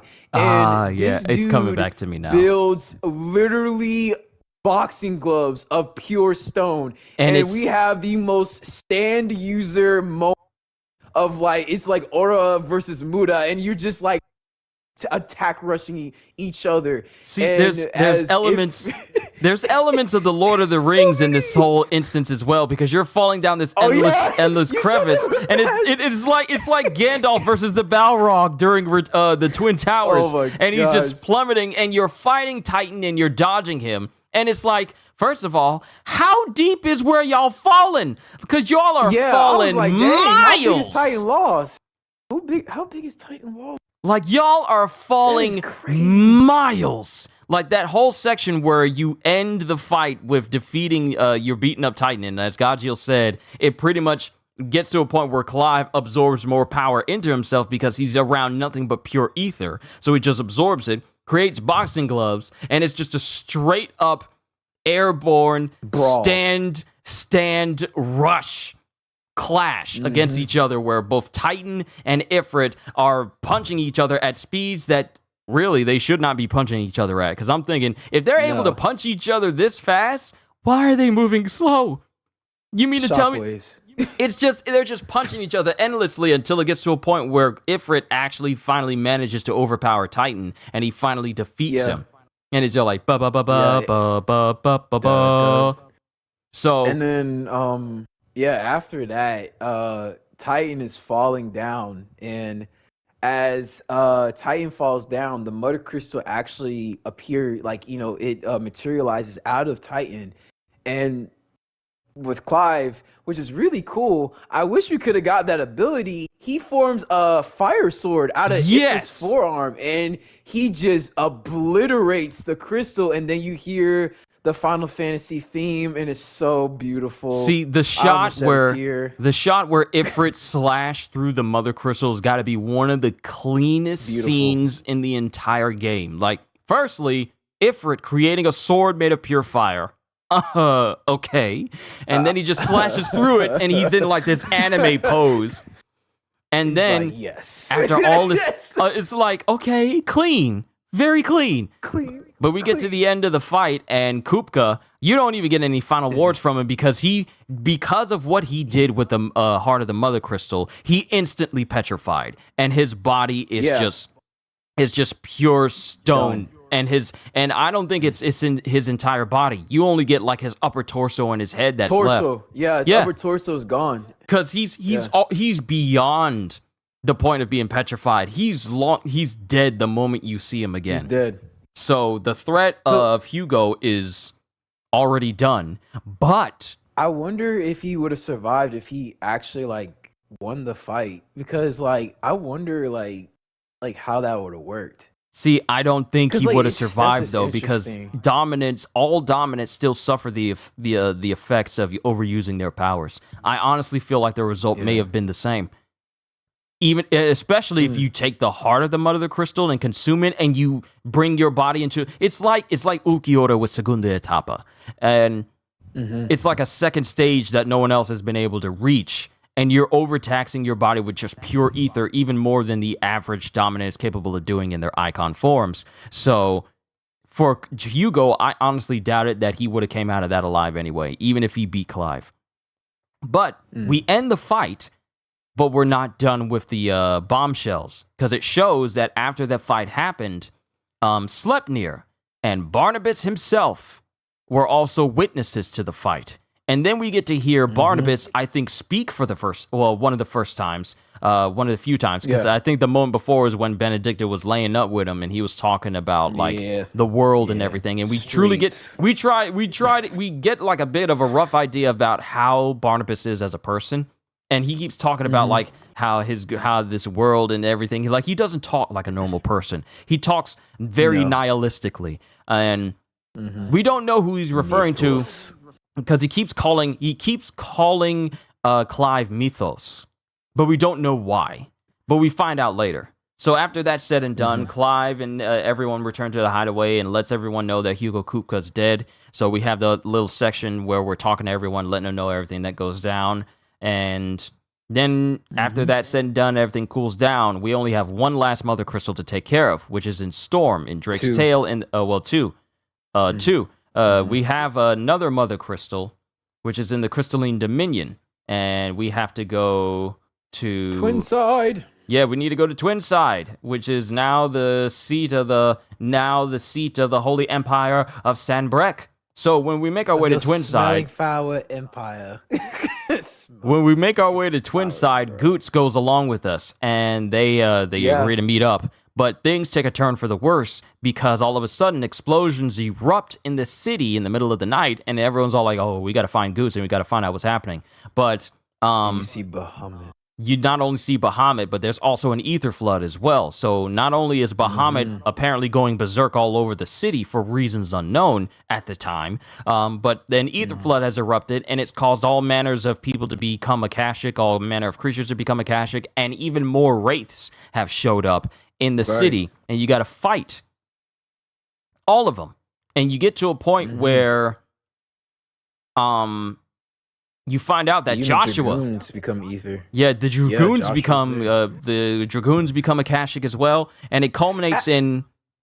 Go ahead. Can I tell you something real quick? Go ahead. Terrence transformed. Remember? Terrence transformed, and one thing that threw me off was just later in the story, but I think when you transform to Akashic, you're not supposed to come back normal. So I don't know if it was just kind of weird because like when I saw, because Terrence was he's always near Dion. If you guys don't know, I'm just gonna break it right now. Dion is gay, and Terrence is his boyfriend. So like they have a thing going on. So when Dion kind of went berserk, in the ether flood, Terrence transformed. Now, I don't know if Terrence has a gift as a Dragoon to be able the ability to transform, but when I saw the creature that we fought in the ether flood, it looked just like Terrence. Now, I don't know if I'm tripping. If that wasn't Terrence, then okay, that's crazy. But it looked just like Terrence. And I was wondering, I'm like, how did Terrence go back to? I don't think that was Terrence. Okay, I don't think that was Terrence. It looked like Terrence. Because Terrence has another purpose, and Terrence really hasn't had anything major to do in the entire story. He's just, he accompanies Dion and helps him out, but Terrence really hasn't had anything major that made it really, really, really stand out in accordance with everybody else. But on top of all the battles that happen in the Crystalline Dominion, Crystalline, pick whichever. I don't know. It ends. Wait, the Crystalline Dominion is the Ironbloods. This is the Old Dominion. We were gonna say Twinside, but we're just gonna say the Holy Empire, so we won't get people confused. Yeah, but after all is said and done, we find out that Joshua was there trying to, deal with Dion, who's gone berserk and insane all of a sudden, and we find out that not only has Dion's father gone truly insane because he intends to use Dion to wage war against other nations. He intends to use Dion because we get a flashback where he's ordered to prepare for battle, and this is because Annabella is there. Now, mind you, one of the elements that we didn't touch on during the time when Kupka was alive was that Annabella showed up to discuss the treaties between the Dhalmekia Republic and Sanbreque, and we find out that she has a son now because of the Emperor of Sanbreque. And we find out that she intends to use her efforts and her son as a way to plant her son as the new Emperor of Sanbreque, and then, gain control of all sorts of different things. But we also find out that she's been slowly whispering in the ear of the Emperor about how Dion intends to betray him, sowing doubt about Dion. And Dion can already spot how much of a snake, how much of a witch Annabella actually is. And he's getting fed up with it. And Annabella is still flexing her whole notion of royal blood as far more important than anything else in the world. And she's been, just like whispering sweet nothings in the ear of the emperor and wooing him and intending to have, and it pretty much culminates in Emperor Sylvestre giving up his seat as emperor over to Olivier, which is the son of Annabella at this time.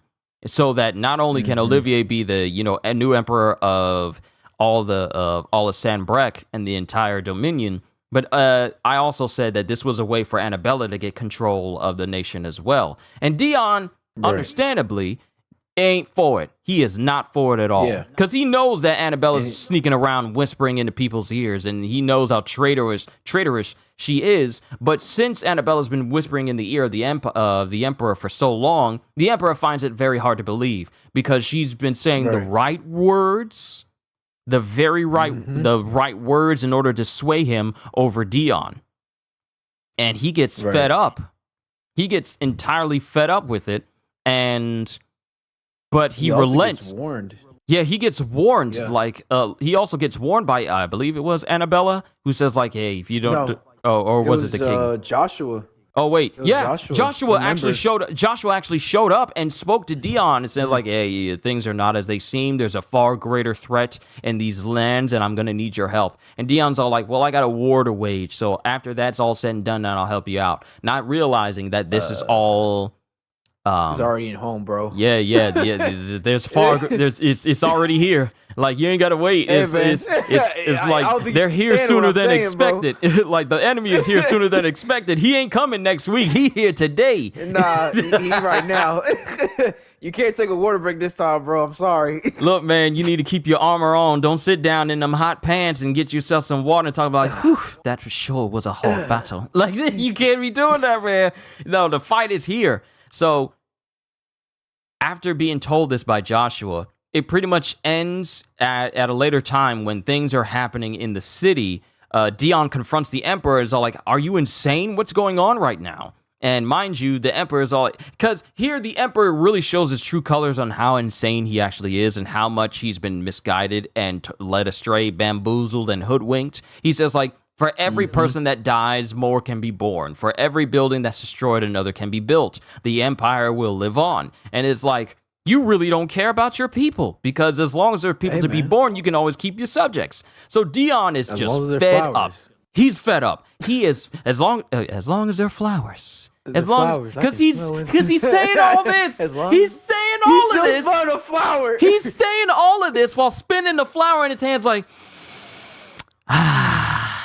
whatever happens, happens, as long as I got my buds. Oh my God, boy. Dion is fed up. He is fed up, and he sees Olivier as the true source of the problem, so he tries to kill him. But in the process of trying to kill Olivier, because he sees the true issue being that son, he tries to kill him, and then Sylvestre jumps in the way of Olivier, so that he takes the full brunt of Dion's attack, and he winds up dying by Dion's hands. And seeing his own father, who basically was the only thing he, had reason for living for, other than Terrence, he goes berserk. He goes full berserk. He turns into Bahamut, and he just goes insane, and he starts blasting all over the city, unleashing gigaflares and megaflares everywhere. Yeah. So Joshua, seeing what's going on, and Ultima did it, because Ultima...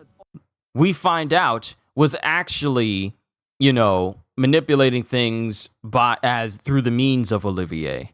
And that was crazy. It really was, because I was like, ain't no way.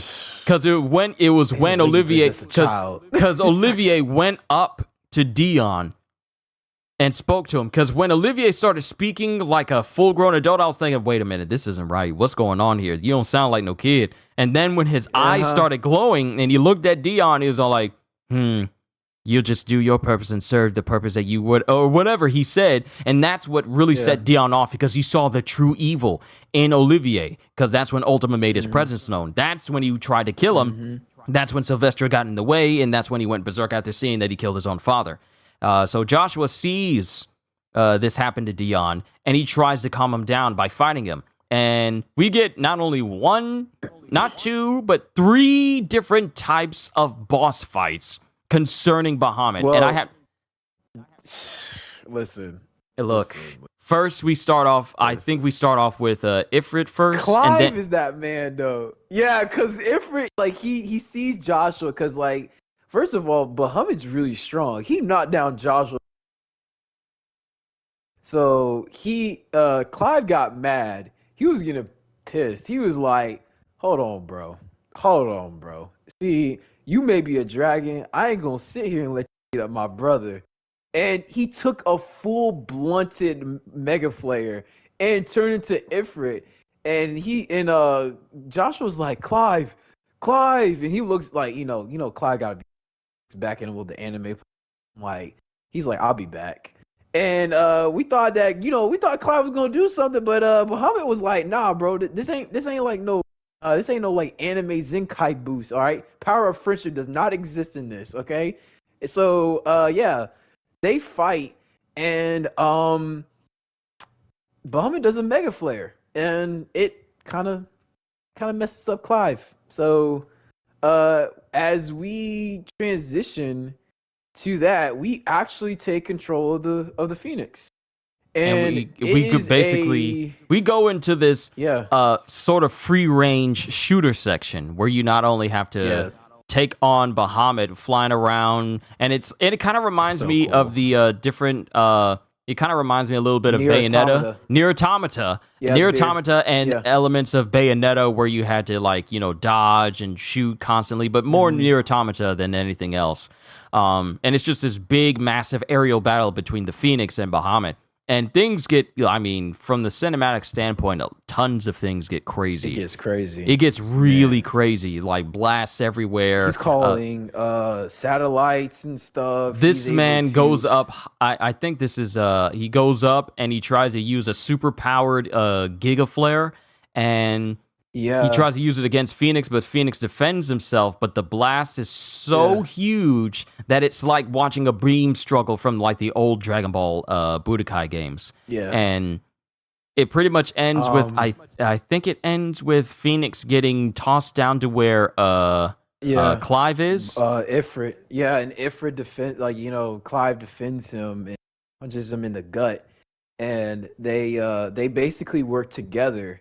And it's really crazy, which also means you get a new ability where Ifrit can go full Godzilla and basically do a flame breath of sorts. So and it's also interesting because Bahamut's fight is very unique. He's not really aggressive to a turn of like fighting you up close. He's a very long range opponent. So he like sends ores, he sends mega flares and stuff like that. And then after you beat him, because one thing I do love about this fight is that you have twin attacks. So you and Joshua are using flame breath technique, and you guys are just going in. While Phoenix is like raining, basically blasts above the sky. You are basically the melee guy just going. So after you beat Bahamut resorts to the only way that he can gain power is by absorbing the crystal, which in turn, if you actually look, Bahamut was actually trying to destroy the crystal beforehand, but for some odd reason, the crystal wasn't having that. So it kind of took his power and was able to flourish like a flower. It basically it expanded. It's like the mother crystal gained a mind of its own at that time and created like its own separate crystal that was absorbing ether away from the actual mother crystal itself, and it started to expand and turn into something else completely different. And Bahamut, like this whole time, Bahamut is not only did he go berserk, but a lot of his efforts was focusing on trying to destroy the mother crystal itself, because that vestige of Dion still existed within him. But the mother crystal itself created like a separate crystal for it to drain from Bahamut, and it winds up And I have to say, this is one of the examples of where Bahamut doesn't get extra power from the Mother Crystal, because apparently the Mother Crystal is resisting him and it's not allowing him to absorb energy. So he just gains like a brand new set of power. Like he gains like not only a second wind, but a third wind and a fourth wind. Bahamut. And he just goes overboard and tries to kill both Clive and Joshua. And it's in this moment where it looks like the both of them are about to die that we get a brand new... John, this is like we get a brand new state of Bahamut, of Ifrit and Phoenix, where the both of them are capable of combining into this new form called Ifrit Risen, which gives you the powers of both Phoenix and Ifrit at the same time.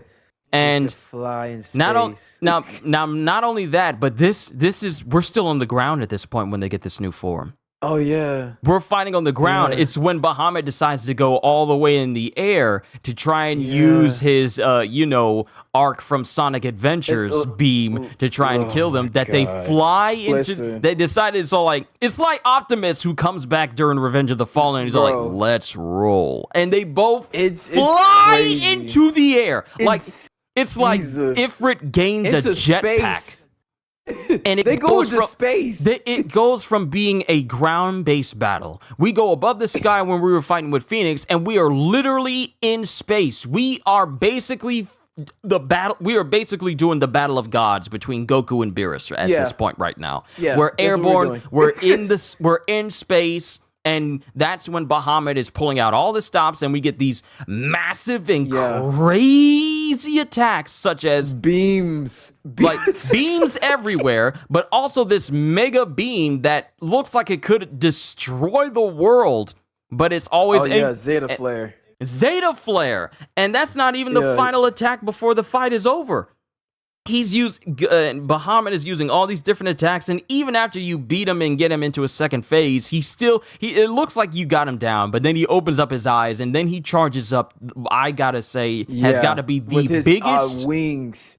It has to be the biggest beam I have ever seen in my life, where he's preparing to kill both Clive and... Hold on. Give me a sec, real quick. Because that form he uses is called Bahamut, and that blast is the only time you see that blast is either in Final Fantasy VII Crisis Core or Final Fantasy VII. Yeah, the beam that he creates is so monstrous that it looks... I know I said that he creates beams that look like they could destroy the world, but he uses the moon as a catalyst for his beam. That was insane to me. Games, he used the moon in the past games, but in this one, because he expands his wings, and then it looks like a galaxy just came out of his wings. So he literally expends all the crystal's energy in his, and then he just makes a giant beam. So Joshua and Clive are like, the entire world. And they're like, Clive is like, we got this, bro. But bro, when I tell you that blast was ridiculous, I was like, bro, when you have like 3 levels of insignias, I'm like, yeah, bro, he trying to end it all, bro. He really trying to end it all. So it shows you that Dion is still in this big, massive berserker state if he's charging up a beam that's capable of just separating the planet in two. Because imagine if that actually hit the planet. You cannot use a beam. You can't use the moon as a subsidiary to help charge your beam, and the beam itself not be a planet buster. That's ridiculous. Hey, using the moon to help you charge your beam, to channel your beam. That's insane. OP, man. Yes, he is. He's OP. Because even after this fight is over, Dion is still very much alive, which is a far dude. Because considering all the other icons, they take the crystal out, and they just basically destroy the flame sword with it's a flame sword, and they destroy it in space. Yeah, they're breathing Lost in space. Galaxy. That's another thing. Turn up the power, listen, Ifrit rising. Yo, it was crazy because like, like I'm thinking like, okay, Joshua can fly. He lands perfectly and gracefully. Freaking Clive just lands like a normal human being. Like, yeah, that was cool. I'm like, brother, you just fell. You fell from space. The both of y'all fell from re-entry into the planet, and both of y'all are fine. Y'all no good? singed clothes, no nothing. Y'all don't even blow up nothing. No crater. Y'all. So y'all just. It's crazy. So and then like, Dion is still okay. Y'all can survive in anime. Yeah, so Dion is still, bro. That's another crazy part. I think Joshua got him though. But yeah, that's another thing. How the heck he survive re-entry? How durable are y'all? What's your durable feat? He's incredibly durable, Like, far more durable bro. than the other icons, and that includes Titan, because Titan, Titan he overused his power. Yeah, Titan died. Yeah. Titan died. Benedicta died as well. Dion, he's just left comatose. Yeah. And not even that. He wasn't even left comatose. He woke up. He saw Olivier, and he throws his spear at it. He throws his spear at it. No, he saw it. Yeah, he saw his spear at Olivier, which was Ultima, and Olivier just disappears. He dissipates. And this causes Annabella to absolutely lose it. And mind you, this is the first time that both Joshua and Clive see their mother together. And Joshua's trying to, yeah, they're reunited. Yeah. And Joshua's trying to talk to his mother, and his mother thinks that he's a ghost and come back to haunt her. And she's holding a knife, and she's just waving it wildly with reckless abandon. But she holds it to her neck. Well, she's waving. Wave it. Well, I think she was holding it. She was waving it at first, but when she starts to see everything, she's like her eyes are tearing up, and she's just like she's lost it. Her mind is completely gone. And I actually thought that with the crumbling that was happening, I thought that the roof was going to come down and kill her and squash her. But that wasn't the case.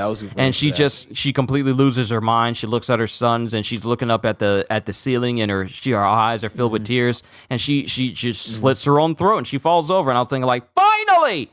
I clapped. Look, that was a far better resolution than Cersei got at the end of Game of Thrones, because the way that Cersei went out in there, that was dumb. But the way that Annabella went out, it was far better. Satisfying. But all that happens, and then basically the entire city is left in ruins. So right. And it also goes to show, like, before any of this happened, Jill and Clive found Annabella, and you get to see, like, truthfully, like, why Annabella and, like, how Clive, how they see each other and stuff. And he says mother. And Jill, she just holds the sword blicky, and she was ready. And then Annabelle's, you better put that sword down for the people who took you in. And Jill's like, you want to say that again? And I was like, oh, you know what? That's what I'm talking about, Jill. That's what I'm talking about. Like, I was rooting for that. I was like, thank God, like, we just get her to shut up. And she's like, basically, Annabelle is saying, like, it should have been you. Why'd you not be accepted by the Phoenix and stuff? And basically, she said, like, the reason why I rejected, she thought she would be a laughingstock, the mother of a son who was rejected by the Phoenix. And, Clive was looking like, why do you think I tried so hard to work and to be able to defend Joshua so he wouldn't have to deal with all this crap by himself? And I love that line, because Clive is basically saying, like, you didn't think you think I wanted Joshua to have that burden? Do you really think I wanted my little brother to suffer like that? No, of course not. That's why I trained so hard to be. And I'm like, this is beautiful voice acting. Can we please get an Oscar for this man? He is literally acting his tail off with this. This is, I love it. I want more. I need more of that. Just need more. It was a beautiful scene. I don't care what anybody says, but it's just, it was like you felt the emotion of Clive, because he was frustrated. you felt the frustration, and you felt like all the weight he just like threw at his mother was like, that's what I wanted to tell you, and still you rejected me and stuff like that. So, yeah, she gone. I'm happy. Good riddance, man. But Gosh. right after that, when everyone is leaving, Ultima shows up. Yep. And Yep. that's when Ultima starts to put into motion his final plans for the game. He pretty much just fills, just like Sephiroth did in Advent Children, he fills the sky with endless clouds, and that causes everyone to be cloaked in, fear. Thinking like, no, because it's always dark. There's never any sunny skies, and it's always dark, and everyone's wondering what exactly is going on. It's a bad omen, man. So we get back to the hideout, and Mid is doing a project, which is working on a special ship, which they're going to use to get around, which comes into play later. And of course, you got missions where you have to help out people, quell the Akashic invasion that's happening, because Akashic are becoming more and more prominent due to this change in the environment and change in the atmosphere that Ultima has orchestrated. The Akashic are far more prominent than they've ever been before. So now you got to help out people all across the game. And it gets to the point where the Enterprise is almost done, but it needs one more piece. So you just like go down memory lane and then to find something that you got to go back and find something that belongs to Clive. Sorry, I was eating fries. Yeah, find something that belongs to not Clive, but Sid, in order to get Mid and have her ship finish. Right. But as they're making their way, after the ship gets finished, and they need to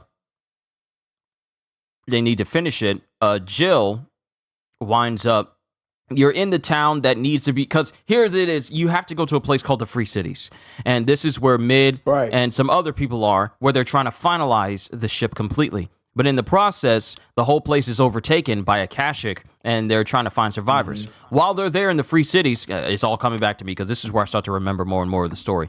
While they're there, the whole place is taken over. And in the process, you finally run afoul of Sleipnir, who you have to fight. And Sleipnir shows you that he's incredibly strong, being able to teleport and using the Spear of Gungnir, which is basically the Spear of Odin himself. And you get to know his motives too. Like he doesn't he's basically like, I will prep you up from siege. I know the purpose you will. I won't kill you, but I will test you. And well, first of all, can I say one thing? Even the homeboy's wearing very normal armor, it's clean. Yeah, it's very form-fitting. It's not overly decorative. It's just very it's just very simple and clean. Simple as clean is the way this armor is making me feel tonight, So yeah, I just like that. It was very clean, but he tests Clive, and Clive prevails, but and uses Gungnir after that, bro. Yeah, he's Gungnir. Yeah, it's when the fighting is over that the head honcho shows up, and after all that is done, we see a massive cut go through an entire building, just like I just want a sword. We just see a beam, a cut line go through the whole building, and out of the rubble is just. And the building just crumbles after Sleipnir's defeated, and everyone's all like, oh, no, this is bad. The vessel is good, my liege. Falls and dies. And I'm like, bro. Barnabas is the one who walks out from the rubble. And mind you, he's not even in his semi-prime state. He's just in his regular clothes, and he's not even armored. He's in a regular he's in a button-up cardigan. No armor on, just regular clothes and boots, just wielding his sword. Blouse.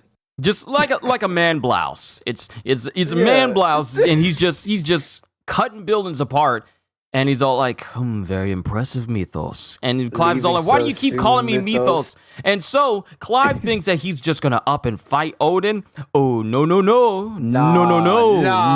Bro picks up his Lord Commander sword. It was like, man, show me what you got. Oh, Because the thing is, Odin doesn't even use I keep calling him Odin, but I just refer to him by his icon. But Barnabas doesn't even use Odin's sword. He uses the sword of Sleipnir and fights Clive with it. And Clive and we don't even fight. We don't even fight Barnabas at this time. It's just a big, massive cutscene of Clive taking the biggest L's he's ever suffered in this entire game, where he gets bodied by Barnabas so easily. And then when it looks like Clive is preparing to fight full force, Barnabas then pulls out the sword of Odin and then just slashes him once and just bodies Clive, and Clive is left almost dead from the attack. Just like instantly. For anybody who don't know, Zangetsu is a very physical sword, but it's a very spiritual sword. So like it doesn't just attack you, but it also attacks you in a more spiritual level. So basically severing what bonds you have in spirit and mind, it just completely incapacitates you, like to the point where you're just done. Because before this even happens, there was a bunch of government men that were talking around the table, and Sleipnir and Odin rolled up, and they were saying like, Your Highness, you're here to save us. You're here to like help us out and stuff like that. And Barnabas got annoyed, and he just one-shots every single one with one fell swoop. Yeah. Because Barnabas is working with Ultima, and he's actually Kushu, correct me if I'm wrong. Is he you know the scene I'm talking about? Yeah. What's up with all that, bro? It is an illusion put on by Ultima, but we'll talk about that in a moment. Yeah. So I don't know. So Barnabas is working with Ultima to bring about this big grand plan that Ultima has in store for basically everybody. And that explains Barnabas's worldview of basically everything, his nihilistic view of the world because of Ultima's grand plan. So in that situation, when all these big leaders inside of the room are trying to figure out what's going to happen, Barnabas comes in and he kills everyone, both in front and behind him. And that's something that stood out to me because he only strikes in one direction. And he kills everyone in the room. Mind you, there are people behind him, but the slash doesn't go behind him. It's just everyone in the whole room just dies from him merely swinging his sword. So it's really only Barnabas and Sleipnir who are left after that. But we go back to the present, and sorry, Fry.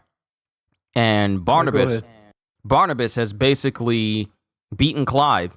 So in order to give Clive a chance to escape, Jill stays behind in order to fend off Barnabas. And Shiva too. Yeah, fully turns into Shiva in order to clash with Barnabas. And her fate is left unknown for a while, until later on we find out that she's been taken prisoner by Barnabas. So Mid and everyone else gets the Enterprise, which is the ship that she's been working on. They get that ready in order to go after her. And they go after her, but not before... I'm trying to remember... Not before they have to... What's his ship called? His ship is called the Aenoyard. Yeah, that's what they're chasing. They're chasing Odin. They're chasing Barnabas's massive ship, the Aenoyard, and they go after him. And when they go after him, this is an example of how strong the power of Odin is. Because first we get on the ship of the Aenoyard, and we get on the ship of the Aenoyard, and we find Jill. But not before Odin shows himself in like his armor, like his semi-prime armor. He's not even in his full state, but he shows up in his semi-prime armor, and he just starts wreaking havoc on the Enterprise itself that Joshua is trying to defend. While fighting Joshua, and Joshua isn't doing anything to Odin at all. So Odin's all like, he gets bored. The man literally gets bored. And then he suddenly goes full icon, and this is the moment where you see one of the most powerful displays of power of any icon in the series aside from Bahamut. Because Bahamut and Odin are some of the two strongest icons in the entire game, where they have the biggest displays of power. Bahamut with the moon moon aided death beam, extinction level beam, and then Odin, who merely just goes full icon, riding on Sleipnir, full Odin armor, raises his sword, and then, hey, kitty, don't worry about it. It's fine. A lot of stuff happens. Don't even worry about it. You're perfectly all right. We're getting closer and closer to the end of this discussion, even though it's taken a while. We're just kind of cutting it down. I thought I was going to have it done like an hour ago, but no, there's just so much meat here, man. No, it's so much. But Odin goes into his full form, and then with one slash, a beam almost hits the Enterprise, but in the process, the beam is powerful enough to literally split the ocean itself. And not only does it split it, but it keeps the ocean from coming back together for an undisclosed amount of time. It's literally the whole process of Clive and Jill and Torgal are down basically inside this crevice, this split ocean section, because the Anoyar fell down in there. Yeah. But that was crazy. Yeah, it fell down in there. I'm like, my man had a Moses moment. Look, I was about to say, let my people go. But I was like, bro. But Barnabas shows up down at the bottom, and we find him a second time, and that's when we see just how dangerous Odin is. Judgment cuts everywhere. Can I please tell you that I felt so in a fight? So there is a section that each boss, well, no, not each boss, but there's a section for certain bosses that there's a section where the game will tell you press on the attack. Now, when you play against Bahamut, you are in fusion mode, so automatically you get like a 50 Zenkai boost. You know, in Dragon Ball Z status, you're invincible. So of course you beat up the crap out of Bahamut. But when you're not in fusion mode in your normal Clive state, you know, I would assume me and Kushi probably did the same thing. We used the abilities that are the strongest. I used Titan. I'm pretty sure Kushi had used Titan before. We try to use everything, including Limit Break. Brother, when I tell you I could barely get the health down to only a minuscule, this brother right here, Odin, literally shish kebab me, sliced me up like a freaking sushi bar, and I'm like, that is crazy. So yeah, man's defense level was heightened at a level 99.9, and taking no prisoners. And it's where basically you kind of see the gap in power for real. Even after all your hard work of attaining all these different icons, it has nothing compared to what Odin is. And it's like the level of helplessness is crazy, because Jill is right there. And basically this is the part where basically not Mythos, but Barnabas tells the whole purpose of what Mythos is and the whole purpose of dominance. So basically, Barnabas asks Clive the question, you know, yet you still deny your fate, you know, and, you know, basically, Clive's telling, like, you know, we are more than our fate, we're more than anything. And he's saying, like, you know, Mythos, who are we? What are the dominants? You know, we basically have a piece of God's power, but not even our bodies can't even handle its true, you know, might. So that's why they turn it to you, Mythos. We basically, your purpose is to feed. You know, you feed on our powers so you could become one, become complete. So the Almighty God can, you know, consume you, you know, and basically tell them, like, you know, the Doms are mighty acts of God. They're just people, you know, they're just meant for a higher purpose. So Clive basically still rejects it, and he's like, okay, you know, but sooner or later you will come to, you know, to your fate. And as this man, being the big jerk he is, teleports, and the water just decides, like, hey man, you know, this little area right here needs to be filled up. So yeah, when I tell you my anxiety went through the roof when the sea was coming back down, I was dang, and Shiva, can't you just freeze the water?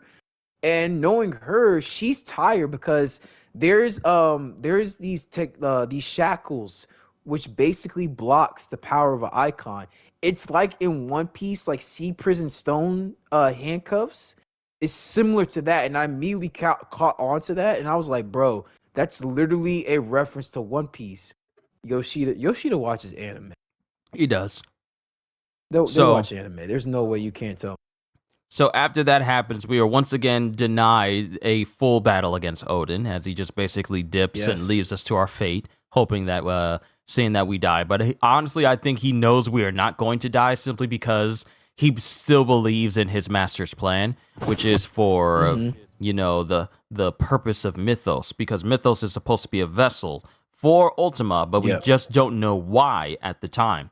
So that happens, and we get to the conclusion that there's only one more crystal left in the entire world, which is one more crystal left in the entire area, and that is in the kingdom of Waloed, which is just a small kingdom all on its own, a kingdom that has not tried to expand over the years, that has really just become stagnant and has just resorted to just being by itself after all this time.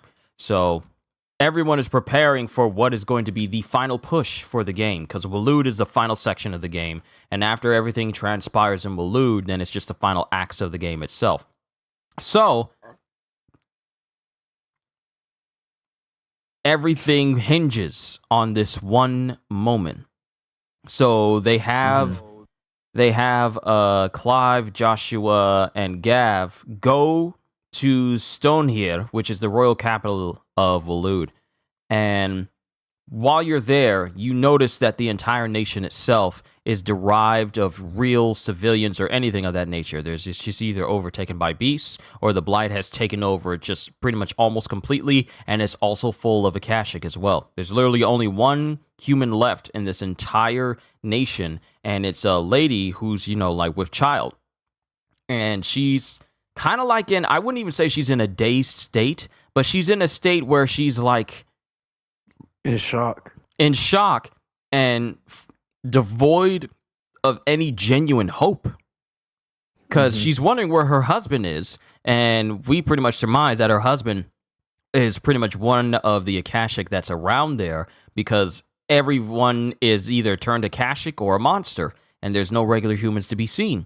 And through some side missions, you find out that there's people there who are worshiping Ultima and his plan, thinking that they're going to go to paradise or whatever, and it just turns out that when they become Akashic, that's what paradise means, and you find out in the worst way possible. So that side mission for that moment was ugh, that's unsettling. But you get to Waloed and you find these locations, and then you start to make your way towards where Barnabas is. Now, Gav stays behind and looks after the lady, but Joshua and Clive continue on until they pretty much, with Torgal at their side, mind you, and they go through this big, massive gauntlet full of fights. I thought the fight, this might be the longest section of the whole game, where you're going through the cities of Waloed, and it's just full of Akashic, and it's... Wait, you're still there? Yeah, I'm still here. Okay, I was about to say, no, God, please, no, don't let my system crash again. But you go through an entire city, and it's just full of Akashic, and it's full of monsters, until you get to the point where you're at the Mother Crystal itself. Now, the difference being is that... Hold on, let me make sure I'm doing this right. Let me see. Let's see. Oh, no. It's not just Joshua. It's not Joshua and Clive who go out on their own. It's afterwards. Because Clive goes on his own to take out Barnabas. This because I skipped over that. I was looking at a whole different section entirely. Hold on. There was something on my desk. What the heck was that?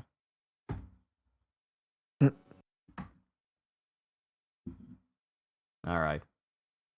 It's gone now. I'm sorry. But Clive goes up this massive spire in order to take out Barnabas, because Barnabas at the time has erected... Because the crazy thing is, when you do all the major fights in the main square where you find the lady by herself, Right. Barnabas is there on his horse looking down at everybody. Haunting. Dude, that was one of the It was a scariest cool things. shot. That was Yeah, one it of the was a cool shot, scariest but it's things I saw. scary. But it was just Odin looking down at everyone. It's like, first of all, how were you there and we didn't hear you at all? No, No hello, sound. Like, how you been, brother? Like, no just- sound, no just nothing. It was sneaking? just utter silence. So he's just and standing his there, theme song kicks in. and His then theme song is haunting too. and then Barnabas creates this ginormous barrier that makes it so that no one can get in and no one can get out. And it's Using Gungnir. And it's using Gungnir, it's basically this impenetrable shield that instantly kills whatever touches it. Because we see some birds fly and they instantly vaporize as soon as they touch it. So it's like, oh no, we have no way out until we kill Odin. And so we go up this big, massive spire with a massive gauntlet of enemies, killing everything until we get to the top where we finally face off Similar against to Phoenix Gate. Pretty much, but it's in the reverse direction. Instead of going down, we go up. So we wind up fighting Odin, who pretty much gives his whole thought process on humanity and free will. It's crazy. And it's a long tirade. It's like one of the things that Syndrome was warned about in Syndrome should have been warned about in The Incredibles, like just endless monologuing. And he's just talking about like the only reason why the world is in the state it's in is because humanity has free will. The only way that this world is going to get better and for the master to see his plan go through fruition, then you must give up your free will. And Clive, being the very disobedient and very stubborn person that he is, he's all like, I don't care about your god or whoever he is, so I'm going to keep my free will. And Odin cannot fathom why Clive chooses to hang on to his own consciousness and hang on to his free will. Laughs at him. He laughs at him because he finds the whole notion utterly ridiculous because Barnabas has completely given up. He's completely given up his humanity in pursuit of his master's goals, and that's the reason why he's so steadfast in his ideals right now. But he cannot fathom why Clive would cling to his own humanity and why he would cling to his own free will when it's just unnecessary in the grand scope of his God's plan. So it's he can't understand it, but it's when we start fighting Odin and we start seeing Odin do some brand new moves in this boss battle. Oh, yeah. Where not only is he using judgment cuts, but he's also using a move where he just slashes in front of you and a bowling lane's length of a beam shoots out, like in the second half. And then in the first half, he's just doing normal stuff. Yeah. And then after that, he transforms to Ifrit. I mean, not Ifrit. He turns to Odin. Just a little bit. Do a little tit for tat and stuff. And then you clash with him as Ifrit, and you literally knock him out of his Odin form. So to give a little synopsis, Barnabas is the only icon character that you fight where you don't really fight him in his icon form. You just fight him as a normal man, which shows you not only how dangerous he is, but how powerful he is. Because it's like, okay, when I was fighting him, like, okay, there's gonna be a moment where I'm gonna fight him as Ifrit, we'll have this epic battle. But it's like, nah, bro, it kept like him and Clive kept flipping back from to icon to human. Which is crazy. Another thing I want to bring up is the moment where he went Odin and he created his sword, and then sword. Look, I was laughing so hard at that because I'm thinking that's ridiculous. Why is your sword that big? Yeah. Why? You trying to cut the world in half, bro? What's your problem? He's like, you won't know strength. He's like, they don't know strength, but you will. Ah! And he tries to kill Ifrit with this almost half a mile long sword. I was laughing during my stream when I went through this. I was laughing like crazy because the whole notion of creating this ridiculously big sword was just crazy and funny to me. Such an anime moment. It really was. It's like seeing something straight out of Looney Tunes where this enemy is hitting you with a hammer and then you get a hammer and then that hammer opens up into a much bigger hammer and then hits the other dude. It's just like that. But the fight pretty much ends with Clive finally getting the upper hand and then defeating Odin. And then Odin dies, seeing his mother, which harkens back to a moment where, for some strange and odd reason, Odin, Well, Barnabas was in his room, yeah, just butt yeah, naked, talking to these yep, illusions of kneeling. Benedicta, Hmm. Hugo, Ultima, and That then disturbed me. look, Hugo was all Yeah, like, then the why are mother. you naked? Why are you I naked? was, Why are you naked? I Why was are you like, whoa, naked? whoa, Benedicta, whoa, I whoa, understand. whoa. And the illusion of Yeah, Benedicta yeah, yeah. putting her leg up on his shoulder, and I was all like, stop. Whoa. Oh, Hey, hold on, hold hey, on. I'm trying to hey, keep hey, this. I'm hey. trying to keep this stream monetized, mind you. Then he There turned into are Hugo. kids in this channel. You, what And is wrong with you? then he turns into Hugo and is all like, nah, man, put your pants back Oh on. Stop no, turn that. it off. Stop Turn it that. off. Stop that. Turn it off. Raise your head, Turn it Barnabas. off. Raise it. From that. Stop looking at it. Stop it. So It's it's literally the scene of when Hulk and Ragnarok and Thor is like, oh, there it is. Oh, it's in my head now. but it pretty much is a big massive flashback scene where Barnabas was just being talked to by Ultima, saying like the only way this Yeah. is going to happen is if he gets rid of his consciousness. So I need you to break his will so that his consciousness can disappear so I can claim him. And it's because Barnabas is completely subservient to Yep. Ultima, completely, without question. So when the fighting ends between Odin and Clive takes the power of Odin, which is really strong once you level that sucker up,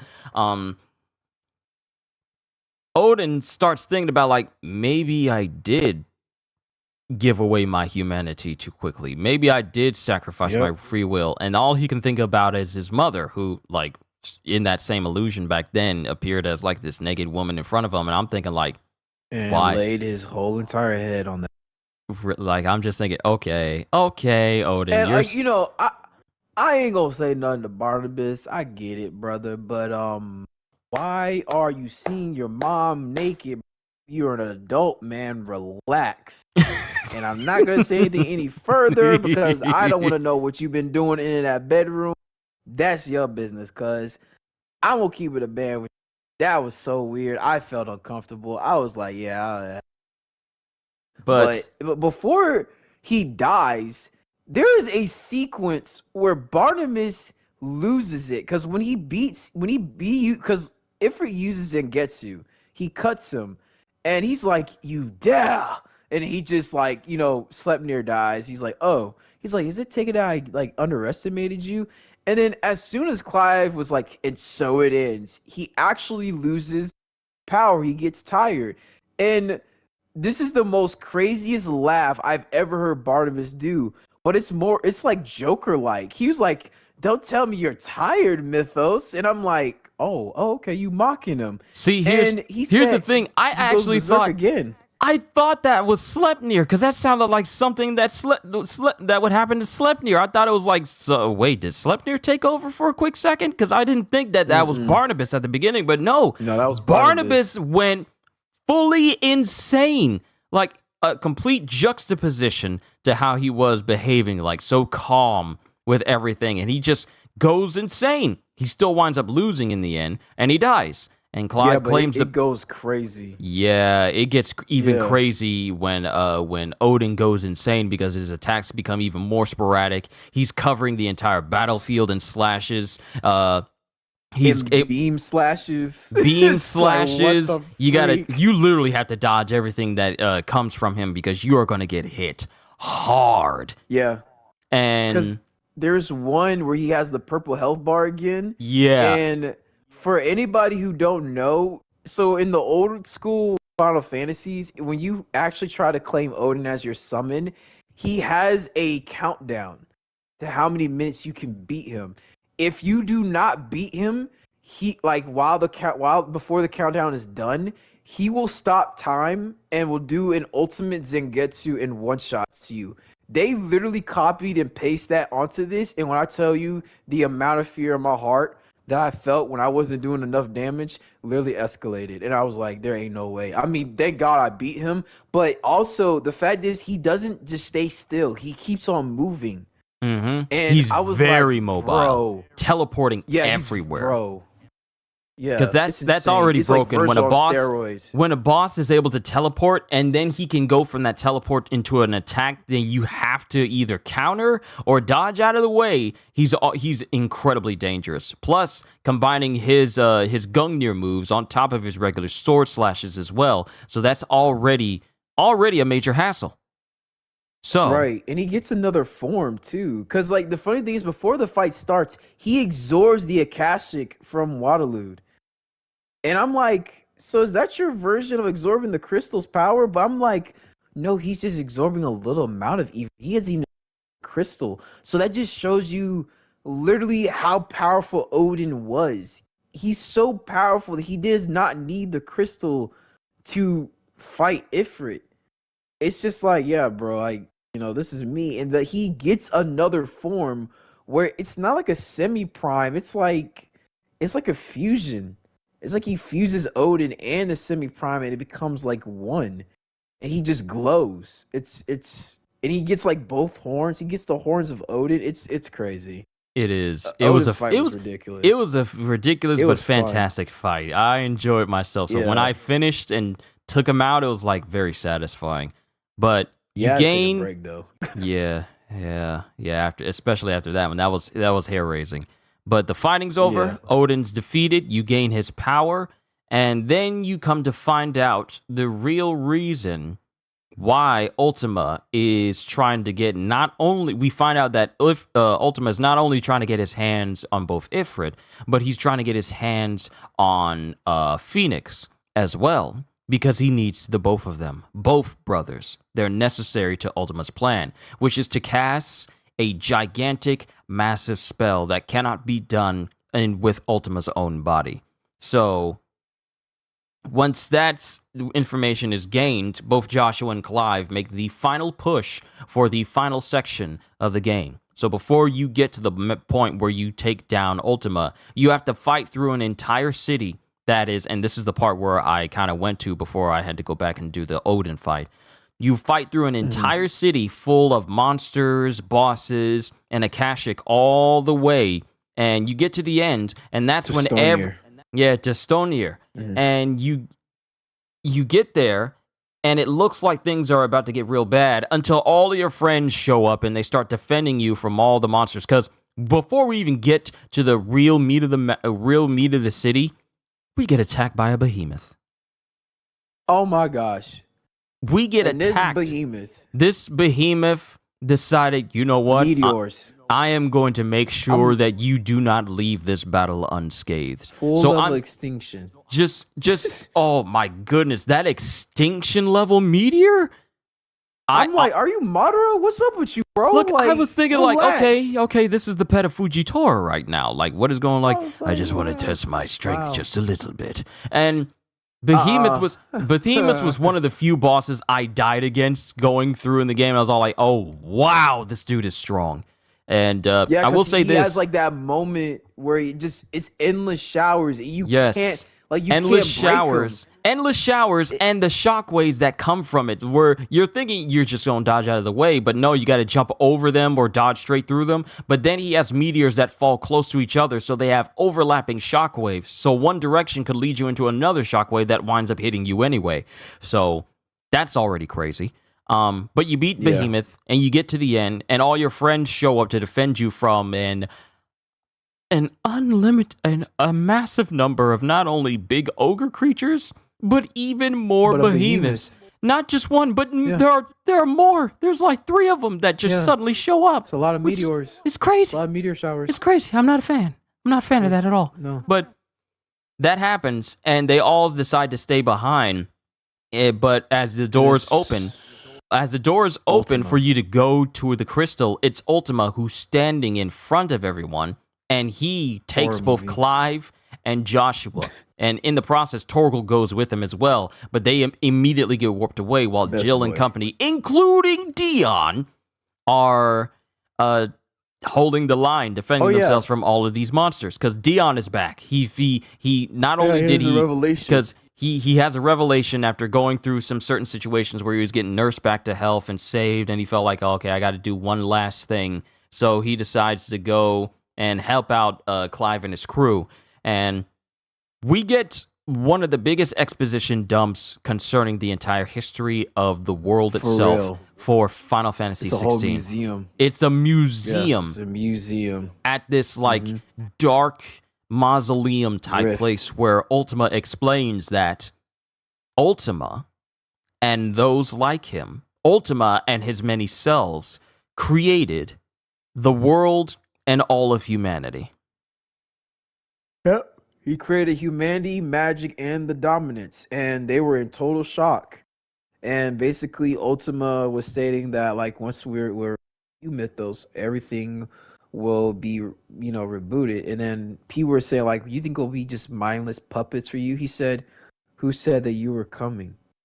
Because And then Ultima's Joshua was like, ultimate "What?" plan. Yeah, exactly what Yeah, Gajeel he was said. like, "What?" The whole plan for Ultima is not just only to, gain the powers of both Ifrit and Phoenix together and make them his new vessel. He intends a massive reset of everything.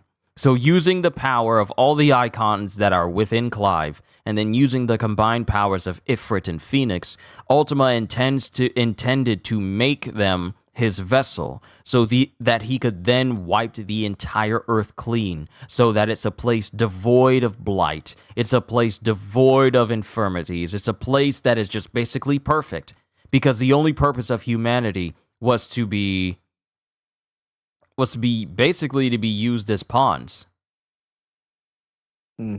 That's basically the end of it. So here's the thing. So because I got this topic right here because I'm at Hippocrates, just in case. New Right. World, Mysteries of the Realm. The paradise Ultima seeks to summon into creation. One free from the blight that almost ended his race. Because we also find out that the mother crystals themselves are not the cause of the blight that we originally thought before. The blight itself comes from the fact that the ether in the ground is what causes the blight. It's just magic itself. It's not the mother crystals. Right. The mother crystals were meant to absorb the ether for a different use. And then we also find out that inside every single one of these mother crystals that have permeated throughout the entire region, they all house an Ultima that was sealed away to absorb power over time. Right. Countless centuries, and these mother crystals were meant to take in the magic from an ether from the world so they could be used for Ultima's purposes. Humanity was basically just a means to an end. Mm-hmm. So at the end of the day, humanity was just a means to an end, and its only purpose was meant to, allow Ultima to come up with a way to stop to create a vessel that would allow them to allow him to stop the blight and wipe the slate clean. Because humanity, and when humanity gained free will, that's when Ultima said, like, okay, this is way too much. Gonna have to figure out a way to get rid of all of them. Because this new world that Ultima wants to create, it will be devoid of humanity. That is the perfection that Ultima seeks. So with the power, he's going to wipe the world clean, destroy all of humanity, and then just make it a paradise for him and the rest of his race. And that's all that matters. Right. And that's something that obviously Clive and Joshua cannot get behind. So we then finally fight Ultima. Well, go ahead. He absorbs a shell body of Ifrit, and they're like, "Is that Ifrit?" They're like, "Yeah."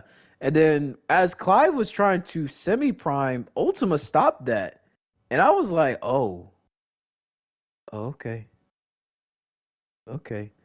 But yeah, they were able to fight off Ultima as he was in a different form, kind of initiating that he was kind of like a fallen angel in a way.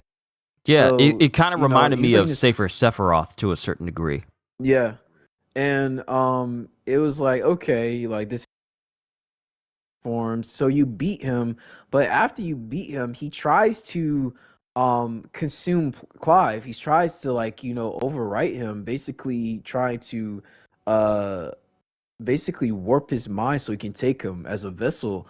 But each time that Clive kept getting like deeper and deeper into the darkness, Joshua always like, was waking him up. And it just goes to show how powerful the Phoenix is. His revival powers is very strong, because there was a part where like Clive is sitting on the throne. You see Eldwin, you see Joshua, Sodolphus, Mid, Jill, and Young Jill.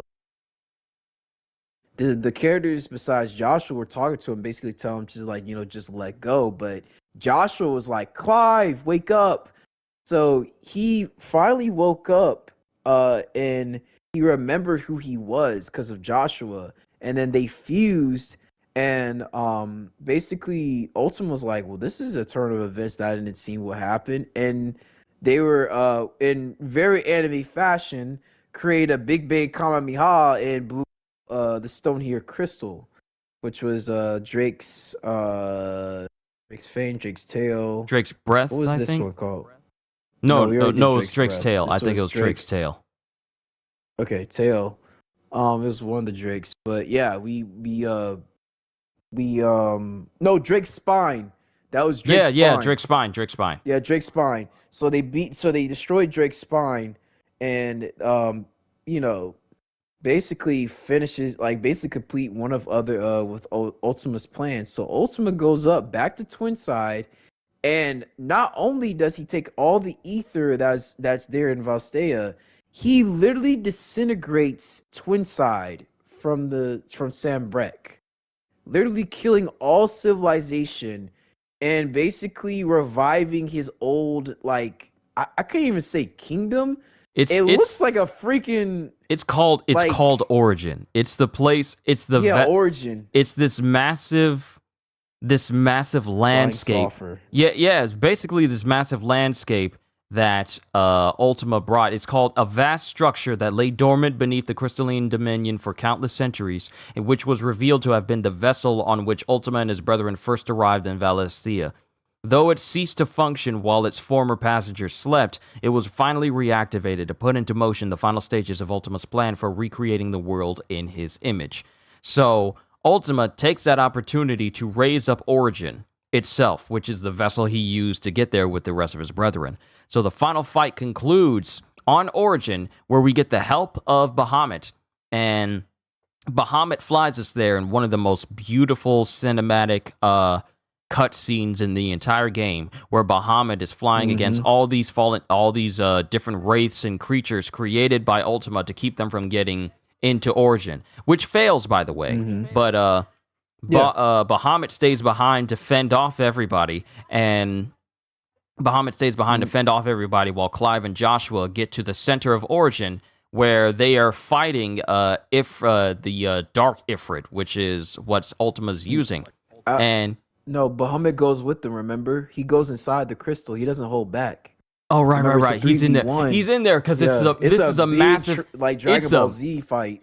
It's a massive cinematic cutscene where Ifrit, Phoenix, and Bahamut are all using their abilities to fend off against this Dark Ifrit that Ultima's using. Bro. And it's just winged Ifrit. It's a one-winged Ifrit, and I'm just wondering where's Sephiroth music gonna come in. It just goes back and forth between the two with no one letting up until I think it's when Joshua and Clive get knocked aside, so Bahamut decides to. Yeah, it's when that happens. But like to go play by play a little bit, like one thing that kind of got me, I thought they were gonna fuse because I didn't understand why they didn't fuse before, but I guess maybe just to make the threat more epic. First of all, Ultima pulls a perfect cell. He's just taking blast after blast, punishment after punishment. You're only doing a fraction of his health. While this man is literally doing 4,000 damage on us with health, and dude's not even he's not even. So, first and foremost, Ifrit, Phoenix, and Bahamut do a combination attack called Tri Disaster. And as Kushu stated, like Ifrit, he gets knocked down, but as um as Phoenix is going to handle Ifrit, if basically Ultima shoots a beam that's really like it's ridiculous. It's like the biggest beam compared to what Bahamut was doing. And Phoenix was about to, use shield to defend it, but Bahamut said, no, go and take care of your brother. So basically, Dion does one final stand, and it's so freaking epic. And I forgot what he says. What was the line he said, Kushi? He's like, I don't ask for acceptance, I only forgiveness, right? Yes, he says something along those lines. Yeah. And he uses I think he uses Zeta Flare. Yeah, I think he uses Zeta Flare to go up against. Yeah. Yeah, and in the process, he pretty much uses up the last of his power, and that's when he uses Mega Flare too. Yeah, he uses Mega Flare, and also I think he uses Mega, Giga, and then Zeta Flare, and yeah, he just winds up overtaxing himself, and that's when Dion dies because he does not survive this fight. So Dion dies, so we just have Clive and Joshua who are left. Now, mind you, they're both heavily injured. Joshua most of all, and they're around the area. And say what? No, I was saying like Joshua hasn't been taking his medicine either. No, he hasn't. So he's already suffering because of what he did to his body with that one Ultima that was in him. But when I say one of the Ultimas, because we get into an area where Clive and Joshua are adjacent from Ultima, and Ultima explains that, hey, I'm not the only one. And we see this whole big gigantic room where a big gigantic mother crystal or ether crystal, because I might as well call it ether crystal, is in the center of the room. Yeah. And we see that the room is filled with giant Ifrit shaped husks all throughout the entire room. And inside each of these husks are individual Ultimas, where we all realize that this is the brethren that Ultima was referring to.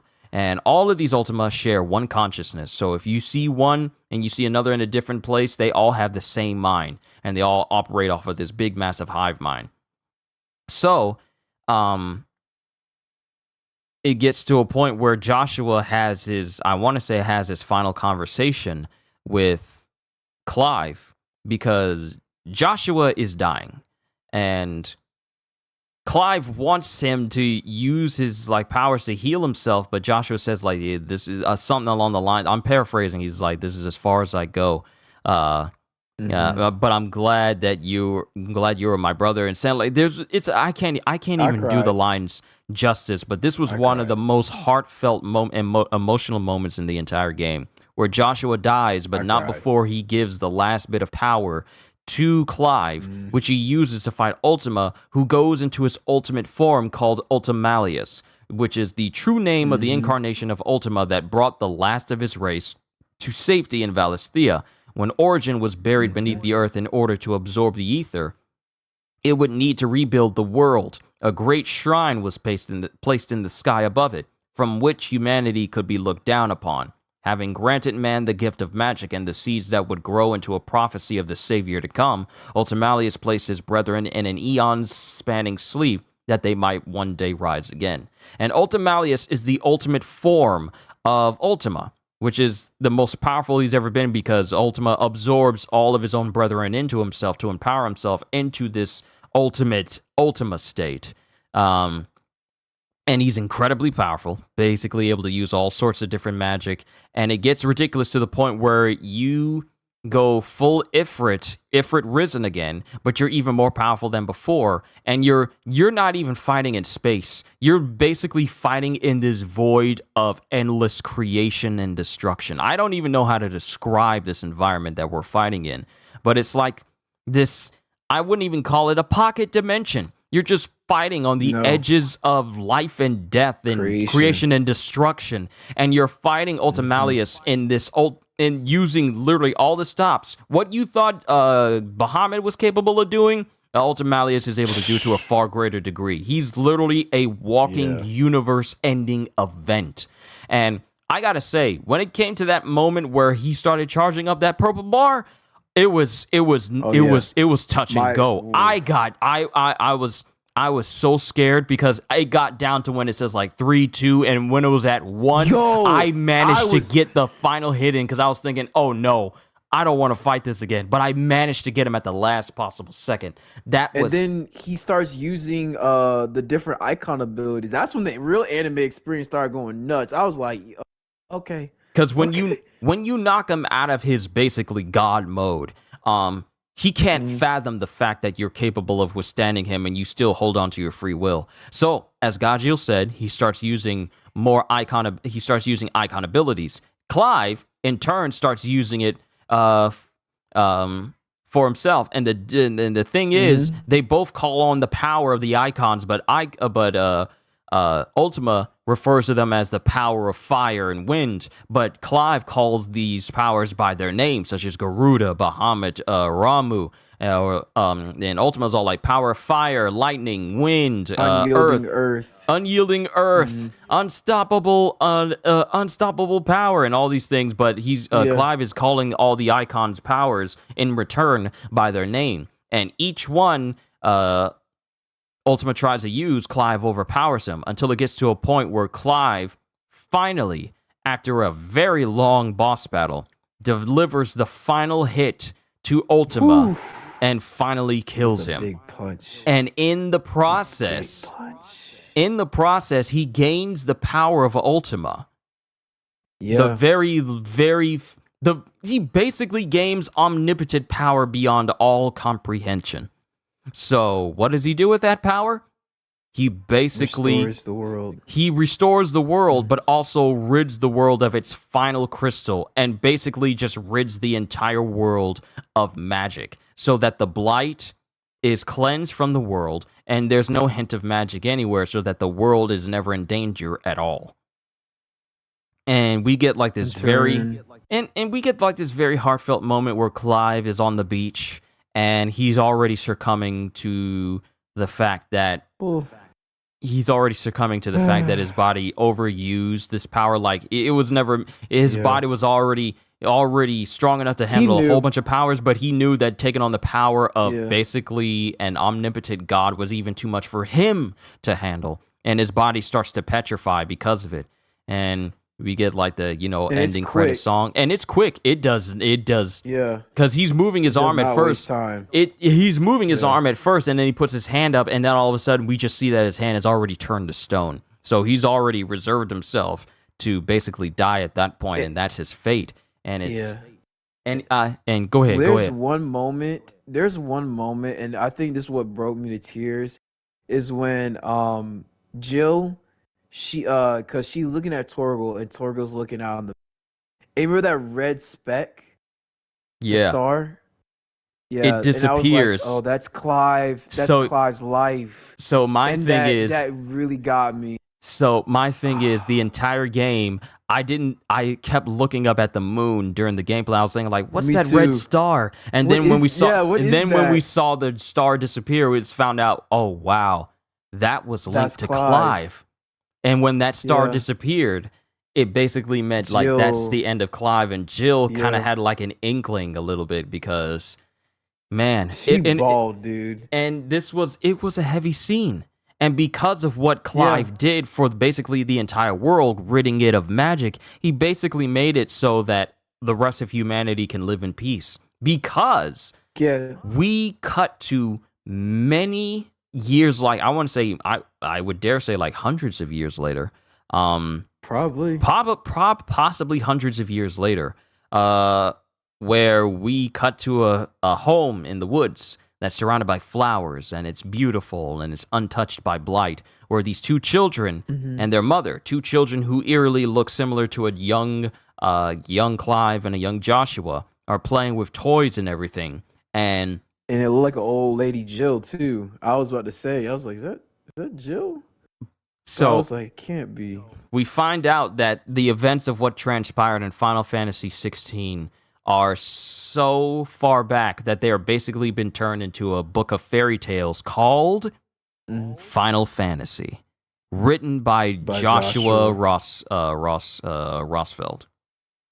Yeah, and that was so beautiful. I was like, man, that's crazy. So And yeah, that's the end of the story. due to Clive's sacrifice, he basically made it so that the world never has magic and therefore never has to worry about the blight and any other thing that has to Hmm. do with magic in general, and that includes magical creatures as well. So it's now a world Right. truly filled with peace. And that's what Clive did, and that's where the game Yeah. ends. So overall, Yeah. it was a 10 fantastic out of 10. story from start to finish. The gameplay was clean. The Hmm. side missions, they didn't. Okay, so for me, because it was in one instance where I was having a live stream where I just felt it was taking a very long time to get through, but I was me just rushing. Hmm. It's not a game Hmm. issue; it's a me issue because I was getting impatient. But my overall Hmm. experience for Final Fantasy 16 was nothing short of amazing, and it was one of the best purchases I've ever made this year. And it makes me grateful that games like this exist. This is the next step for Final Fantasy 16. For Final Fantasy as a series, because we cannot go back to the turn-based way anymore, because that's the old Final Fantasy. Nothing wrong with it, but that's not the way that the series is going to progress further. And me and Gajeel, we talked about this, but we'll get into that some other time because it's already getting kind of late. Yeah. Overall, our experience with Final Fantasy 16 makes us very hopeful for the future of this series because it's been overwhelmingly positive. And now there's been talks of like they're really considering DLC because of such the Yeah, favorable because it's success. because of its success. So we could Yeah. be seeing some potential DLC for the story For of Leviathan. for Leviathan and other elements of Final Fantasy 16. So I'm looking forward to seeing like what they choose to do with that. Yeah, because But it's supposed to be overall, an 18-month plan for Final Fantasy 16. So we don't know. We could get maybe a movie. We could get, maybe some like DLC or maybe some like other boss rush or so the possibilities are endless, but yeah, yeah. I'm excited for the future of the series, but yeah, I don't want to hold any more of the time, but I just give it a 10 out of 10 realistically. It's I may just have to give it a 10 out of 10 as well because this was a solid experience from start to finish without a single reason for me to give it a lower score than 10. And yeah. I'm looking forward to what more Final Fantasy has to offer in the future, not just 16, but other games as well. But overall, this Mhm. was one of the best experience for Final Fantasy I've had in a very, very long time. And Gajeel, I Yeah. just want to say first, thank you for helping me get into this series even more than I have in the past, because you helped encourage me to make this purchase for this game, and I do not regret it whatsoever. So I just want to say thank you for making my Final Fantasy experience a very memorable one. You're welcome. And now we're off to August and is it Armor Core 4 and Armor Core 6 is is dropping that in August, 6? and Whew. yeah, Fires Okay. of Rubicon. That's dropping on Yeah. the near Is it 24th, I is it think. the end? Okay.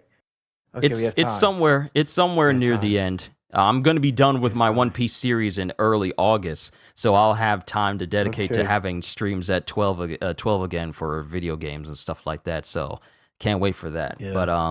But it's really in August because July is still a very dry month for video games. The only thing of major Yeah. significance is dropping this month is Pikmin 4, and August and Yeah. September and October are going to be some of the biggest months Woo! for video games. Armored Core, Lies of P, Spider-Man Spider-Man. 2. It's Oh my gosh. look, man, it's going to be good. Oh. But that Wow. yeah, don't worry, we'll talk about it. We'll definitely talk Yeah. about it, but not now because it's Yeah. getting closer to the like 6 hours that we've done this session. So it's amazing that we Yeah. even went on this long. But ladies and gentlemen, this is the end of our Final Fantasy 16 discussion and review, both 10 out of 10s for me and Gajeel. And Overall, our experience for Final Fantasy XVI was an incredibly favorable one, and I highly suggest it if you have a PS5 system. What I also suggest is you make sure you clean out your fans before you start this game, and make sure you keep your system in a cool place, because this will make your system get warm, really warm, because it will push your system because there's so much going on. But overall, this has been a fantastic experience for a video game. And I'm incredibly thankful to have shared this moment with you guys who were at my streams, and also share our recounting of this game with Gajeel here. And thank you, Gajeel, for helping me remember certain elements of the games that I've forgotten, because it really helped out with the stream as a whole.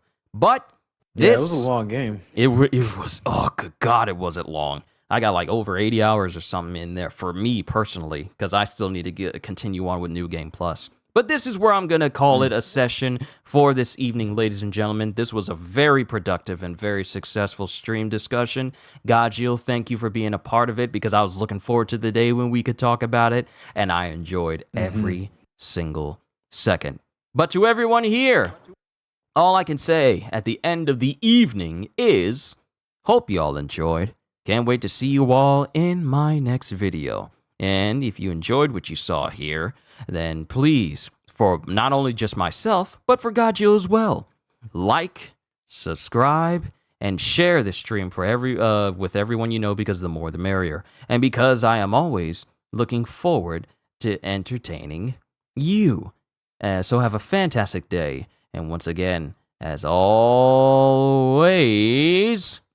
firstly, check out Gajeel's channel. Awesome dude. He's got some good content over there.